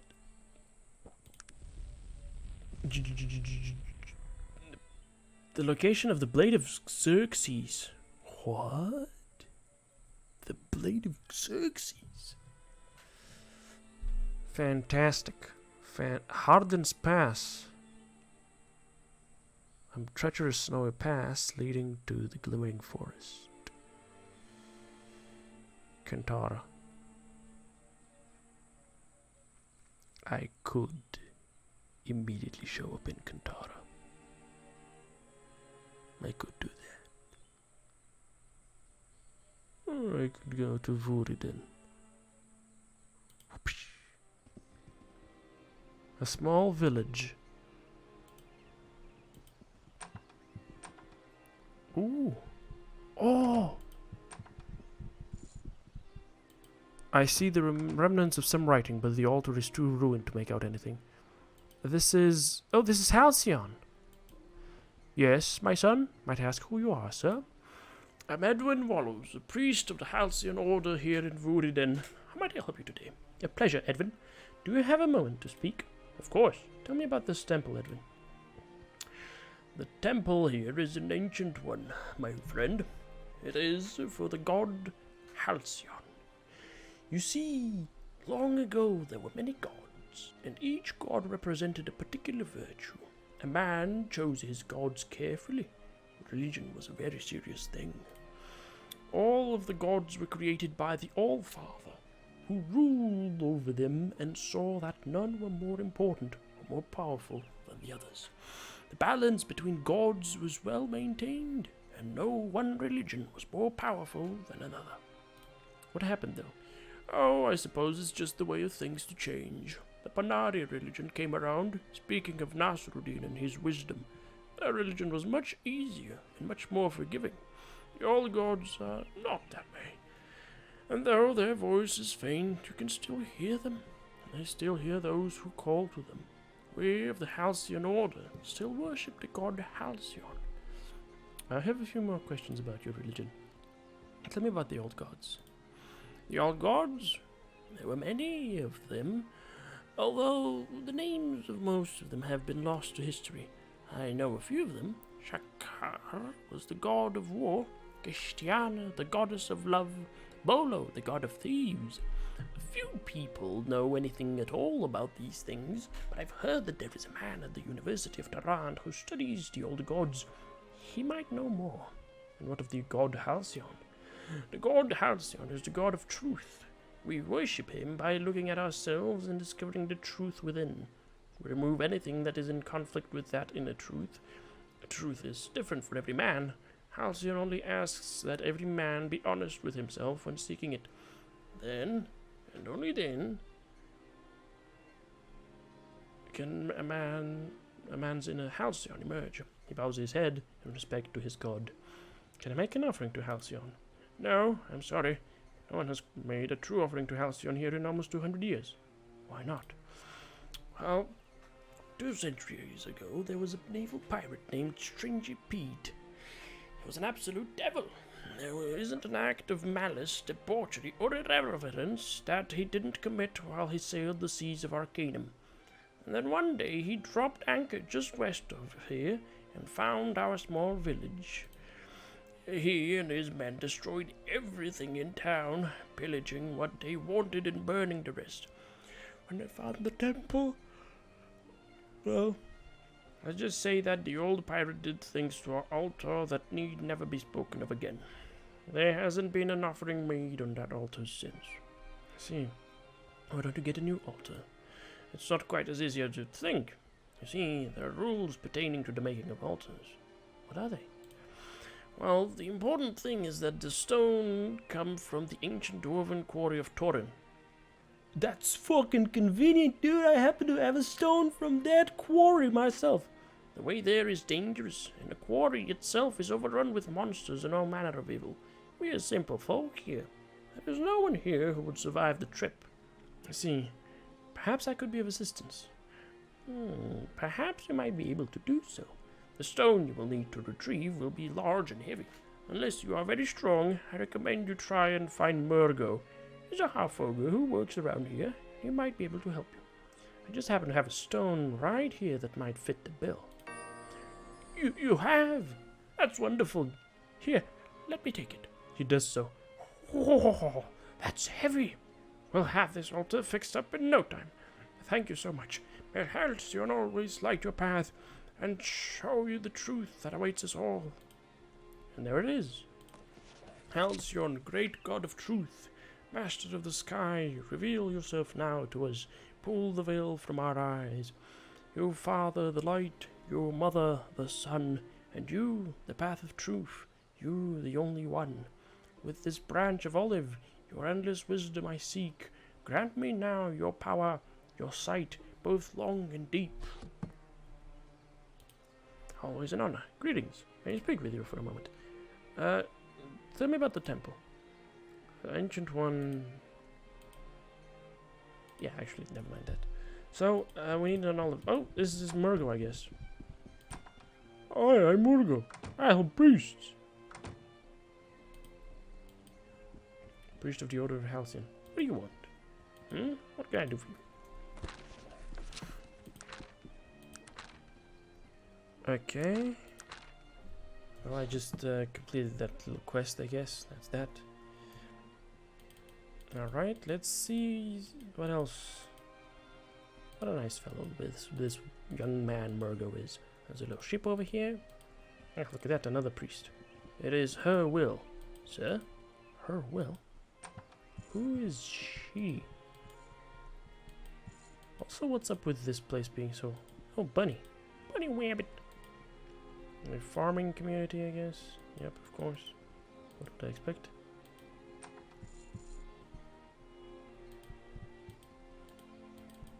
Nice to meet you. What the fuck? Why is Vodiden just this tiny little village? It's not even a village, it's just 3 fucking houses next to one another.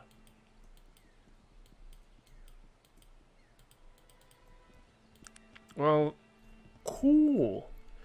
Cool, I came in, did the quest, and now...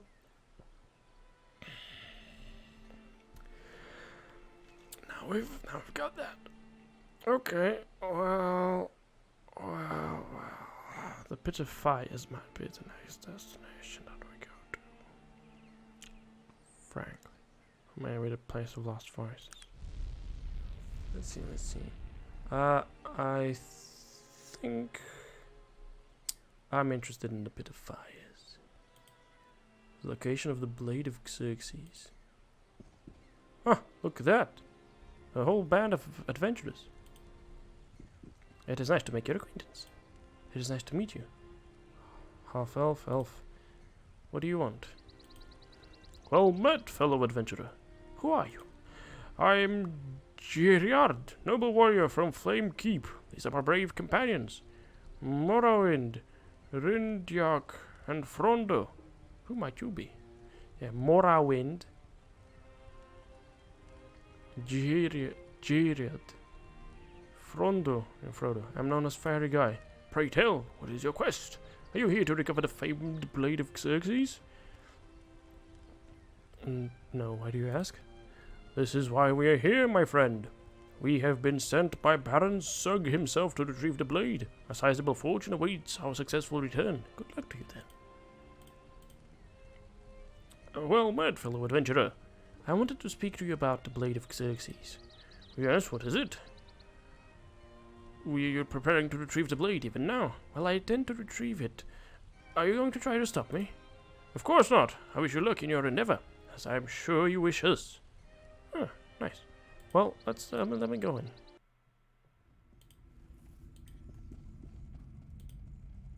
Okay. Woo! Hold up. Arcanum kinda decided to do the haha funny lag. But it didn't actually lag that bad, so okay. Sheesh. Okay, I just now realized it's been a very long time since we last did anything. Okay, this is, so we go down? Let's go down, I guess. Ooh, seething mass. Critically missed and the hit itself, I guess. Damages my armor.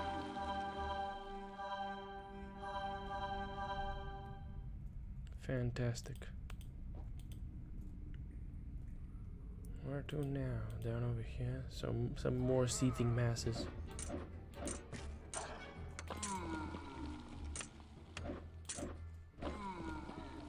I'm just gonna let them. Oh, okay. Well, I gotta come in and join them in the fight. Look at this, though. Very nice. And also, there's something over there. Some kind of great treasure. Ooh, a staff. And also 100 coins.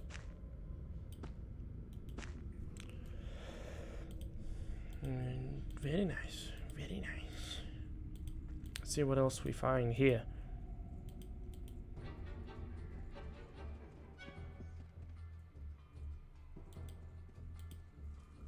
What is it that you wanted?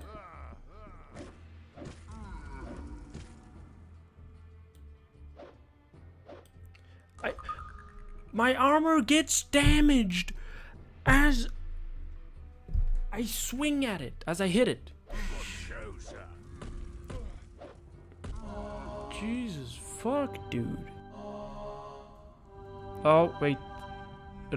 Oh, fuck. They all came in and died. Yeah, fuck. They somehow... Oh, shit. My mystic chainmail, bro. My mystic chainmail. Wah. Well, that's a shame. They perished. Okay, I'm just sad. I'm just sad and naked. Sad and naked. Ugh. Okay. Well, that's just what it is. Let's do the docks and get the items that I have obtained identified. See how valuable they might be. After which I'm gonna go to the store. By the store I mean the magic store, and then also the armor store. See if they sell anything interesting. And we'll see what's what. So we bought this. Look at that. Chill shield. Venomous robes. Mace of Betrayal. Okay, yeah, why am I... Okay, my brain. Can identify BAP, Dread Armor, of course. Dagger of Speed. Helmet of Yuzar's Cost. Minus 50 magic resistance and damage resistance, I guess. For perception, bow +2, health and fatigue are reduced. Staff of Healing, major healing. Okay. And this is just the magic bow. Right, cool. Okay, Virgil. Actually, no. Helmet of User's Cost. The magic bow as well. However, Virgil. You're a wielder of staves. There you go. You have major healing now. Actually, I want to see what major healing actually means.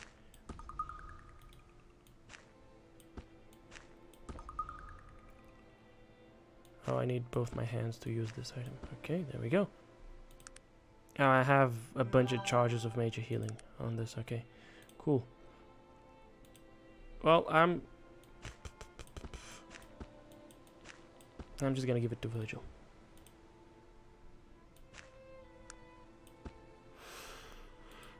He's my de facto healer, so might as well. Right.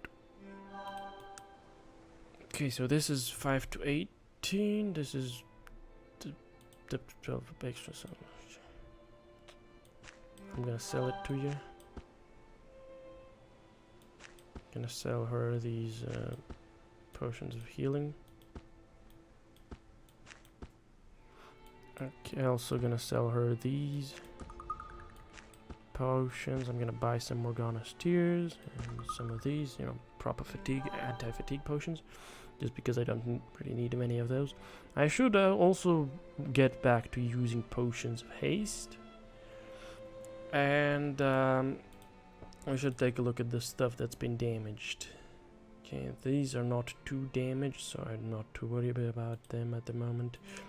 This is just never worry about it. This is okay. This is okay. Everything is okay on Gar. Magnus, this is slightly damaged, but it's okay. Okay,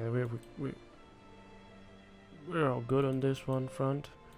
And Virgil, you've got that as well, so we're not worried about you at all. Okay, good to know. Good to know. Which means I might be the only one in need of repairs, and then again, my weapon isn't too damaged either. So I should just figure out how to find myself another piece of armor that might work.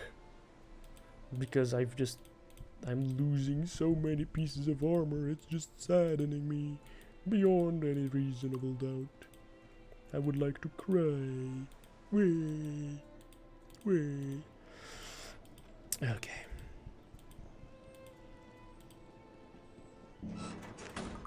And I'm definitely feeling incentivized to not to become a master.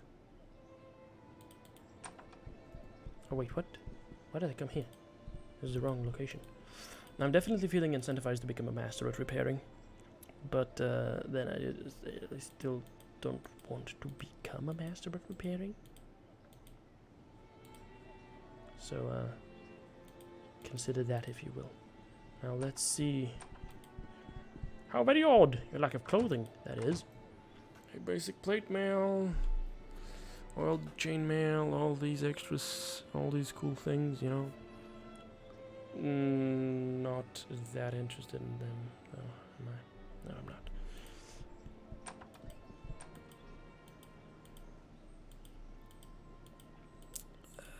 The magic stores are right over here.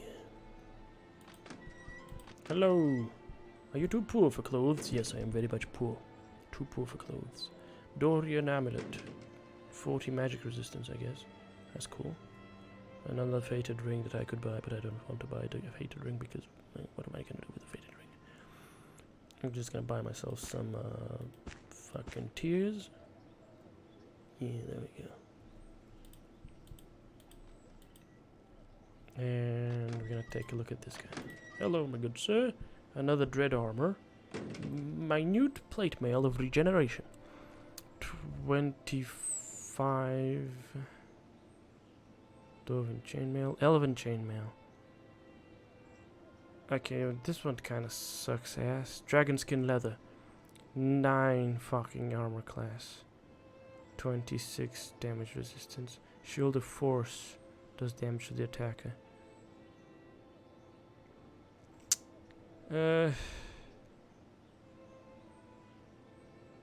If I were to grab that and put it on, it might not work out for me. Sword of defense. Do I want that? Axe of strength. Still water blade, summon animal. I've sold that one actually. Sword of defense. I've sold that one as well, I think. Yeah, I've sold a bunch of those. Definitely. Minute plate mail of regeneration. Do I want it? 25 armor class is not bad. I think I'm just gonna grab the elven chainmail. Yeah, let's grab it.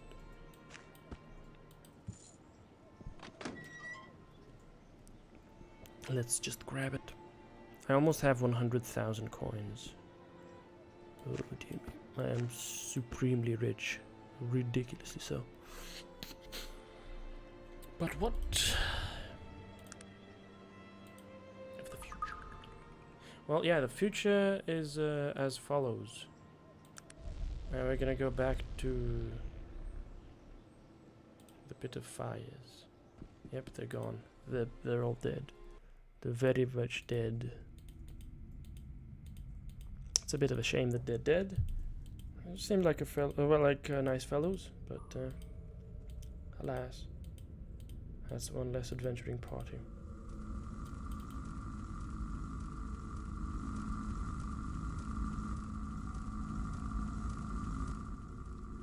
Three of those guys, huh?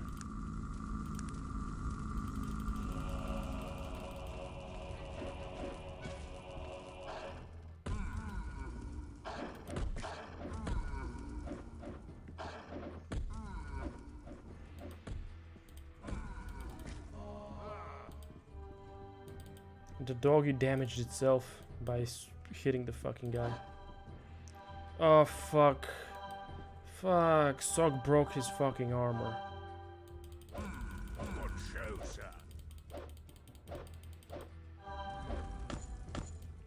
I almost fucking died. Sog, what's the problem here? Yeah, this just fucking broke, right? Yeah. Of course it did. Why? What the fuck is this logic, dude? This is so stupid. Oh yeah, you hit him and your fucking weapons just break. Your armor as well.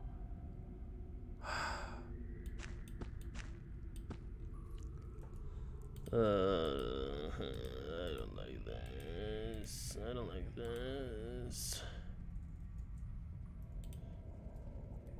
Let's see what kind of treasures we find here. Unidentified armor. This is just... what is this? Caledon Elite Sword. Unidentified medallion. How can I? Did you pick up the sword? You picked up the sword and you replaced it. You replaced Harrow with it. Come on, Harrow is the weapon you should be wielding. It's the weapon for you.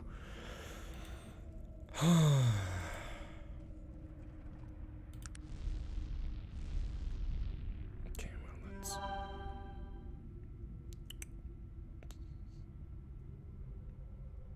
This sucks so much ass. This sucks so much ass. Oh my god, it sucks so much ass. Sog is just naked. He's just naked.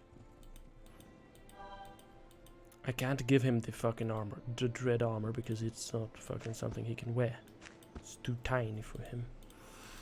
So we're just fucked. We are just fucked. I don't like this at all. But I guess we're gonna have to deal with it somehow.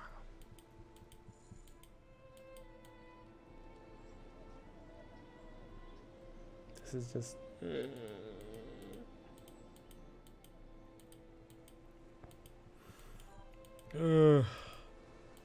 Heavy breathing. Disappointment. All the kinds of things, you know.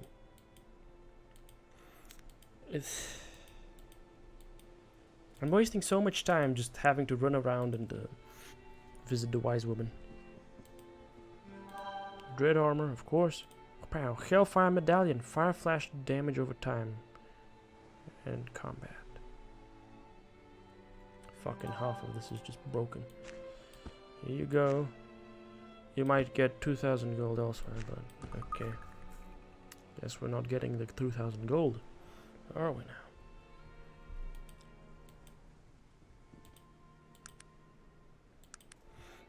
It's advance time 1 hour.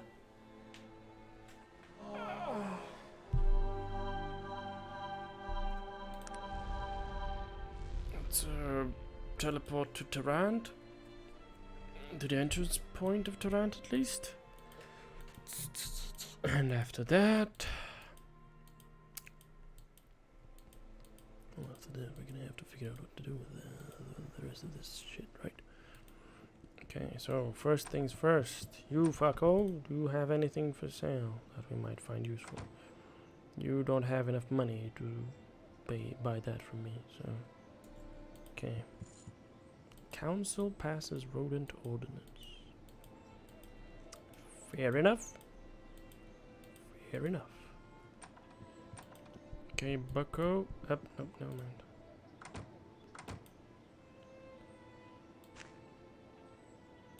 There you go. You grabbed a Hellfire Medallion. At 11% of its total value, it costs 3,330. I sold it to him for 2,800. Ugh, my god. It's just the value of things apparently is so incredibly high. Do you have anything that's large? You do not have anything that is large. And Sog is just gonna have to run around in his fucking undies. I see. Okay, okay. Fair enough. That's on you.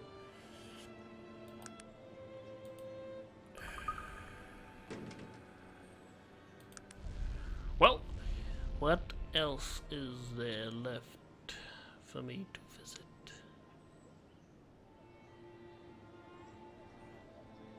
Well, let's go to Harden's Pass, a treacherous snowy pass.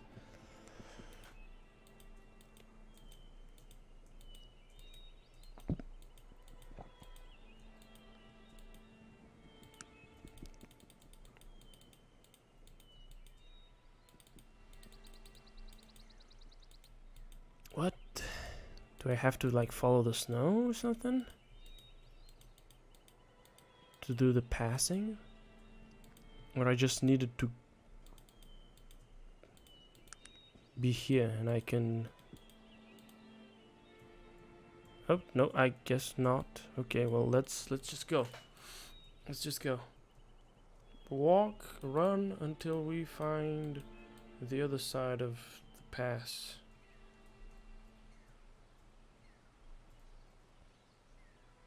Nice, birds chirping sound effects and stuff like that, but oh, okay.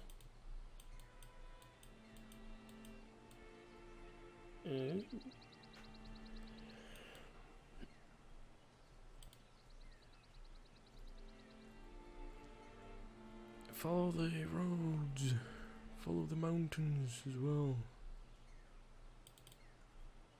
Always a good idea.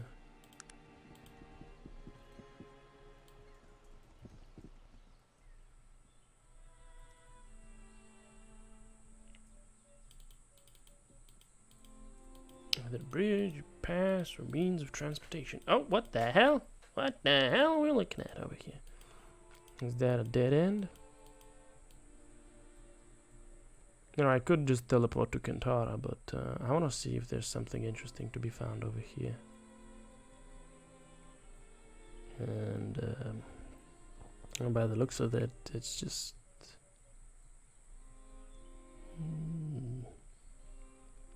It's not something very interesting. That's all. That's what I'm gonna tell you, ladies and gentlemen. It's not something very interesting, it's just an infinite fucking wall.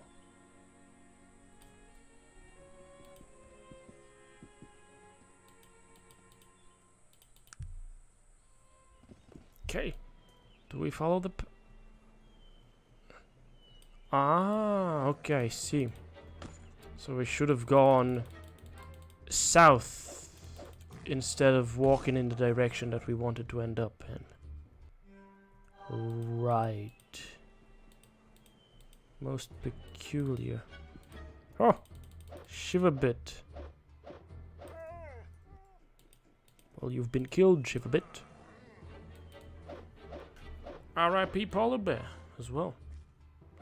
There's another one over there. They're fighting.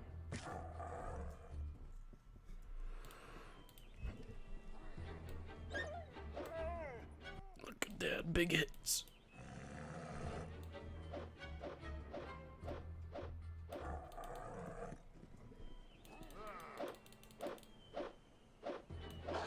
Oh wow, the doggy didn't die. Alright, alright. Oh, a Yeti.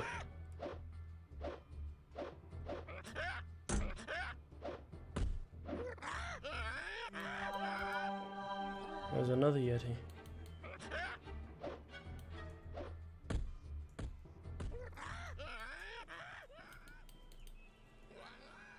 Okay, if they're Yetis, then it makes sense.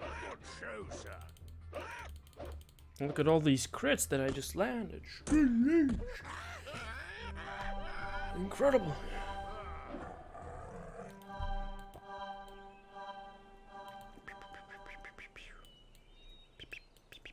Oh, a body.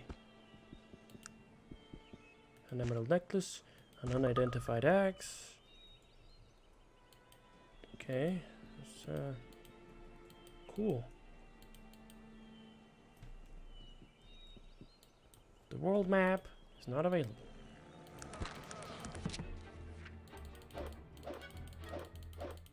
No kinds of maps are available? Or is it just the world map that's not available? Oh, it's all maps that are not available.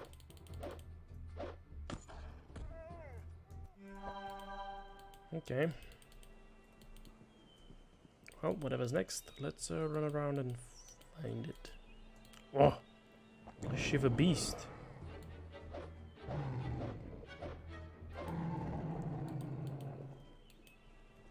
Another Shiver Beast. Shiver me timbers. He survived at 2 health, 2% health, maybe 1 total health. I don't know. It's astounding.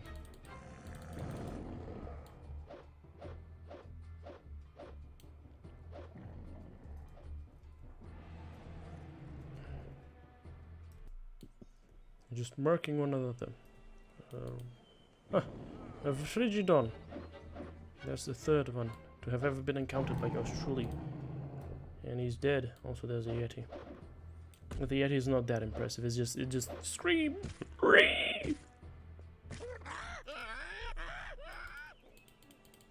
Okay. There's a Shiver Beast. Kill the Shiver Beast. Yes, there we go. I killed it. Successfully. 2 Yetis. Kill the Yetis. That's the way to show those bastards. This is a bit lame, a bit boring. And they're so weak that I should probably just turn on real-time combat and just have at it. Yeah, that's probably the key.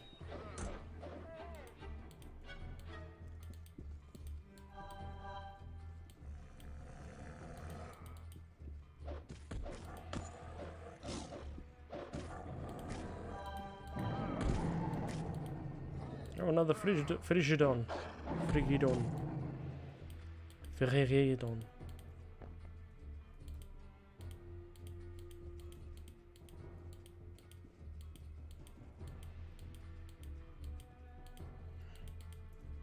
I'm wandering around, running and trying to see as much of whatever it is that can be seen so as to determine if there are any secrets, you know? Like that body that we found with the enchanted axe.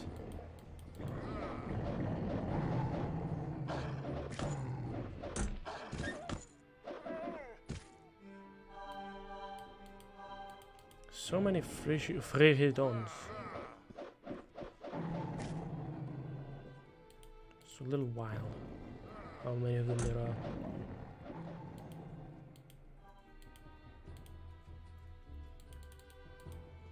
And I'm also running around killing everything that I can kill because of my love for experience points. And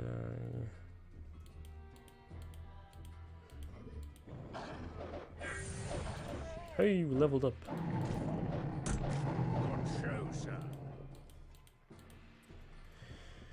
Okay, look at that, 5. We need way more than 5.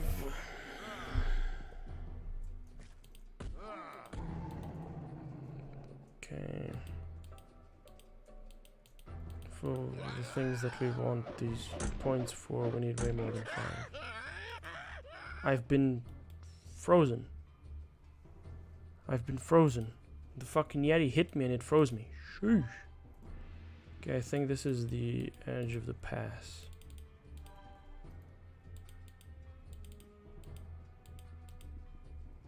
Yep, this was the edge of the pass, and we somehow ended up over here, and we can just walk right over to Kantara.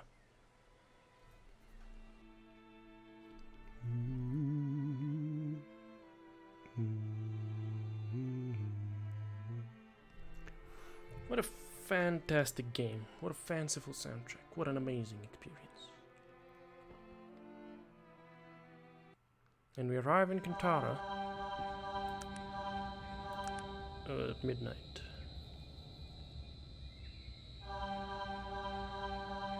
Well, that's definitely not the point in time when we want to be arriving at Kantara, so yeah, now we have the opportunity to run around, walk around the glimmering forest and just explore northern, all of northern Arcanum. And that's what I'm gonna do off stream. I'm gonna run around, explore, find enemies, kill enemies, maybe get some levels, who knows. And that's that. But we're gonna sleep until it's morning, and then see if we can actually climb up into Kantara.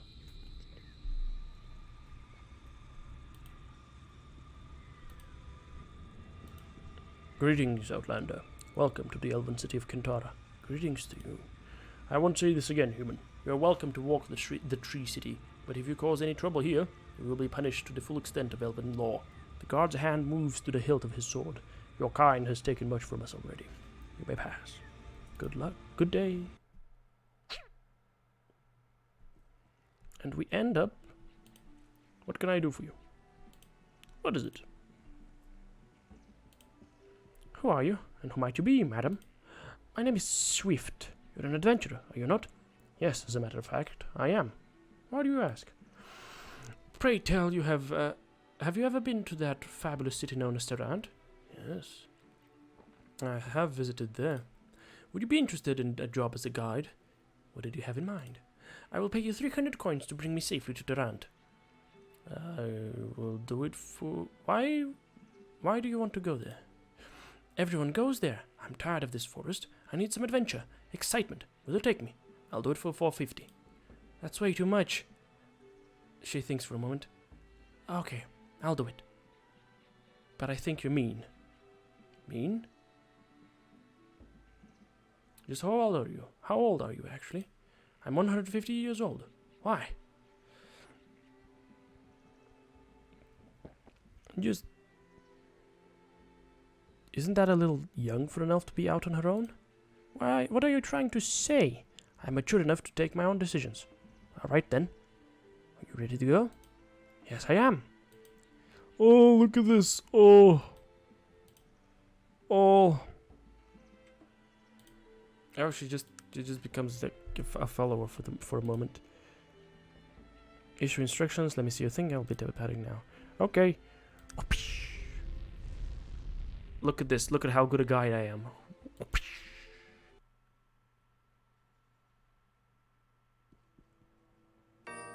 Thank you for bringing me here. I suppose I'll be on my way. Here's the coin I promised you. Thank you. I'll be seeing you. Thanks again for bringing me to Durant. Well, bye-bye.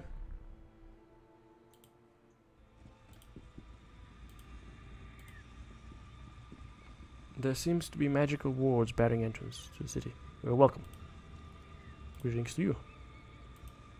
I won't see this again, he says. It again. For a second time. What is this? Some little house.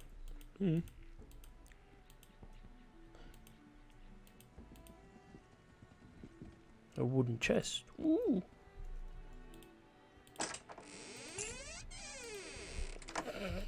Look at me. We do a little bit of tomfooling around.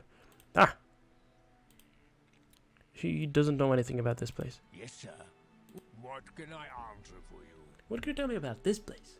Gintara, city of the air in the old elven tongue. Oldest elven city in all of Arcanum. I wasn't aware you knew the old elven tongue.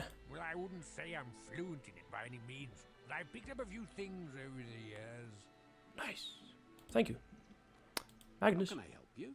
What do you need to know? what do you know about this place?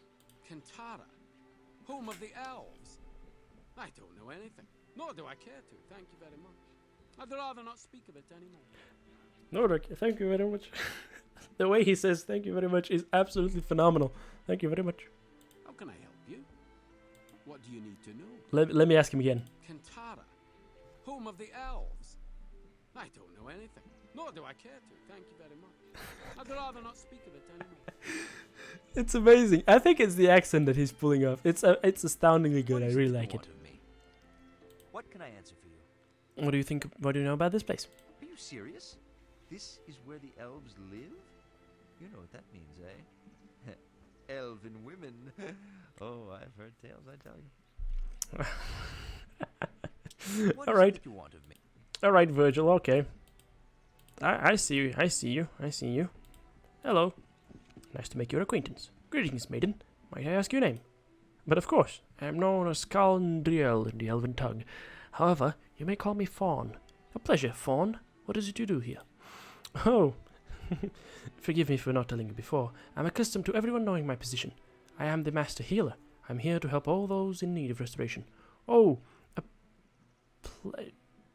I am most fortunate to have met you. Might I impose further? Oh, yes. What is it you require, fairy guy? Let us trade. She sells long-ass stick and some other shit of various... Oh, look at that fated ring. Okay, cool. Yeah, that's it. Heal me. Magical poison heal, resurrect spell. Would you be seeking a resurrection spell? It will cost you 98 coins. What? Assuredly. It is done through and through. Well, I gave her 100 coins and she just cast a resurrection spell on me. What? I don't know. Yes, who are you? Hello, madam. I'm Fire Guy. Might I ask your name?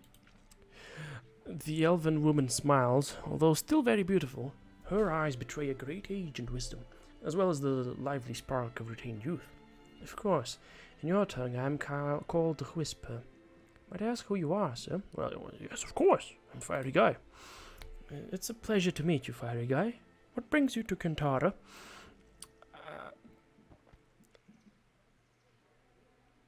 Oh, just passing through, tasting the local flavor and whatnot. I see. She arches an eyebrow, giving me a slight smirk. Kantara is a strange place to drop in for a friendly visit. Well, be that as it may, what can I help you with? A few questions, if you don't mind. What do you do here in Kantara? I suppose you could call me, she leans in to whisper to you, a scientist. Shh. If anyone heard me say that here, I'd be thrown to the forest floor. She laughs good-heartedly. A scientist? What is it that you're studying, Whisper?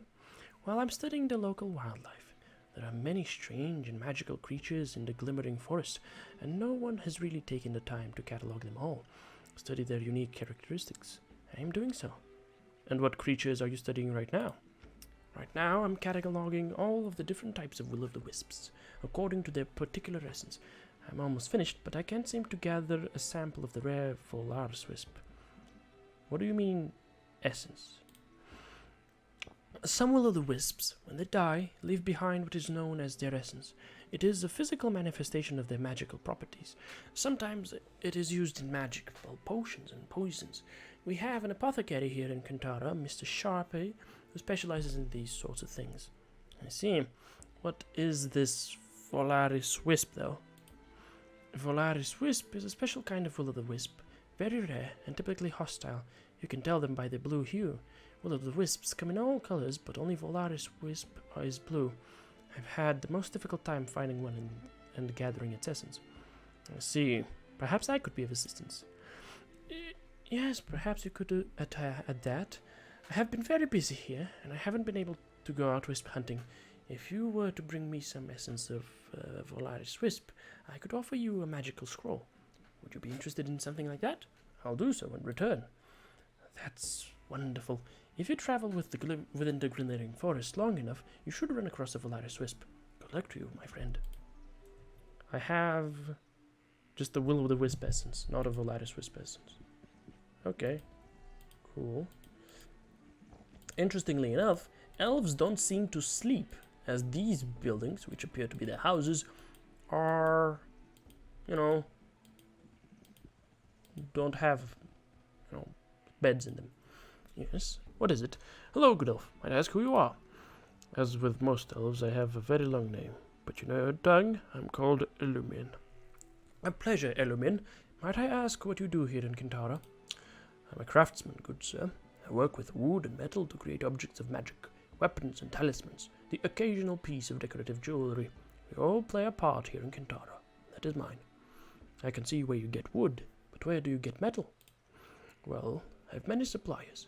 We trade often in Stillwater when the need arises, but just lately I've run out of mithril.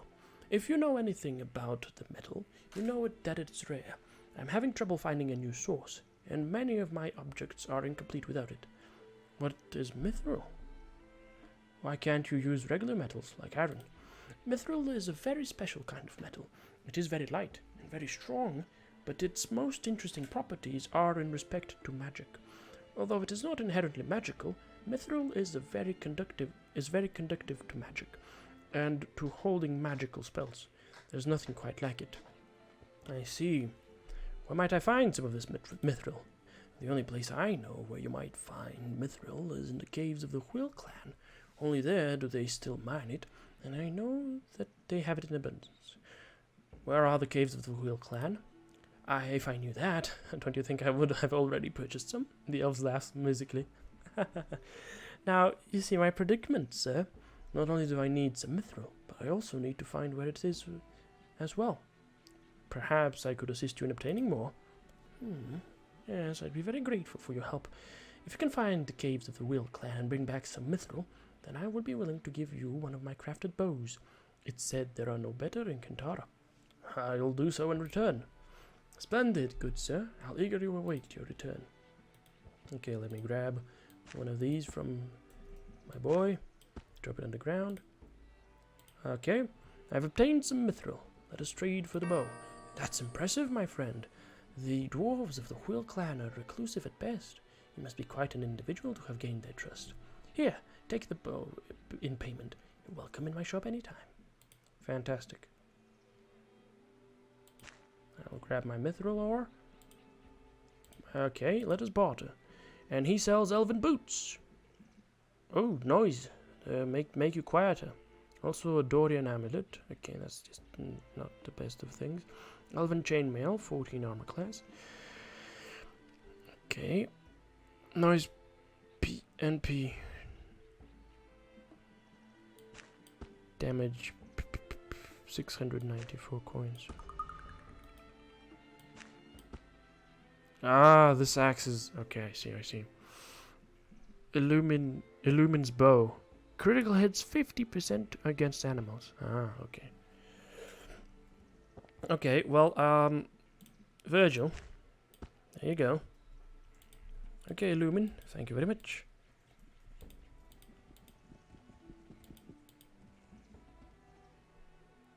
Locked phase.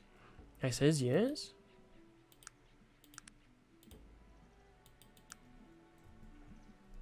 What do you want? Hello there. I want something. A little bit of pussy. I'm warning you to stop. Okay. Okay. We're not gonna get any pussy then. If that's how we're gonna go about it. Alright. Ooh, what is this? What are these guys guarding? So, are you needing me? What do you want? I don't think I want anything at the moment, so I'll leave you be. Let's go. Oh, there's a fellow over here. What can I do for you? Hello, sir. Might I ask your name? My name is Mr. Windy, the master of the hunt. It's a pleasure to meet you. He looks at the sky. He seems somewhat distracted. The pleasure is mine. You said you were master of the hunt. We have a group of hunters who supply Kintara with food and other supplies. I am their commander. I see. Are there a lot of hunters here in Kintara? No, we are a small community here. We never have need for more than 3 or 4 hunters at any given time. Again, he looks up. Say, do you happen to know the hour? Sure, it's, like 8 o'clock. He only half hears you. I'm very worried. There's a hunter who left here yesterday and hasn't returned. Normally, I'd not be concerned, but he was hunting in the forest near the dark fens. There are strange things in those swamps. That's worrisome. Could I be of help? Would you? I need to go on another hunt, but I could tell you where he was hunting, and you could travel there. I'm sure it's nothing, but I get worried about my hunters. If you could see to it that he's safely on his way home, I could offer you some elven chainmail. Done.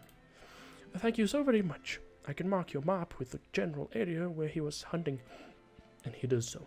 Good luck to you. I'll take my leave. Thank you very much. Okay.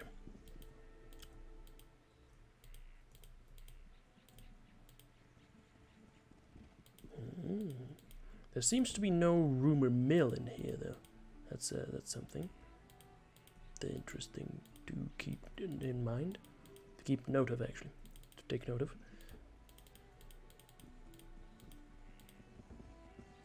Ah, a dwarf wizard. Nice to make your acquaintance. I'm surprised to see a dwarf here. This is my home. What do you wish of me? What is a dwarf doing in Kintara? What better place to train in the ways of magic? You're a mage? That is a bit unusual, is it not? I have been drawn towards magic for my entire life. Unlike most dwarves, I had no affinity for things of a technological nature. So that's why you live here? I am under a tutorial agreement to my teacher, Wrath. I am unable to leave until my contract is finished. How long is this contract for? My contract runs until the end of Wrath's life. In exchange for training in the magical arts, I agreed to serve him. But the bitter old elf can last another 2, possibly 300 years. Why did you agree to such an interminable length of service? No elf wanted to take a dwarf as an apprentice. It was the best offer I could get. It wasn't bad at first, when Wrath was simply surly. Over the past 50 years or so, he's become increasingly bitter and difficult to work for. I do not know what I will do if I can't convince him to release me soon. Why don't you just leave? I would never dishonor myself so. The only thing that can release me besides his death is his word. Perhaps I could convince him to release you. Thank you for the offer, but your interference would only serve to anger him, which would lead to greater torment for myself and at his hands. If you're certain, I suppose I'll be on my way then. How do you do? Good day. More torment at his hands. Sheesh. Sheesh, guys being tormented, I guess. Wouldn't want to be him. Nobody in here? Nobody in here. But there is somebody over... Oh, hold on. What? I see the dead body of Wrath, Jormund's mentor. There seems to be no sign of violence or struggle.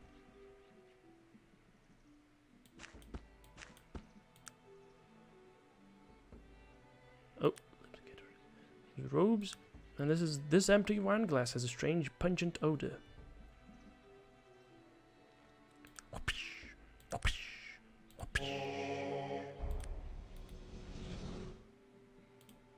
Ah, it hurts more than I could have conceived. Please release me.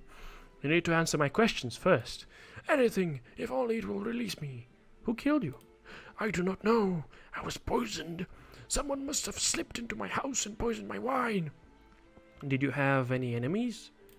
Someone my age has many enemies, both in and out of Kintara. I'll be on my way then. Good day.